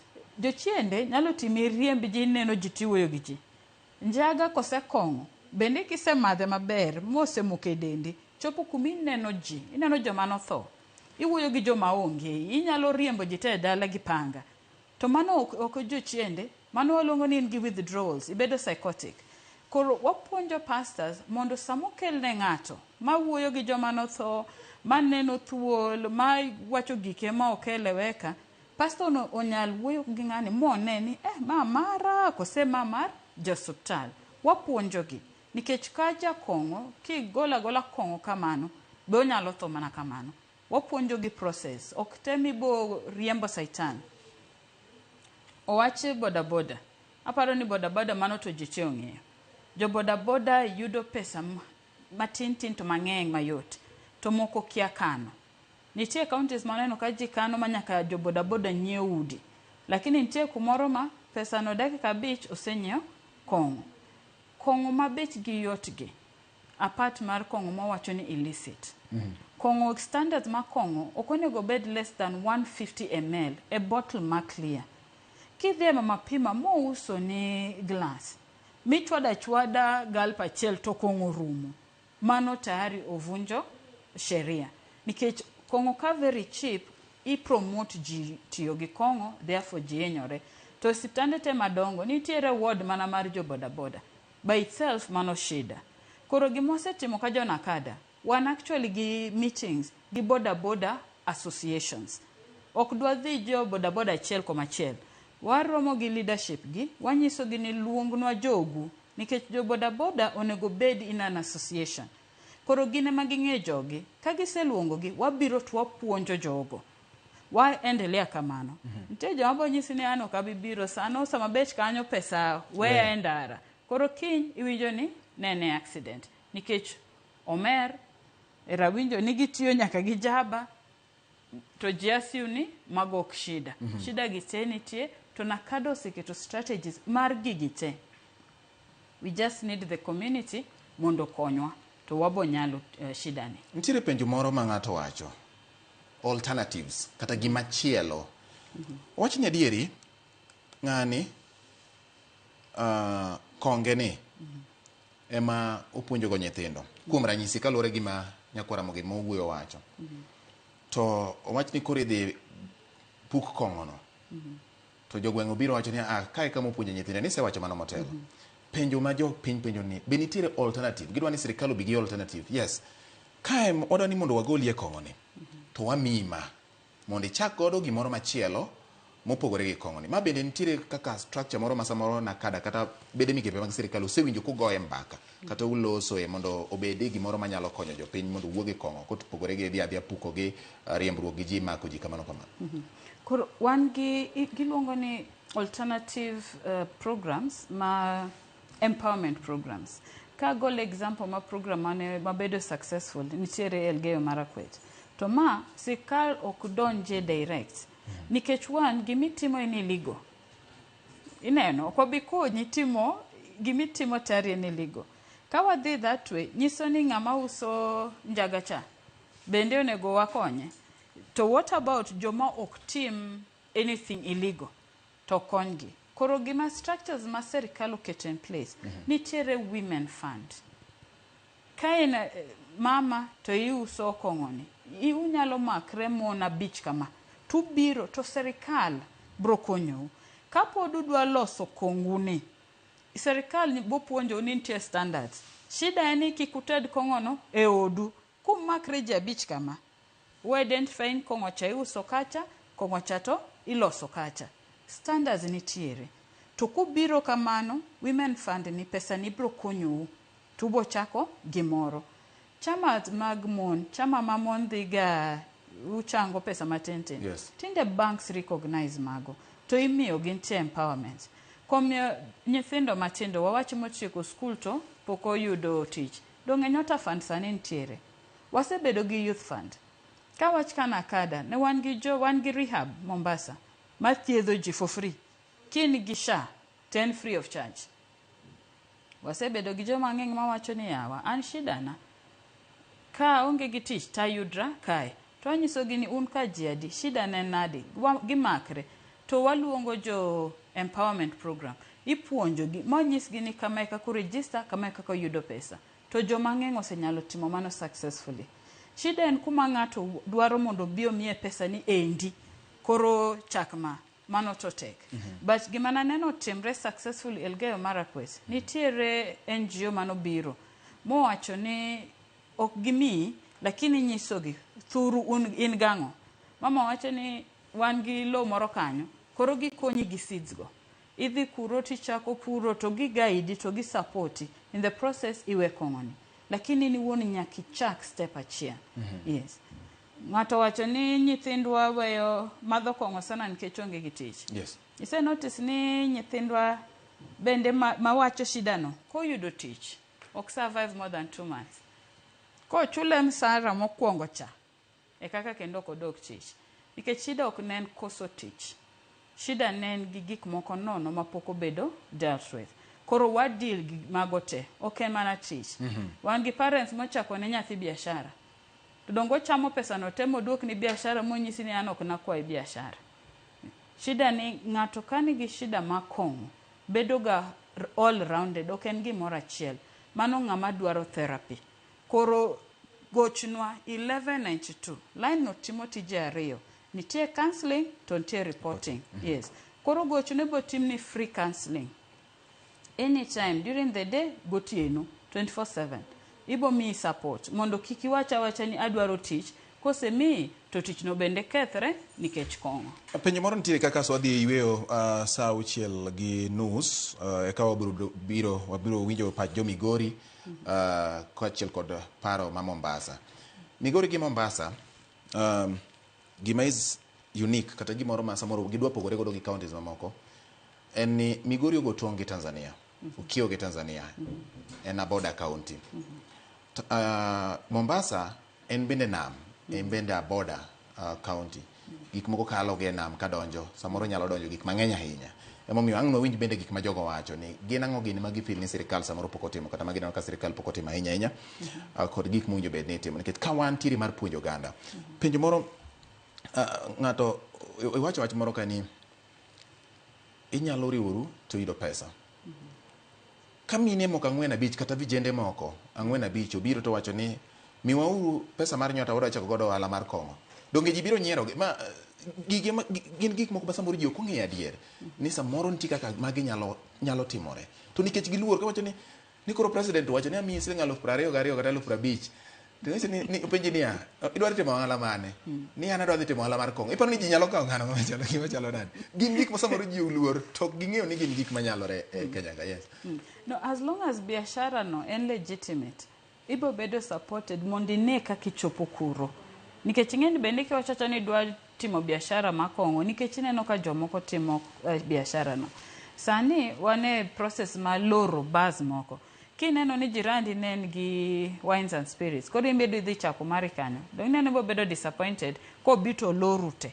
Lakini kitimo due diligence ni, tiwacho ni wines and spirits ni adwa time the legitimate way, abro dhi county commissioners ginyisa the exact place, abo dhi county board bro mia the exact place.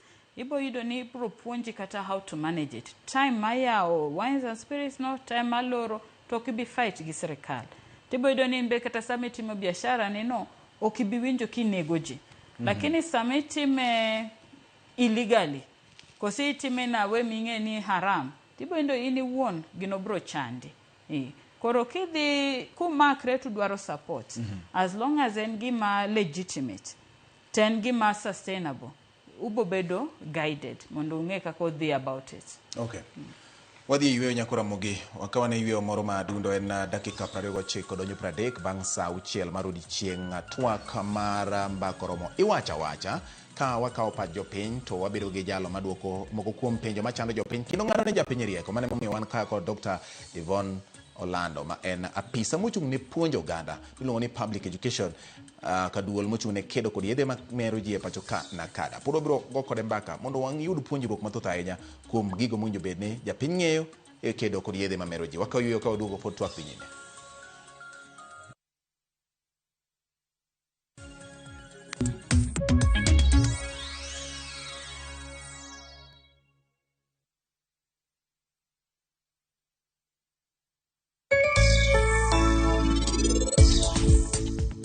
Jomani janeno marwa wadwa wuoyo kit pith mar sunflower. Sunflower en kit cham ma ok dwa tich mang'eny.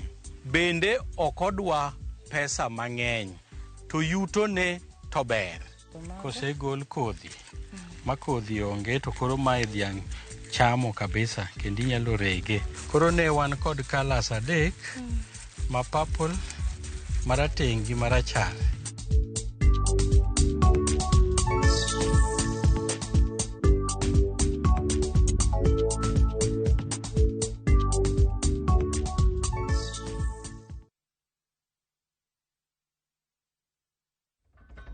Imagine life yako ni kama siso Side moja iko na trophies na medals. Side ingine imelemewa. Wacha tuongeze vitu important ndio i-balance. Vitu kama family, chuo, job. Siri ni kulan kubalance aspects zote za life. Wekelea responsibly. Mjanja ndio mshindi. Gaming is addictive. Play responsibly. Not for persons under the age of 18. Shabiki.com is authorized and regulated by BCLB. License number BK 0001080.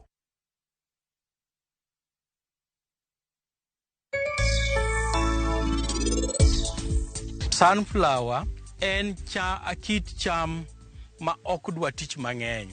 Bende ok odwa pesa mang'eny. To yuto ne to ber. Refisha ushinde.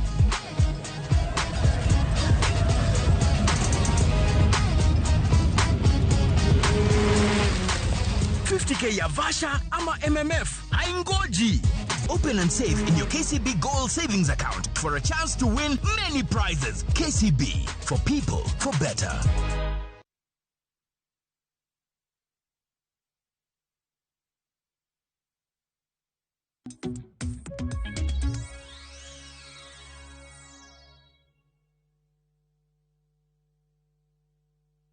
An iluonga ni Saitoti Jabuya, an jadak mar Migori ka.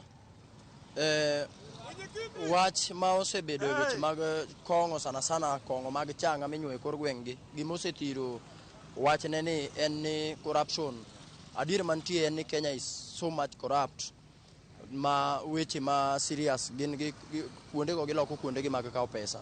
Inyalo yudo ka nitiere kuonde moko ma kata wan wang'eyo kaka jopiny michwake kong'o.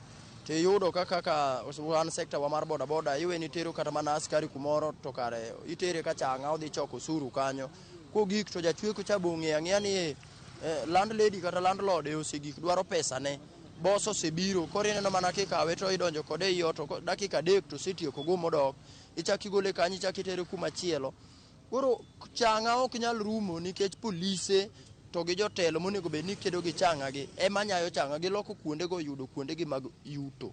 Gima inyalo tim ahinya mondo mi sirikal otiek wach mar changa en ni sirikal mondo mi ochung gi jo changa jok machwako changa sana sana kopo ni oyud kichwako changa to nikech wach mar mako gi tero gi malo kocha ok gitie kata mana dala achiel itero ng'ato gokinyi to kogi gimoro saa 6 iseromo kode ochwako change. Sirikal onego bed ni okawo pesa moro matin o allocate ne jok machwako changa gi nikech mondo mi ng'ato chwak changa nyiso ni oonge gi namna mar kujidumu kimaisha. Koro onego bed ni gikawo pesa, ka gisekawo pesa to gidhi gimiyo jok machwako changa gi to ginyiso ni koro chakre sani kik chak ichwak changa, manyo ohala moro amora minyalo timo itim, mano to changa dhi rumo. To kapod okedo akeda ni wan wakedo gi changa titing'o polisi tero mana kata mana 20 kilometers wenu dhi tieko changa kono karo dhi kawo mare ogo modok mano changa ok dhi rumo. Mokwongo wan mana jopiny emon wayie ni mondo kong'o oketh gweng'. Nikech sirikal ok dwar kong'o. To bede jopiny miyo sirikal teko mondo wathir wach kong'o. Kong'o nodo rumo kata kiny. Nikech kwasang'i maber ni kacha chwake kong'o, jopiny wuok to dhi golo wach kong'o. Matine wan jopiny mondo wayie ni gik marichogo mondo timre kor gweng'. Koramba kwayo the officers mane on the ground. Giyie giwuo gi jogi nikech ang'e maber kanyo be kar yuto mar jok moko bende chieme, lakini ok owinjore gikethonwa environment kendo ok owinjore gikethonwa piny. Piny moyie ni mondo gik ma kamago timre. An e japiny, lakini pok wakawo okang' mondo watim mano. Sirikal osetemo matek gikedo gi yore mag gik mamero oganda kaka kong'o gi yedhe mamoko. But gima timore momiyo wachni ok nyal rumo en ni sirikal pok okawo atua kaka inyalo kony jogo maloso gigi. Jowa maloso gik makechgi iyudo ka chan mar pesa ema miyo gidonjo e gigi. Ka sirikal nyalo keto allocation moro ma ng'amo yudo ka nyuo kata kong'o timiye pesa moro mochako go business tigole biashara mar kong'o kendo ng'ama chielo kamano taparo ni wadhi tieko weche mag mer ma gweng' bed maber. To ka ok otim kamano to gigi duto kelo ne mana sirikal manie kor gwenge weche mag yudo pesa. Iyudo ka chief dhi e gweng' kawo pesa to weyo ng'at cha. Polise kata town ka to dhi e kor gweng' kama inyuoe chang'a, gidhi gichando jo chang'a go to gikawo pesa to kong'o dhi mana mbele, nyithindwa hinyore gi mer. Koro wadwaro ni president gi jomo husika ng'iuru jok ma nyuo kong'o gi, ketne gura allocation moro ma ng'ama nyuo kong'o ok make. Ikone ni wamiyi siling 100,000 dhi yaw biashara ma kama kik ichak idoge gini. Koyude kodoke titweye maisha, mano kong'o dhi rumo. Pesa kong'o ok en pesa moro ma ng'ato nyalo timo ma yaw go biashara moro malongo. En gimoro mabiro kech kong'o imadho chakre siling 20 kadhi mbele. Mondo ng'ani ochok siling 20 ni kata 55 kata 100 molos go gimoro moyaw go biashara moro maneno ok nyal timore.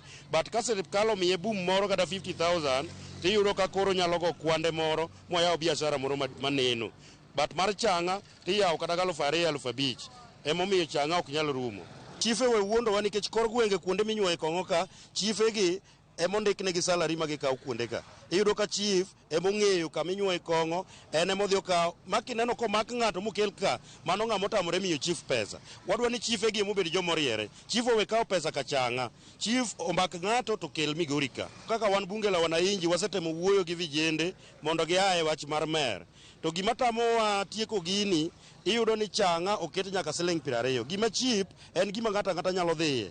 Ng'ato dhi mjengo oa gi pesa moro mathin to raw ka chang'a. Iyudo ka kata kodhi kanyo kata onge pesa, nitiere joma ni kanyo madhi nyiewo chang'a to miye to madho. Koro ok chang'a ok nyal rumo ka sirikal ok emowuok oko motira. Iluonga ni James Bimo e Mombasa ka atiyo tije furniture, an fundi bao.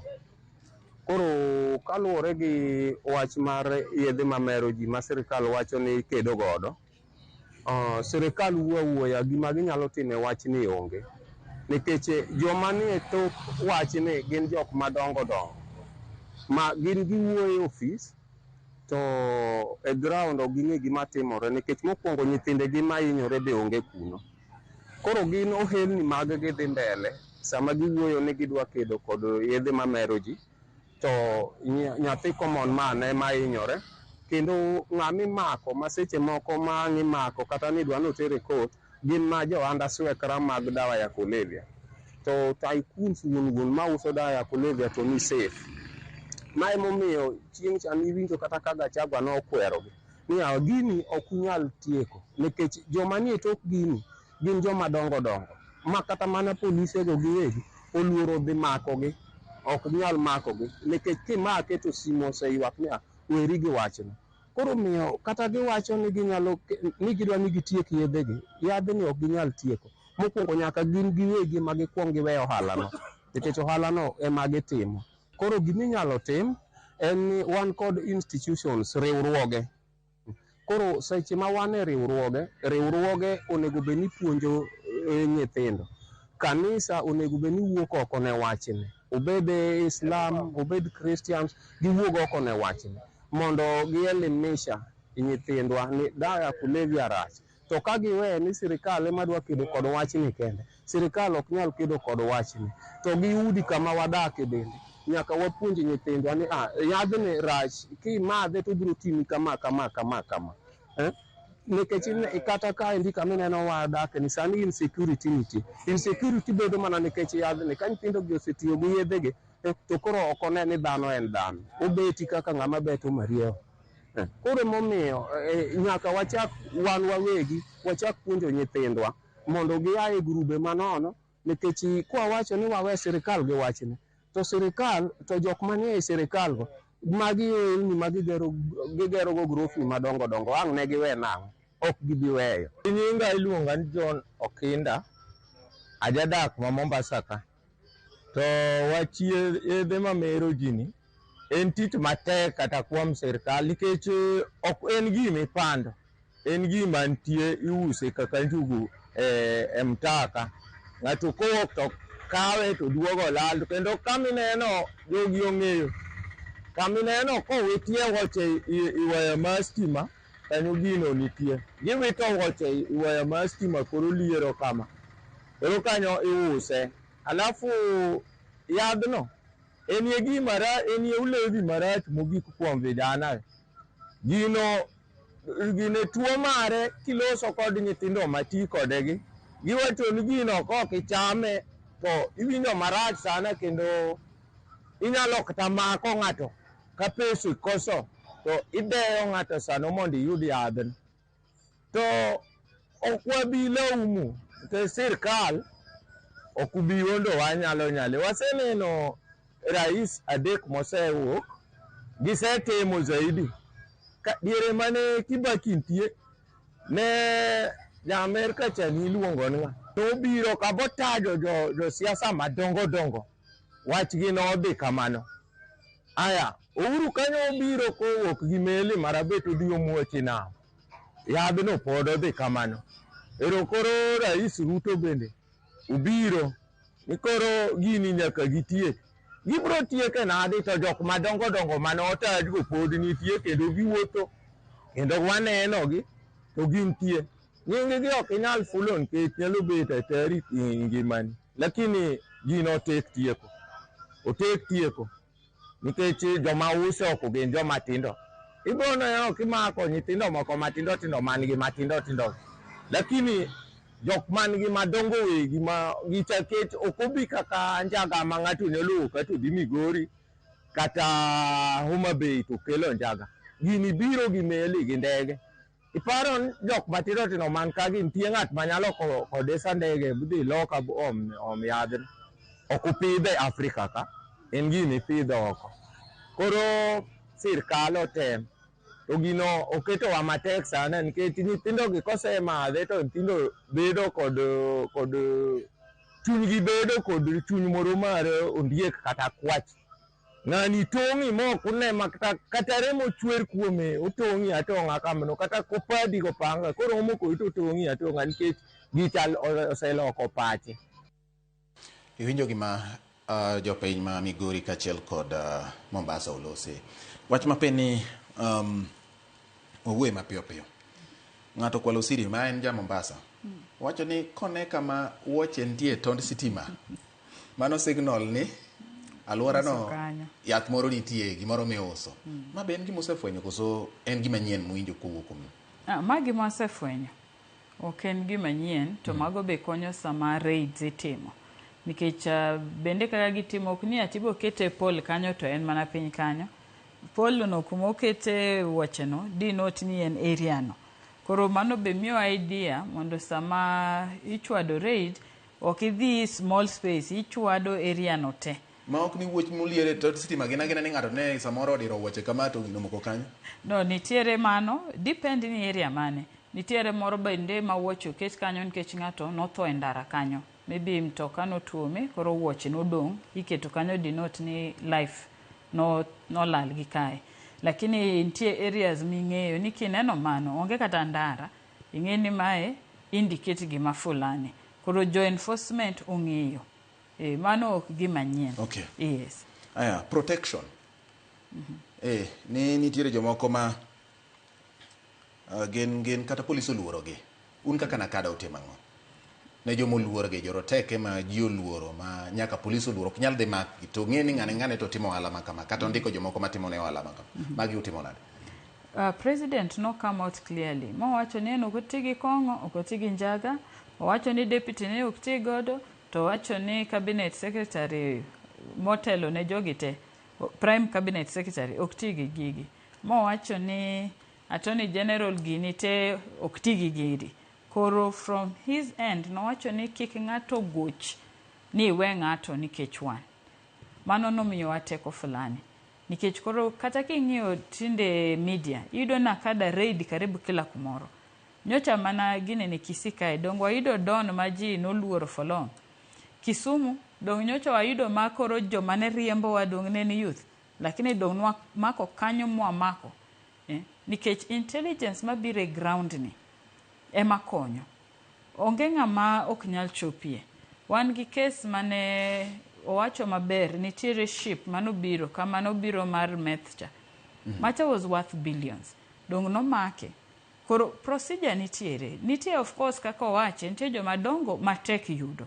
But systematically nitie ing'eni nyaka imak ng'ato maber king'e, otherwise ibo wacho ni defamation. Koro ok dawach ni ng'awa to pok wayude directly. Wasewinjo, iyudo reports, iyudo allegations. But ok inyal mako ng'ato kionge gi evidence na. Samutimo nonro on the allegations moyudo. Bende chopo kama owacho ni koro to waneno ka nitiere gima tudo ng'ane achiel kachiel gi gini.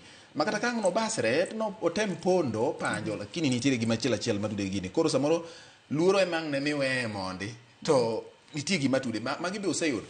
Kuom kama antiere an mano poka winjo no chopo kanyo. Lakini kaka nyisi ni watiyo gi multi agency. Koro dong ing'eni nitiere polise ma jo narcotics ma koro mago ma deal gi mago je DCI. Nitie information ma maybe giseyudo mawakia. Lakini kuom sani kiyudo ni ng'ato pok omak, yudo ni evidence ma make ter pod pok omaki. Ahero kaka Jamigori nowacho ni gin ka community ema gilet ji down. Ing'eni serikal en wan wate. Wan ka jo serikal wanyalo timo nyaka chop ka. To jo modongi jo piny to timang'o. Kami example ma Kijabe. Kijabe en one of the towns ma nyaka sani wawero. Nikech Kijabe no amua okwadwar. Ineno community no emo amua. Kibiro kitemo gine magiriembi. Jogi te wacho jo chief. Lakini jo maloso kongi dong ntie area gi. Kagi makre kaka community, kaka jaduong' ni owacho. Kongo ni wanyalo tieke.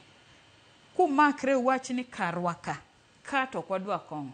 Kato kwadwa njaga. Tumakre. Nyumba 10 style cha. Kongo no bro rumo. Lakini kumakre to achiel komu luongowa. To abiro to jomochiko decide ni onge ng'ato kae. Donge un mukelo shida ne. To kinyathi wachiel chako tiyo gi njaga no. Ochwado ga panga kaka ng'ani owacho. Kaso wacho ni serikal ok ti. Donge un mu let down serikal.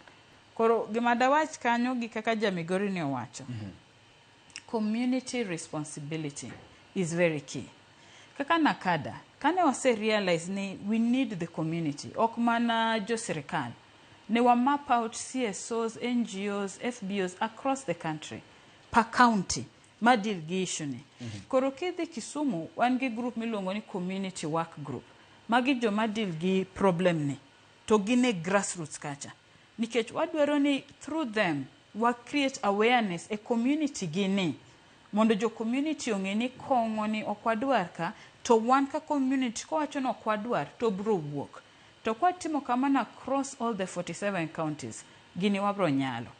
Lakini ka wachake, to idiere waka inti joma feel ni ma pesa mimayowa, kendo udok rivers, wane mwale trade down. Ja Mombasa otajo maber ni nitiere drugs mabiro mang'eny gi meli gi ndege. Wang'e maber nitiere porous borders. Tok mana Mombasa kende kata Busia kae. Kwanza kichopo ka Isebania koni wang'e shida go nitiere. To nitiere polise moket kanyo mondo watem. Lakini jo boda ema miyo wa shida. Nikech yeni samiri to lori rito mtoka ja boda oting'o mtungi ne mayelo matinda ariyo ka oseposre osedhi oserwako iye. Kulu record gi to jo boda biro in force harass wa utimang'o. to giwon gi ng'eyo ni some of them tiyo gi opportunity mar pikipiki gini timo biashara mar drugs. Ok gite, but nitiere. Koro the aspect ma porous borders ema kelonwa shida Mombasa. Mtalii obiro, odonjo gi drug ne wakia nade, lakini obiro to owene ja Kenya. Orwaki e drug mikia. Tuwinjo ka ja Mombasa nowacho, nyithindo gi chwado ji gi panga, kendo iluongo gi ni panga boys. Mano situation makoro okalo. Temomiyo County Commissioner nyocha wacho ni sani to koro okwabielewa nikech wang'eni in gi shida lakini bende ihinyo ji, inego ji. Okay. Dr. Yvonne, weche ang'eni ng'eny to kawuono naluongi mondo mi biwinj wach mowuok kuom jopiny mondo iwinjie kaka jopiny wacho to in bende gi duoko mari kaka duol mochung' ne kedo gi yedhe mamero ji jachung' margi kae twak marwani in be nyisgi okenge mwach gin ang'o gini ma un godo wach ni sani dweche 3 mabiro mbele ka nikech wani dwe mar 2 samoro un gi quarter 1 quarter 2 kamano e thuolo ma wan go dweche 3 mabiro mbele ka chenro mage ma un go manyalo konyo jopiny mondo gibed gi ng'eyo e kedo kod yedhe mamero ji aka watieko twak. Okay. Ero kamano. Mokwongo awach ni wigni wane community, wane grassroots. Wawuoyo gi ji household levels, wawuoyo gi ji across, wa create awareness. Nini tie prevention. All along ji yuago jo matiyo gi drugs. Ji wigi will ninte jo mok ti godo. Ting'en gimoro kipake sana, ji weni mano koro gimaber. Koro sani wapako jo mok ti godo. Mondo nyithindo mapok otiyo go, o realize ni ok gin kendgi. Koro nitiere prevention week no, county ni, king'e kuma county commissioner's office nitiere, kichopo kanyo. Ibo mi ward, kidwaro counseling, be inyalo timni kimana gi kanyo. Program moro ma wan godo iluongo ni positive parenting. Research onyiso ni shida makong'o ni chake ot, ok chakoko. Chako mana e ot kanyo. Koro wapuonjo parents kaka inyalo winjo nyithinde. Okikibed ni kineno ka nyathi madho ndawa kata poko chako njaga, tisedhi tichako gore kode. Wawacho ni listen first. Shida dibed kure. Dibed nyathini ni e school obedo bullied. Dibed ni tiere sexual issues e school. Kony ng'ani monde. So parenting no, wa roll out. Ntie program maendelea. Wan gi religious forums meeting. Pastor no owacho Homa Bay ni wegi out. Wan gi programs go. Kong'e office mana kada to poko chopire. Odhi owach ne gini ambe adom du puonja. Wabo luongo gi to wabo puonjo gi. Programs go endelea. To wan gi school programs that are still running across. Wapuonjo jo puonje, wapuonjo nyithindo bende. Mondo kila ng'ato ng'e responsibility ne to ng'e kaka inyalo konye. In terms of rehabilitation, wan gi community-based rehabilitation programs which are free. Wachako puonjo counties throughout mondo ging'e kaka gibro implement these CBR programs mondo ng'at mora madwa kony onyal yudo kony. CBR community based rehabilitation programs. Okay. Yes. All right. Paroni ber ka ichiwo namba moro ma ji nyalo gocho cha nikech gigi en ting' mar oganda gi ting' mar sirikal mar kedo kod yedhe mamero ji pacho ka. Namba ma inyalo tudruok godo kod Nakada.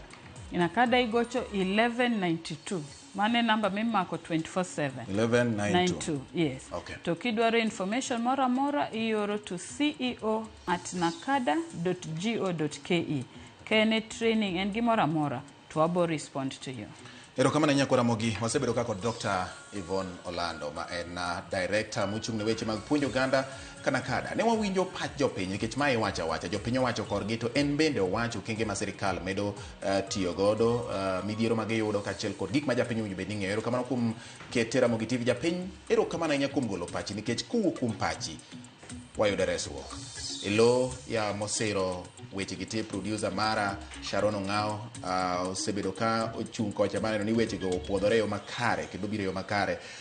Wendo na mabendo yo ka thuolo mare kowuok mana pisi mar Nakada mareno ni omi puonj ma inyalo tiyo godo e loko ngimani kendo kelo yot ne sirikal kod piny e dongruok.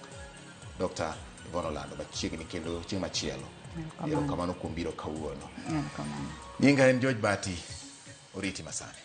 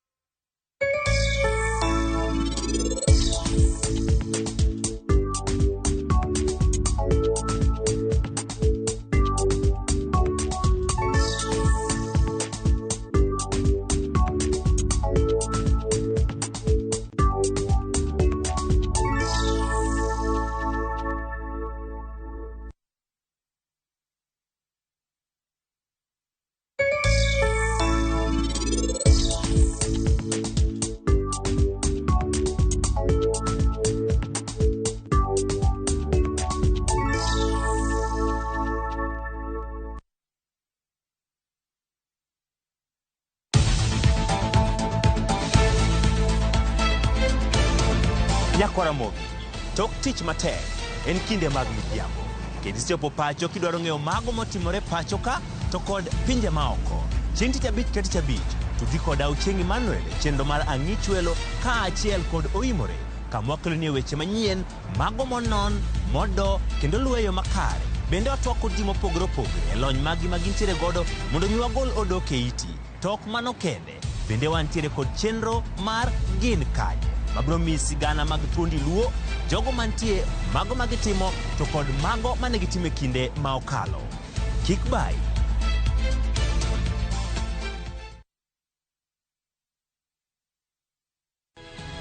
Nyikwara Mogi, bedi her mar loko puothi obed ohala madhi maber kendo med yuto mari. Ober nikech en crop manyalo miyo ipidh kata gwen, pidh dhok yo mayot. Wakelo ni chenro mar pur gi ohala. Chakre ikolo nyaka geng'o kute machamo pithwa. Pur mar nyanya nyaka ing'e tuoche mag nyanya mokwongo. Mar ariyo nyaka ing'e yedhe migoyo nyanya. Puonjri yore mabeyo kendo manyasani mondo imed keyo mari. Mondo iyud yuto maber en ni niang' nyaka ido maber miol ne pi, timne irrigation. Kaka chiro medo lokre, wanyisi gigo mausre kendo nigi nengo kaka kinde loko. Koro rabuonda anu kapure kota eka ni kapure maber balose tayute molok kana yudo oduma e puodho mar kota eka. Tudri koda an Alori nyaka Black tich adek sa achiel dakika 45 to mana e Ramogi TV.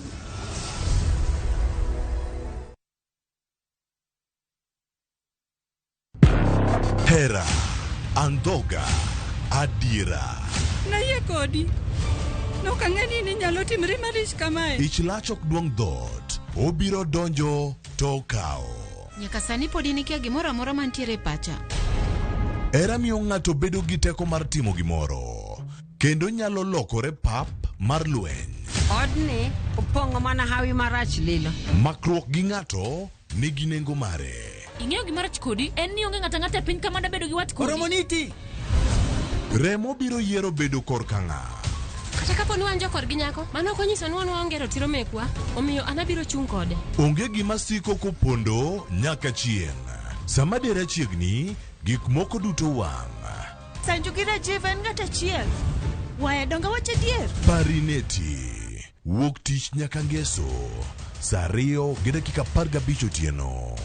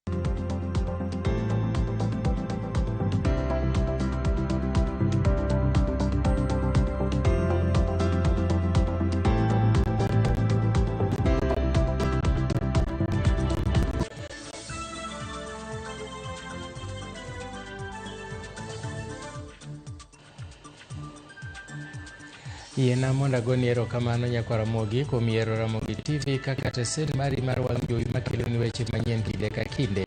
Waikore achiel ka achiel kowuok Communication Center gi weche manyien mag Migago. Mokwongo thuond weche. I am not very happy that when we pass resolutions here, some of the members of this committee, some of the members of the Central Committee, who are policy makers of this party, go out to say exactly the contrary of what we have agreed in committees. Ogai mar ODM Oburu Oginga osejo kanyo moko mag ODM mawacho weche mopogore kod winjruok makanyakla mondo mi oti kod chike duond burano. Buch jotend migepe opuodho siling bilion 4.1 mar kedo gi oro mamedo kwako gwenge ma pacho ka. We want to play in the role of facilitating them with the infrastructure and providing all the necessary support. But where that support is lacking, we are then willing to step in to provide that infrastructure so that the adoption of electric mobility rises as high as it can be. Kambi mar Kenya Power olando medo kuonde chajo geche e bombe mamoko ma pacho ka mar jiwo tiyo gi geche mag sitima.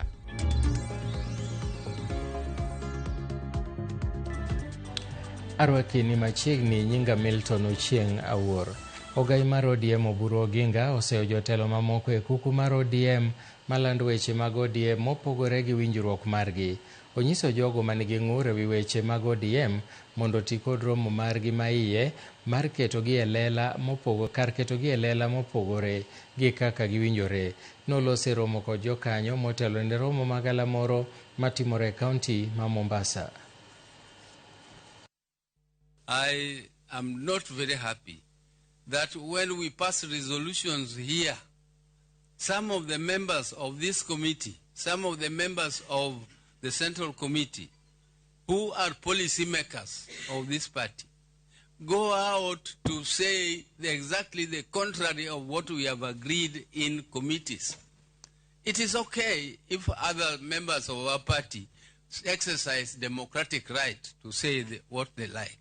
But really it is not right for me as a party leader to go out and shout what was not agreed and what is my own personal view, and I go and say that it is my democratic right. If it is your democratic right, then there is chaos in the country. Democracy does not mean chaos. Democracy must have some discipline.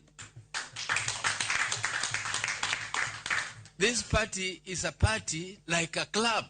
When you join a club, you have to obey the rules of that club.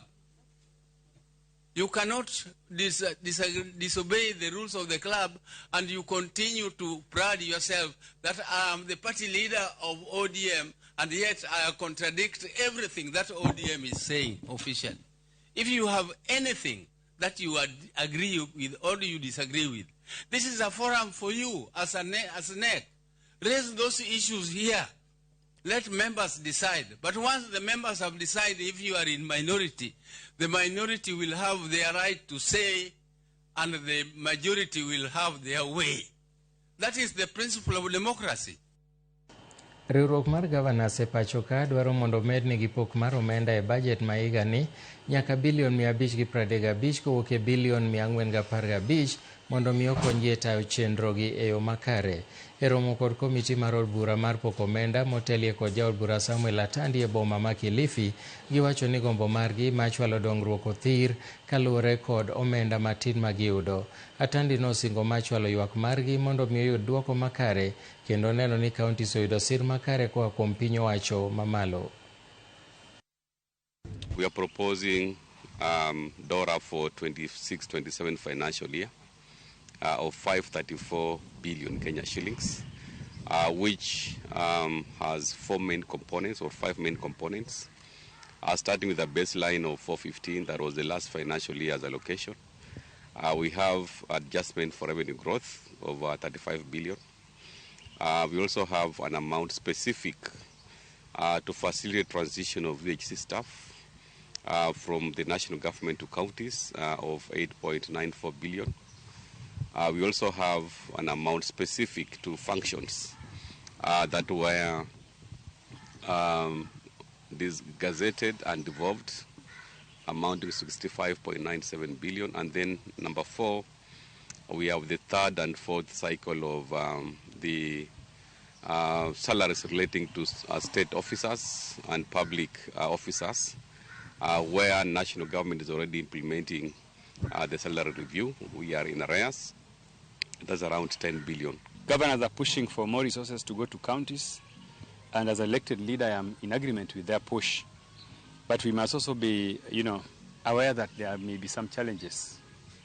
Some of the challenges that we are likely to face is the fact that the resources we are collecting from KRA in terms of revenue may not be substantial enough to be able to, give them the resources they want in terms of shareable allocations. Kwan jo Kenya matiyo gi geche mag sitima oyangi ni omedore kendo medo yuto ne kambi stima ma Kenya Power.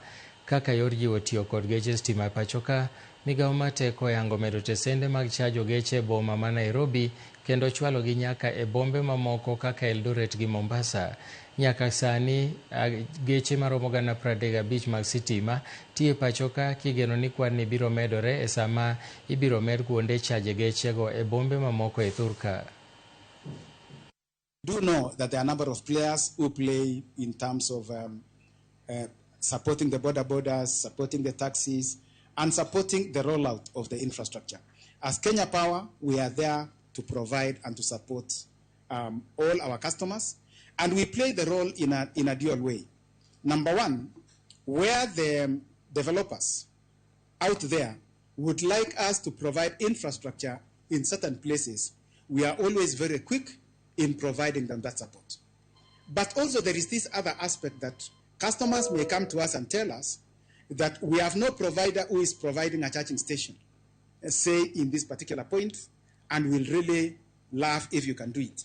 That is one area we can always engage and provide that infrastructure. What we are only trying to avoid is to appear like a competitor for those who are playing within that particular space. We want to play in the role of facilitating them with the infrastructure and providing all the necessary support. But where that support is lacking, we are then willing to step in to provide that infrastructure so that the adoption of electric mobility rises as high as it can be. Jotend migepe mopogore opogore koro puodho omenda maromo siling' 4.1 billion mar biro bero yore makedo gi oro mokwako moko kuom counties ma pachoka, ma otimore e kinde romo margi kod jatend piny William Ruto e kar jot mare e buore Nairobi. Jotend migepego bende orango weche mag bajet ma iko omenda 2026-2027 e Finyakidi nigi ler mathoth.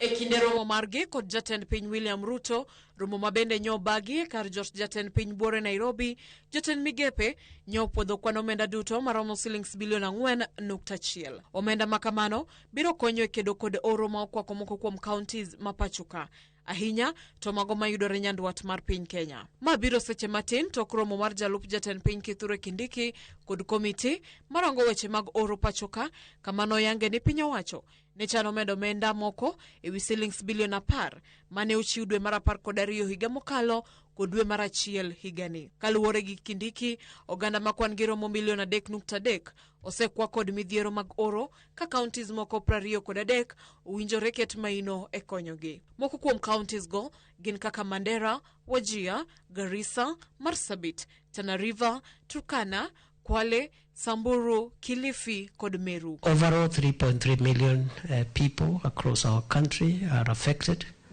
and we also need food to reach our schools, to make sure that our learners are not disrupted by the ongoing drought situation. We will not spare any resources to make sure that we don't lose human life, and we also mitigate the effects of this drought on livestock and the entire ecosystem that would be affected, including our wildlife. Wanono ni koth ok bichwe dwe mar 3 higani, kwan oganda maromo milion 3.6 wachore ni midhiero mag oro biro bedo kokwako chop dwe mar 6. Gino machielo ma jotend migepe go puodho oting'o bajet maromo shillings trilion 4.7 ne hik omenda 2026-2027. Omenda maromo trilion 3.46 oket tenge kaka mano mibiro tigodo kinde ka kinde.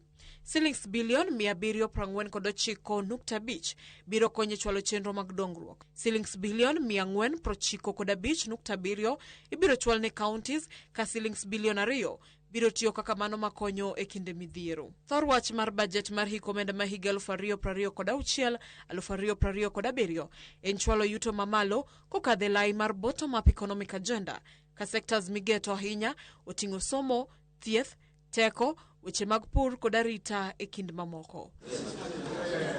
E Finyakidi, Ramogi TV, Nairobi. Riwruok ma jochiw thieth mar Kenya Union of Clinical Officers KUSO koro donjo ogirimiti kotendo osiptal ma Jaramogi Oginga Odinga Teaching and Referral gino ma igeno ni dhi bero weche mag ratich jotijego ahinya te yore mag chudo. E ogirimiti no tend osiptalno ma yando idho ngas nyaka level 6 biro chako golo jochiw thieth go e andika mar yorora, kendo bende gibiro yudo thuolo mar kawo kata hola e bengi. Jotend riwruoggo eko mag kuso okwayo piny owacho mondo omed kwan mar jotich machiwo thieth e osiptande ma pachoka, ni mar mano biro miyo tich bedo mayot.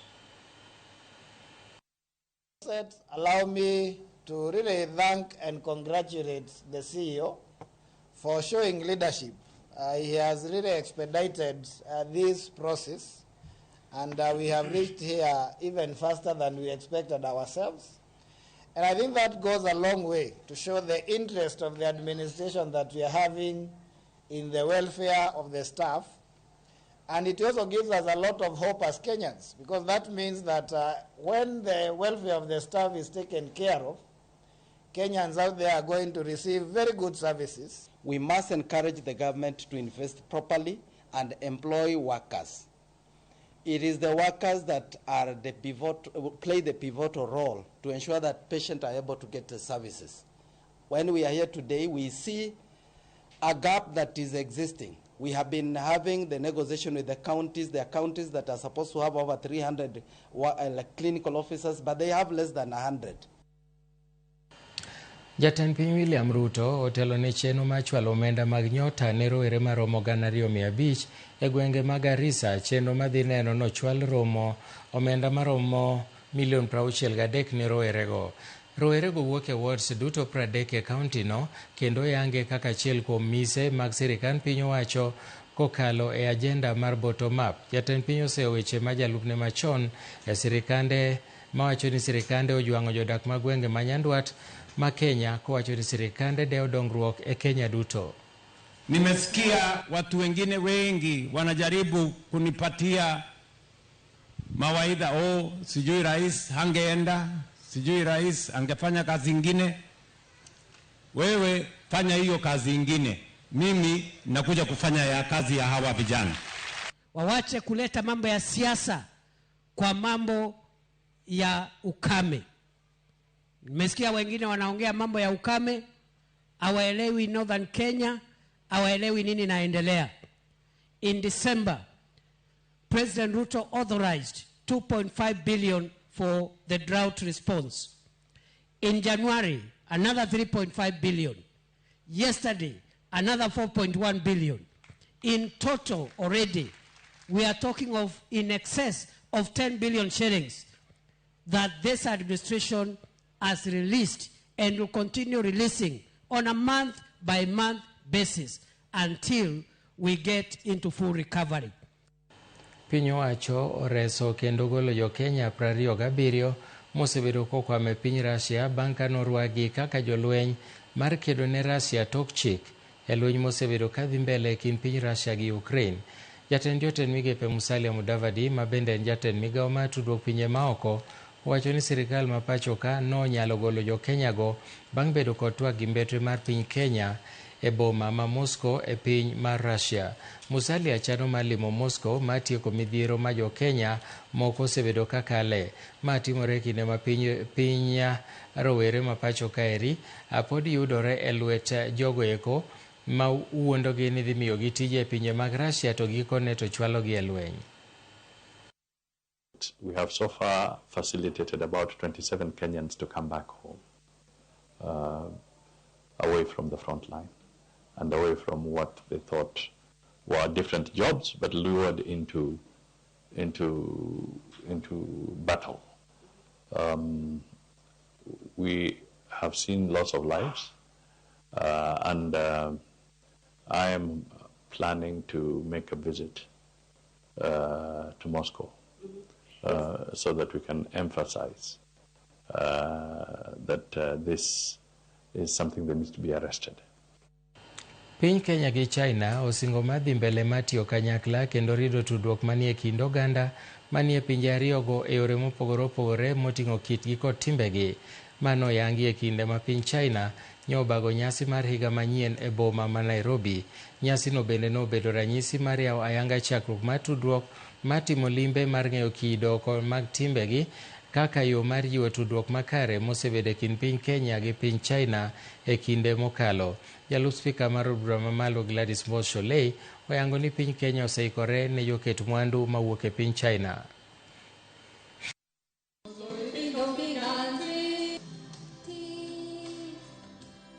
New year brings new beginning. The year 2026 marks the 70th anniversary of establishment of diplomatic relations between China and Africa, and has been designated by President Xi Jinping and African leaders as China-Africa Year of People-to-People Exchanges. We stand ready to work with African countries, including Kenya, to seize the opportunity of the 70th anniversary of China-Africa diplomatic relations and the China-Africa Year of People-to-People Exchanges. These multifaceted avenues of collaboration underscores the enduring and dynamic cultural ties between Kenya and China, fostering mutual respect and, of course, shared growth. Today, as we celebrate the close of season and the advent of this new year, let us remember our diversity is our strength, our heritage is our pride, and our unity is our future. I'm happy that we're going to have another year of exchanges between Kenya and China. There is more that we can learn from China, and there's a lot that China can also learn from us. I know that I am in awe of the way you have preserved your beautiful dresses. That's why today I try to dress African so I can compete with you. Oganda mawuok Kaluo mano kedo ne demokrasia e pacho ka kokale mabul ma Second Liberation Veterans of Kenya sani koro golo duongi oko e wi tungni madhi nyime duond buch ODM ma giwacho ni en gino manyaka koro rum. Giwacho no chopo sama koro onego ket jodito mag ODM piny mondo mi gwandruok masani oseneno e lela mondo mi orum chutho ni mar ka ok otim kamano to oganda Luo kod johera mag ODM nyalo lal e siasa. Bende gidwaro ni piny owacho kod jotelo mag oganda Luo kik wegi chien ni mar gin bende ne gikedo ne lokruoge kod olemo masani thoth jo Kenya neno ahinya to e yor demokrasia. Ne gilose kinde mane giromo e bura Kisumu kendo gichano mar wuoth e counties duto ma Kaluo.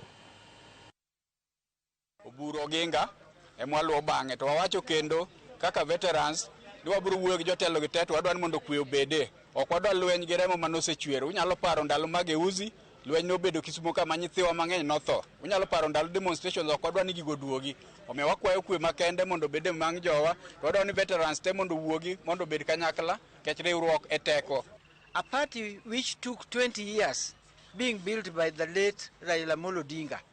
Somebody wants to rock it within 3 months after his death. We cannot allow that. As veterans, we stand firm with Dr. Oburu Odinga as the party leader. And we want to give way forward as veterans because this is something we fought for. Let us call James Orengo. Let us call Dr. Buru, who is our party leader. Let us call Nyawangaya, who is the national chair, so that we sit together with ODM members, the trustees, so that we find out and iron these things. What were only leaders of Wuth Kenya? What were only leaders of Woka? Kenya? This is what we are saying. And okwade kawe lightly, ne jogo, madhi kao, loya mano chwero lightly. Okamano. Leaders mose chiemo, mose yien, jowa moko poni nindo mane gineka, okwade yienegi enemo. Ma en Ramogi TV to magi gin weche manyien mabiro ni achiel kachiel kowuok Communication Center Nairobi. Wadhi e yweyo mokwongo kik idhi mabor bang' thuolo machuok wan kodi kendo.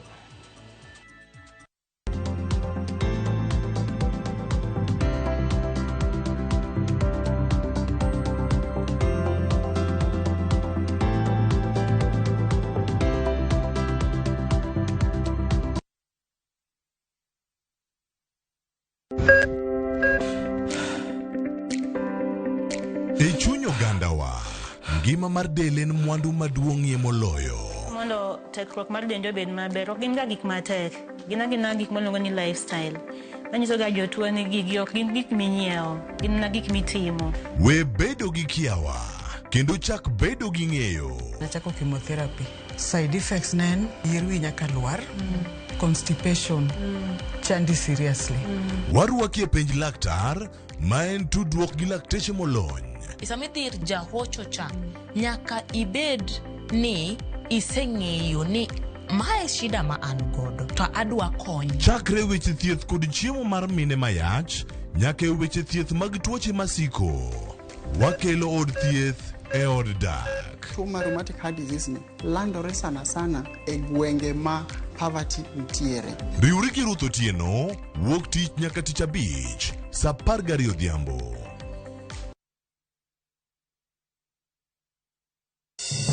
Ngima ok yot. Yawa giwachoga ni piny nyalo goyi boxing. Jot manigi geno mar dak e ngima maber. Japesa en ng'ama ipako kata okoso. Orateng' tigas mani wang'e lando. Chakre koso rent 30,000 kura yudo kanye sane. nyaka kweo jirani sukari. Nyako chia ijoga ka. Ijoga ka ena ni pokanyisika. Thank you. Chenro mora mora mipango lokre to bedo chandruok maduong'. Chief dhi nadi kono. Chief dhi kako dwaro to bende pod obiro mana dhi kako dwaro no. Wuogi osiepe mariek to gi jirende makelo kisran. Ine jalwet nyako chia. And those crazy ideas must just come from. Nyiero to ok kosi en Nyarkochia. Tich abich, saa 1:45 otieno.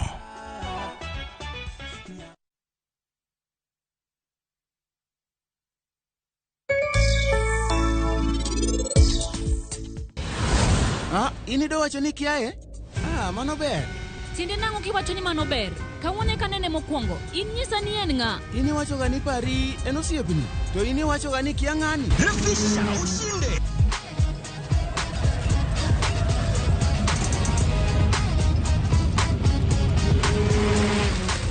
$50K ya Vasha ama MMF. Haingoji. Open and save in your KCB Gold Savings account for a chance to win many prizes. KCB, for people, for better.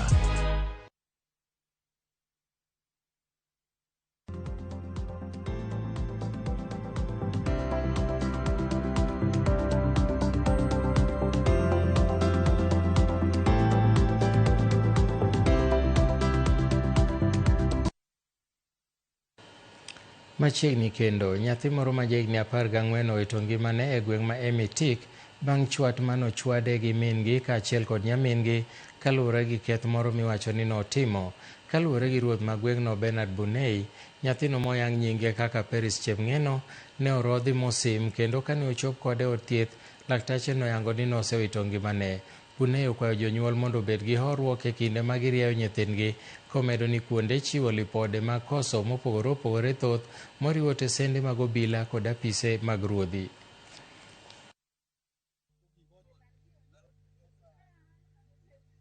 Yeye mwenyewe aliniambia ya kwamba aliweza kuchapa mtoto kulingana na ile makosa alikuwa amefanya, na alipofanya hivyo mtoto akaweza kusirai hapo hapo, na mtoto akachukuliwa mpaka hospitali, na kufikia hospitali daktari akaambia familia ya kwamba mtoto ameaga. Na ninataka kuhimiza wazazi ambayo wako hapa, kama mtoto amefanya makosa, si suluhisho kuweza kumpiga yeye ama kuchapa yeye, ila unaweza enda kuripoti yeye kwa ofisi yangu ama kwa police station kulingana na ile makosa amefanya. So nataka kuwahimiza wazazi, msichukue sheria kwa mikononi mwenu. So nataka kuwahimiza tu kama wanakijiji, tutulie, haki lazima itatendeka kwa Peris Chepng'eno. Jodongo mag oganda jo Waswahili e kaunti ma Mombasa ywak ni owegi oko e tije mag sirikal mamalo gi mago ma counties. Kane giloso e kadak ma Old Town, jodongo wacho ni dongruok mochuno kaka mano mar keyo pi osebedo chandruok kuomgi e kinde malach. Gimedo ywak e wi akwede ma osebedo kadhi nyime kochopo e tije mag rowere, wach ma bende osenyayo kuo e bomano. Bende ka koro gidwaro ni mondo mi sirikal mamalo gi mano mar counties mondo okaw okang' mapiyo mar neno ni rowere yudo tije matieko chandruok.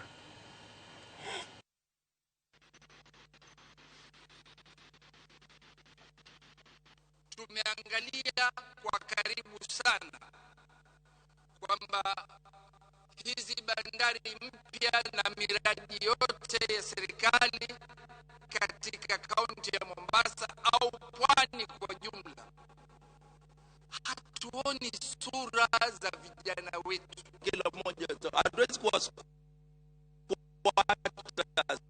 pahali kwetu. Tuangalie kama kila mmoja aliye na pahali pake apewe title deed. Tunaona maambassadors wanapata vyeo tofauti tofauti, lakini sisi jamii ya Waswahili hatuna hata ambassador mmoja. Kwa hivyo sasa si tukiyazungumza haya tutazungumza kidhati na utungu kwa yale tunayoona kwa kaunti nyingine.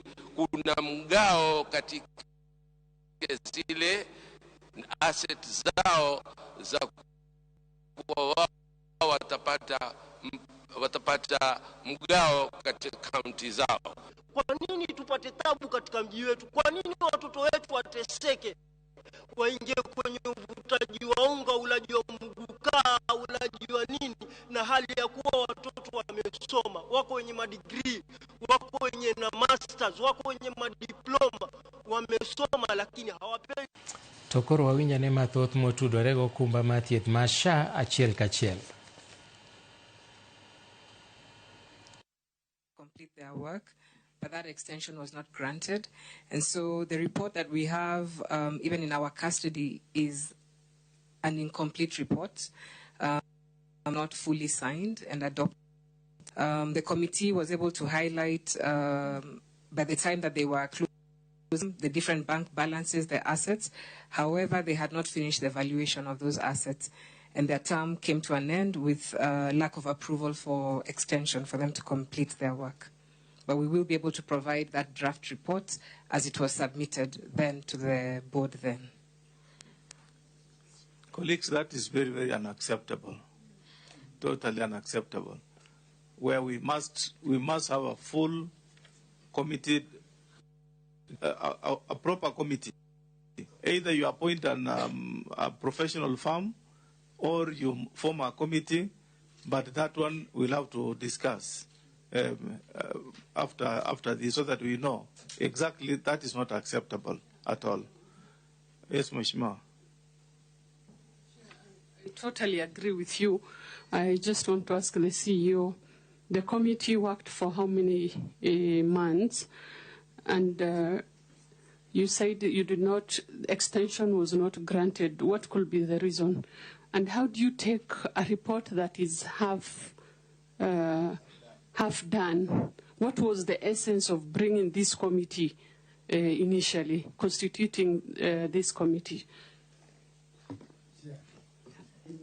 Yes, Mheshimiwa. Just to add on what Mheshimiwa Fatuma said, Chair, I fail to understand if it is a board which knows the end of their term, how comes they stay after the time the term expire, that the time now they will say, okay, give us more time so that we can write the report. What was happening? Because I was once a board of directors somewhere, and I knew my term with my colleagues. And we started preparing a report towards the end of our term. So I fail to understand why this board they were asking for more time. No, this is the transition committee. A transition committee. Recognizing. Even if it is a transition committee chair, yes, they had a timeline of their term. Any committee formed anywhere, they must be having a time frame of their appointment. Thank you, Mheshimiwa. Maybe CEO, you help us to know. Do you know the members of the committee? We can pull out the members of the committee, and Chair, the committee was tenure was 6 months. Let me read out, just give me a minute to get this.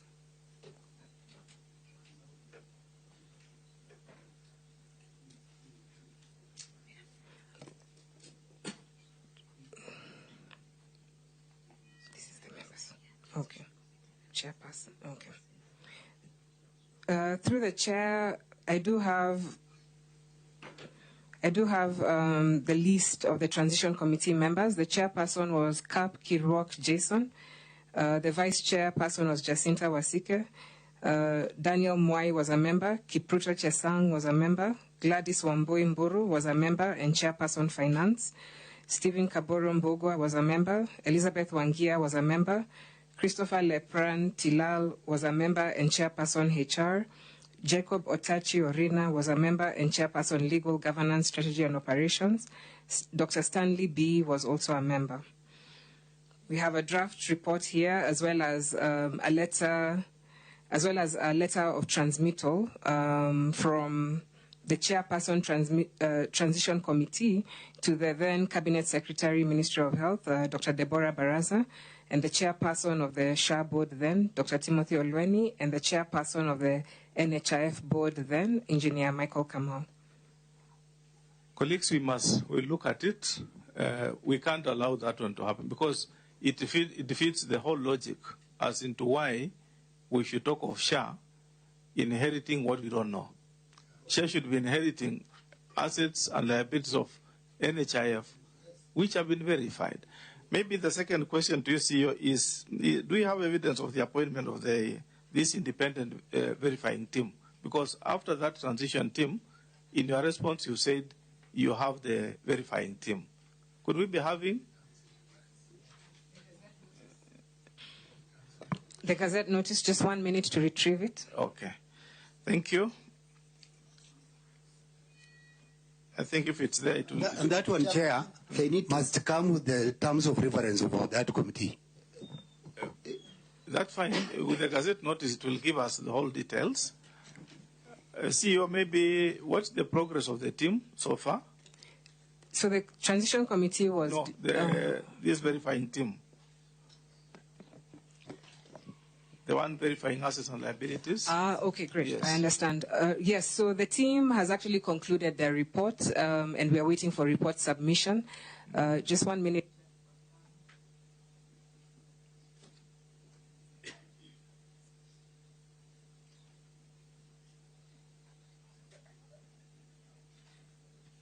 So I'm informed the team from Public Works is finishing their combination, and this should be done in the next week or so. Okay.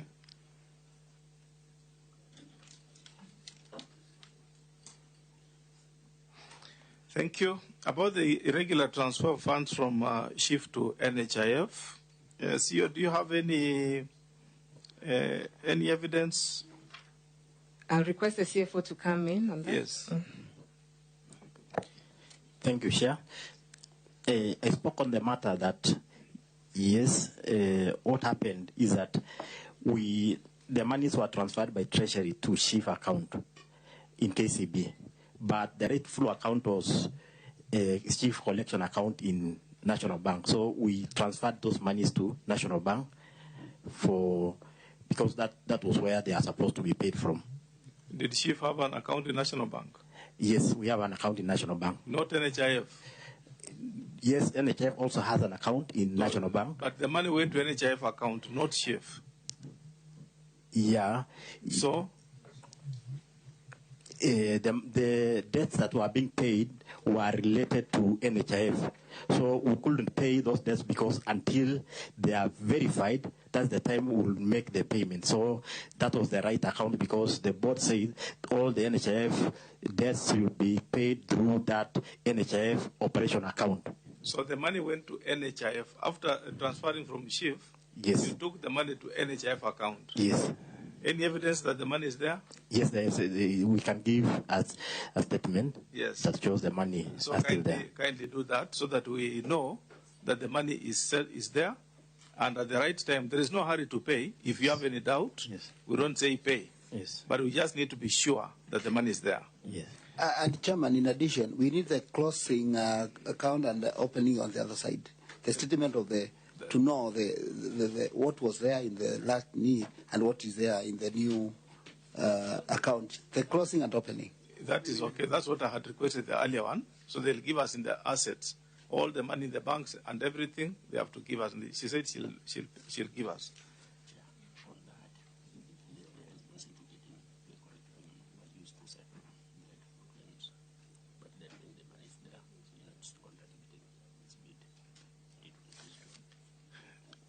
CEO, when you look at your response, in the notes, actually this is not the issue of the CEO, it's the issue of the CFO. You've confirmed that the money is there, but look at your response. You said it was used to settle rightful claims as per instructions, meaning the money is not there. So you want to retain that it's true the money is there? Chair, sorry, I'm just informed. I was talking about a different monies, that is the WIBA money. I didn't know you were talking about the monies that we paid for the debts that were there for NHIF then. I was talking about a different matter of the 1.5 billion that are still there in National Bank chief account for WIBA.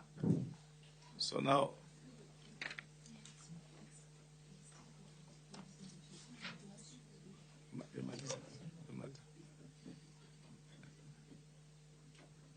CEO.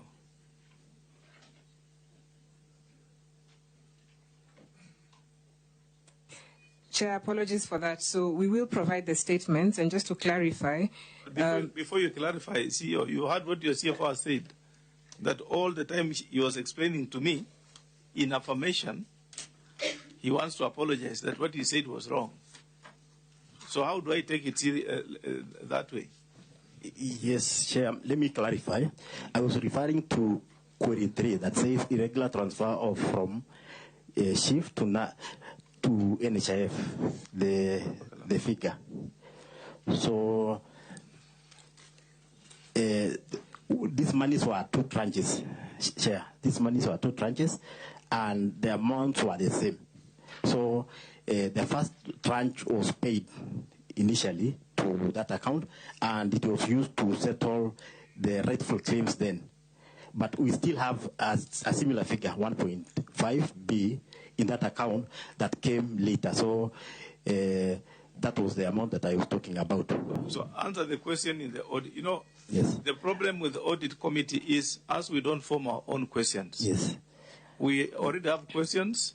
So when you are responding, respond to the questions that auditor raised. Yes. I don't create my own questions. Yes. And I cannot wake up and bring you new questions. Yes. No. So what you do, CFO, just let us know. I've asked you that you did transfer the money, yes, from SHIF account to NHIF. Yes. So give me now the correct status, which was irregularly sent, and then used later on to pay what was otherwise not supposed to be. So tell me, what answer do I get? Yeah, the answer that we are saying is that the monies relate to old NHIF debt, and they were transferred to that NHIF account, and they were used to settle NHIF debts that are due, the claims that are due, so we can give maybe the settlement, how the amounts were used. But you understand in the advice from National Treasury, it set a threshold. There was a threshold. Yes. Of how much? 1.5. No.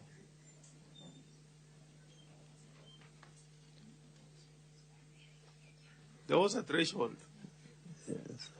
Sorry. Yeah, I see the how threshold. 0.58. Yes. Yes. Yes. Did you meet that condition?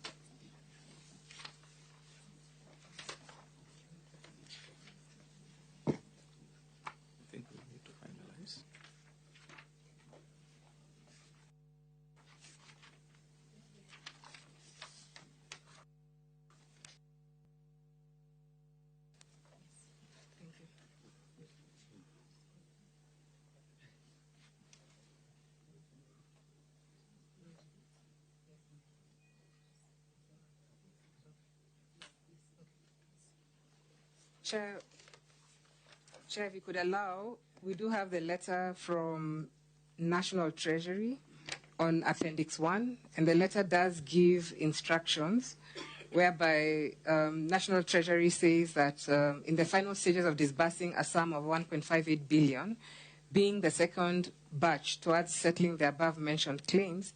This is part of the 3.1 billion amount that was allocated in the FY 2024-2025. And due to the large number of pending cases and many complaints, cases that National Treasury has been receiving in respect to historical cases, you're requested to utilize at least 0.58 billion of this amount towards settlement of the historical cases. There is instructions there from National Treasury. Thank you. I think that was the caveat that I was looking for. So from where I sit, that winds up the issues of NHIF transitioning up to SHA, and the transition issues relating to SHA and NHIF for the first 6 months ending June 2024. No, it's first. Sorry, To 31st December 2024. So all, yes, Chair, we do have the Gazette notice for the transition committee, and we'll submit it to the committee. It is Gazette notice 603 of 26 January 2024, and it has the terms of reference for the transition committee. And the timelines? The timeline highlighted is for a period of 6 months. Wait. From which date? Just 1 minute. Just 1 minute. So the 25th of January 2024, for a period of 6 months with the effect of the date hereof, so 25th January 2024. 6 months up to June, July 20. Yep, July. So by Mago ne nonro ewi weche motudore go kumba manyien mar thieth ma SHA, kama jogo eko motelo no kumbano ni dwaro ni mondo chiw ler kaka omenda osebedo katiyo. E chenro mar ng'e gwenge wa kawuono, warango gweng' ma onyinyore mantiere South Game County ma Siaya. Nonro mar gweng' ni chalo nade? Millicent Adhiambo gi mathoth. Nyakwara moge juang machiegni kendo telo machielo. E chenro ni mar ng'e gwenge wa jumani, kalapapla mar ng'e gwenge owuok e kaunti ma Kisumu.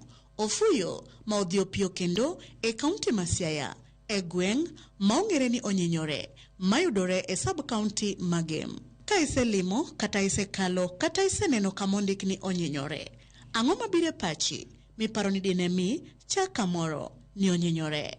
Wagoyane mbaka achiel kachiel mokwongo kod jodak makae, ginyiswa ni to ginto pachgi chalo nade e wi gima ne omiyo ochak gweng'ni, chiro kata sentani ni onyinyore. En kama ne nitie got gi malo, kore ma niluonge ni en onyinyore, nikech ne en got, kich ka gato chung' kamoro ne onyinyore e wi got. An onyuola yudo ka en onyinyore, to kwerewa ne wacho ni en kamoro mane en ng'op nyanga kamoro e skul kacha. To ka ne kor liech, maliech ne kadhe, koro ka nonyuola to nawinjo ni en onyinyore. Omiyo nochake onyinyore. Kech nonyinyore en kama ne en gi malo. Ma ka in loka kocha tinene, ka in kocha tinene, ka in kocha tinene, kamoro amora. Kech en e diere. Chon, kuonde mamoko gi nen piny. Alafu ka nuchung' nen kama ne nitie wi got kama.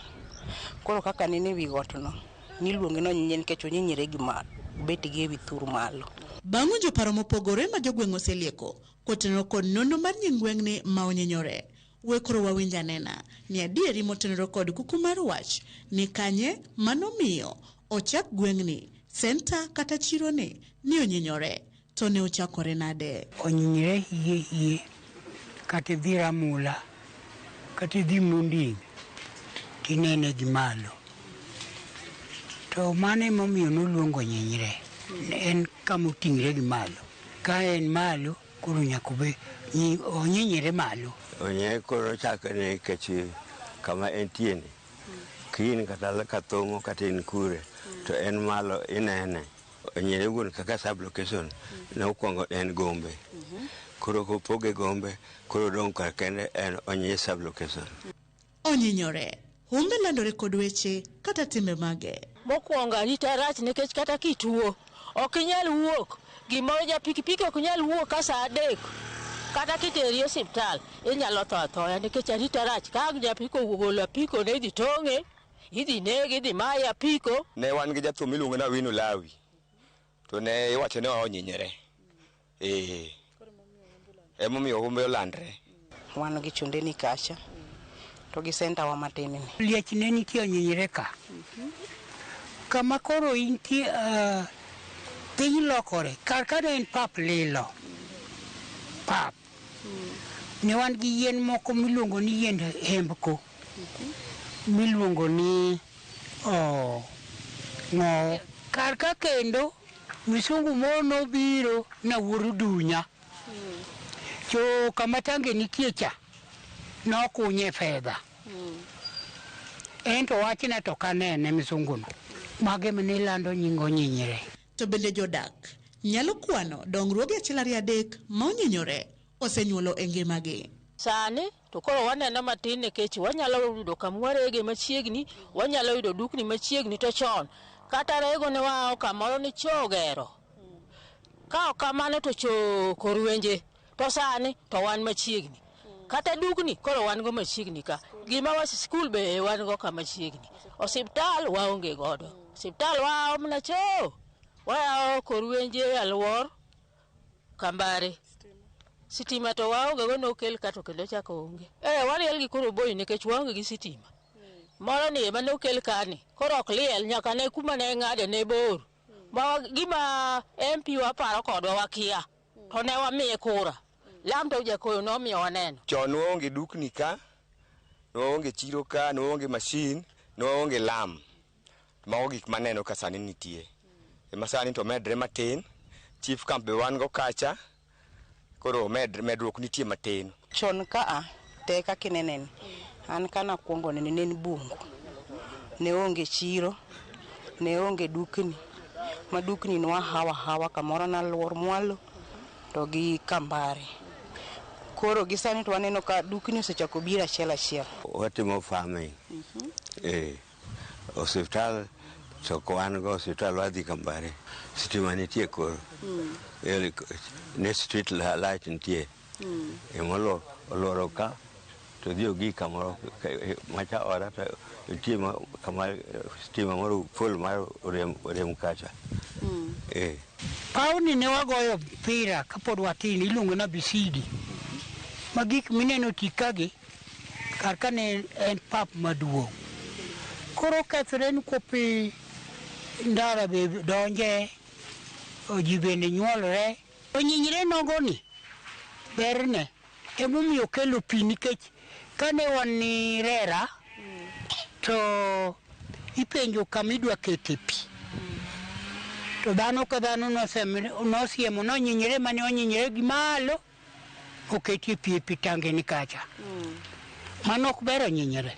Kata bedo ni jodak kwano dongruoge achiel ariyo adek magiseneno e onyinyore kae, rem kod kwayo mane magin go magigombo ni ka otim kendo kel e alworani ma onyinyore, to onyinyore biro metni madongre chal kod kuonde mamoko. Wan wakwayo sirikal gimiwa kata osiptal. To gikonywa nikech nyithindwa giwinjo matek, gitong' mitong' gi godo. Jo pikipiki oluor kitwo te tho e ot jowadwa. Kata kaka inyalo dhi onge. Nikech ka giwuok giyie mondo gigol pikipiki ne. Kosegi awadi kata kokalo saa 2 kama ogiyie. Ita thoya. Koro wan wadwa rita makende mondo sirikal okonywa. Waonge gi chiro. To waonge go hospital. Choche be waonge go ka. Madano nyalo konyre godo. Koro wakwa sirikal ni koyie. To omiwa kar chiro moro, to wagere hospital, to wagere nyaka choche.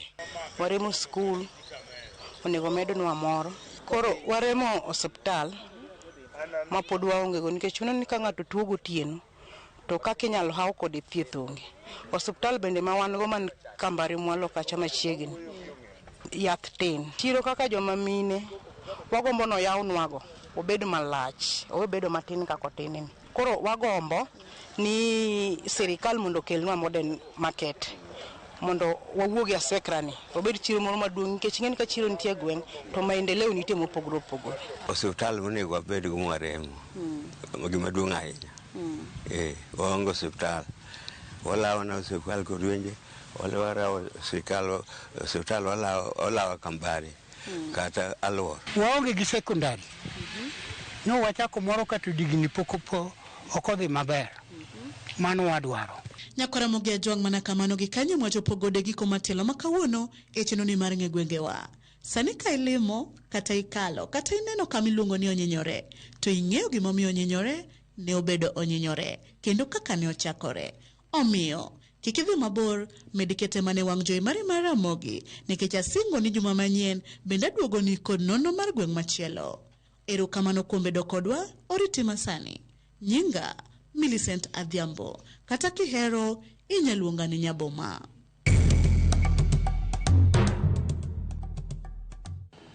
Erokamano ahinya Millicent Nyaboma kuom ripot ma kamano. Koro wang'eyo ngech onyinyore. Wadhi e yweyo machielo ka waduogo weche tuke.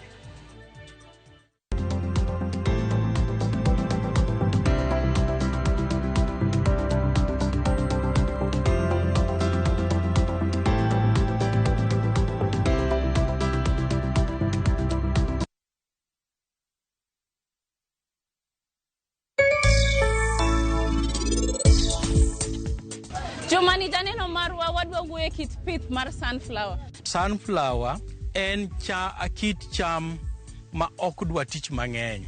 Bende ok odwa pesa mang'eny. To yuto ne to ber. Kosegol kodhi.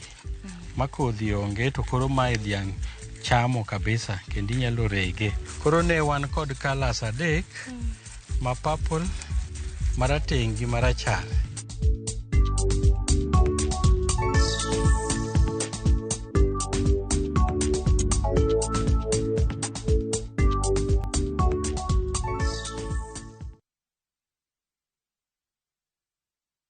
Chakre dho nam lulwe nyaka e nderni mag boma maduong', pesa ka pesa nigi sigande. Kae en kar dak mar joloko ohala. Growth wa mostly bedo attributed to consistency and hard work. Kokalo kuom jo ohala manyiso rieko margi e ohala mopogore opogore. Gima nyaka ikuong ing'i en location kamidwa kete dukano. Wapuonji timo ohala okang' kokang', kaka ilose, kaka ipidhe modongi, nyaka kaka irite mondo odagi. Siri mar business wane gimomiyo osebudho kabisa en ni itiye gadier. Kae kama timo gik moko gi kinda romo gi rieko kod lek mabedo adiera. Watemo choko artifacts mag luo to watiyo kod gas decoration e ot ka. Ohala gi mwandu gi Cleophas Oluoch, tich ang'wen, saa 1:45 otieno. Kik bai.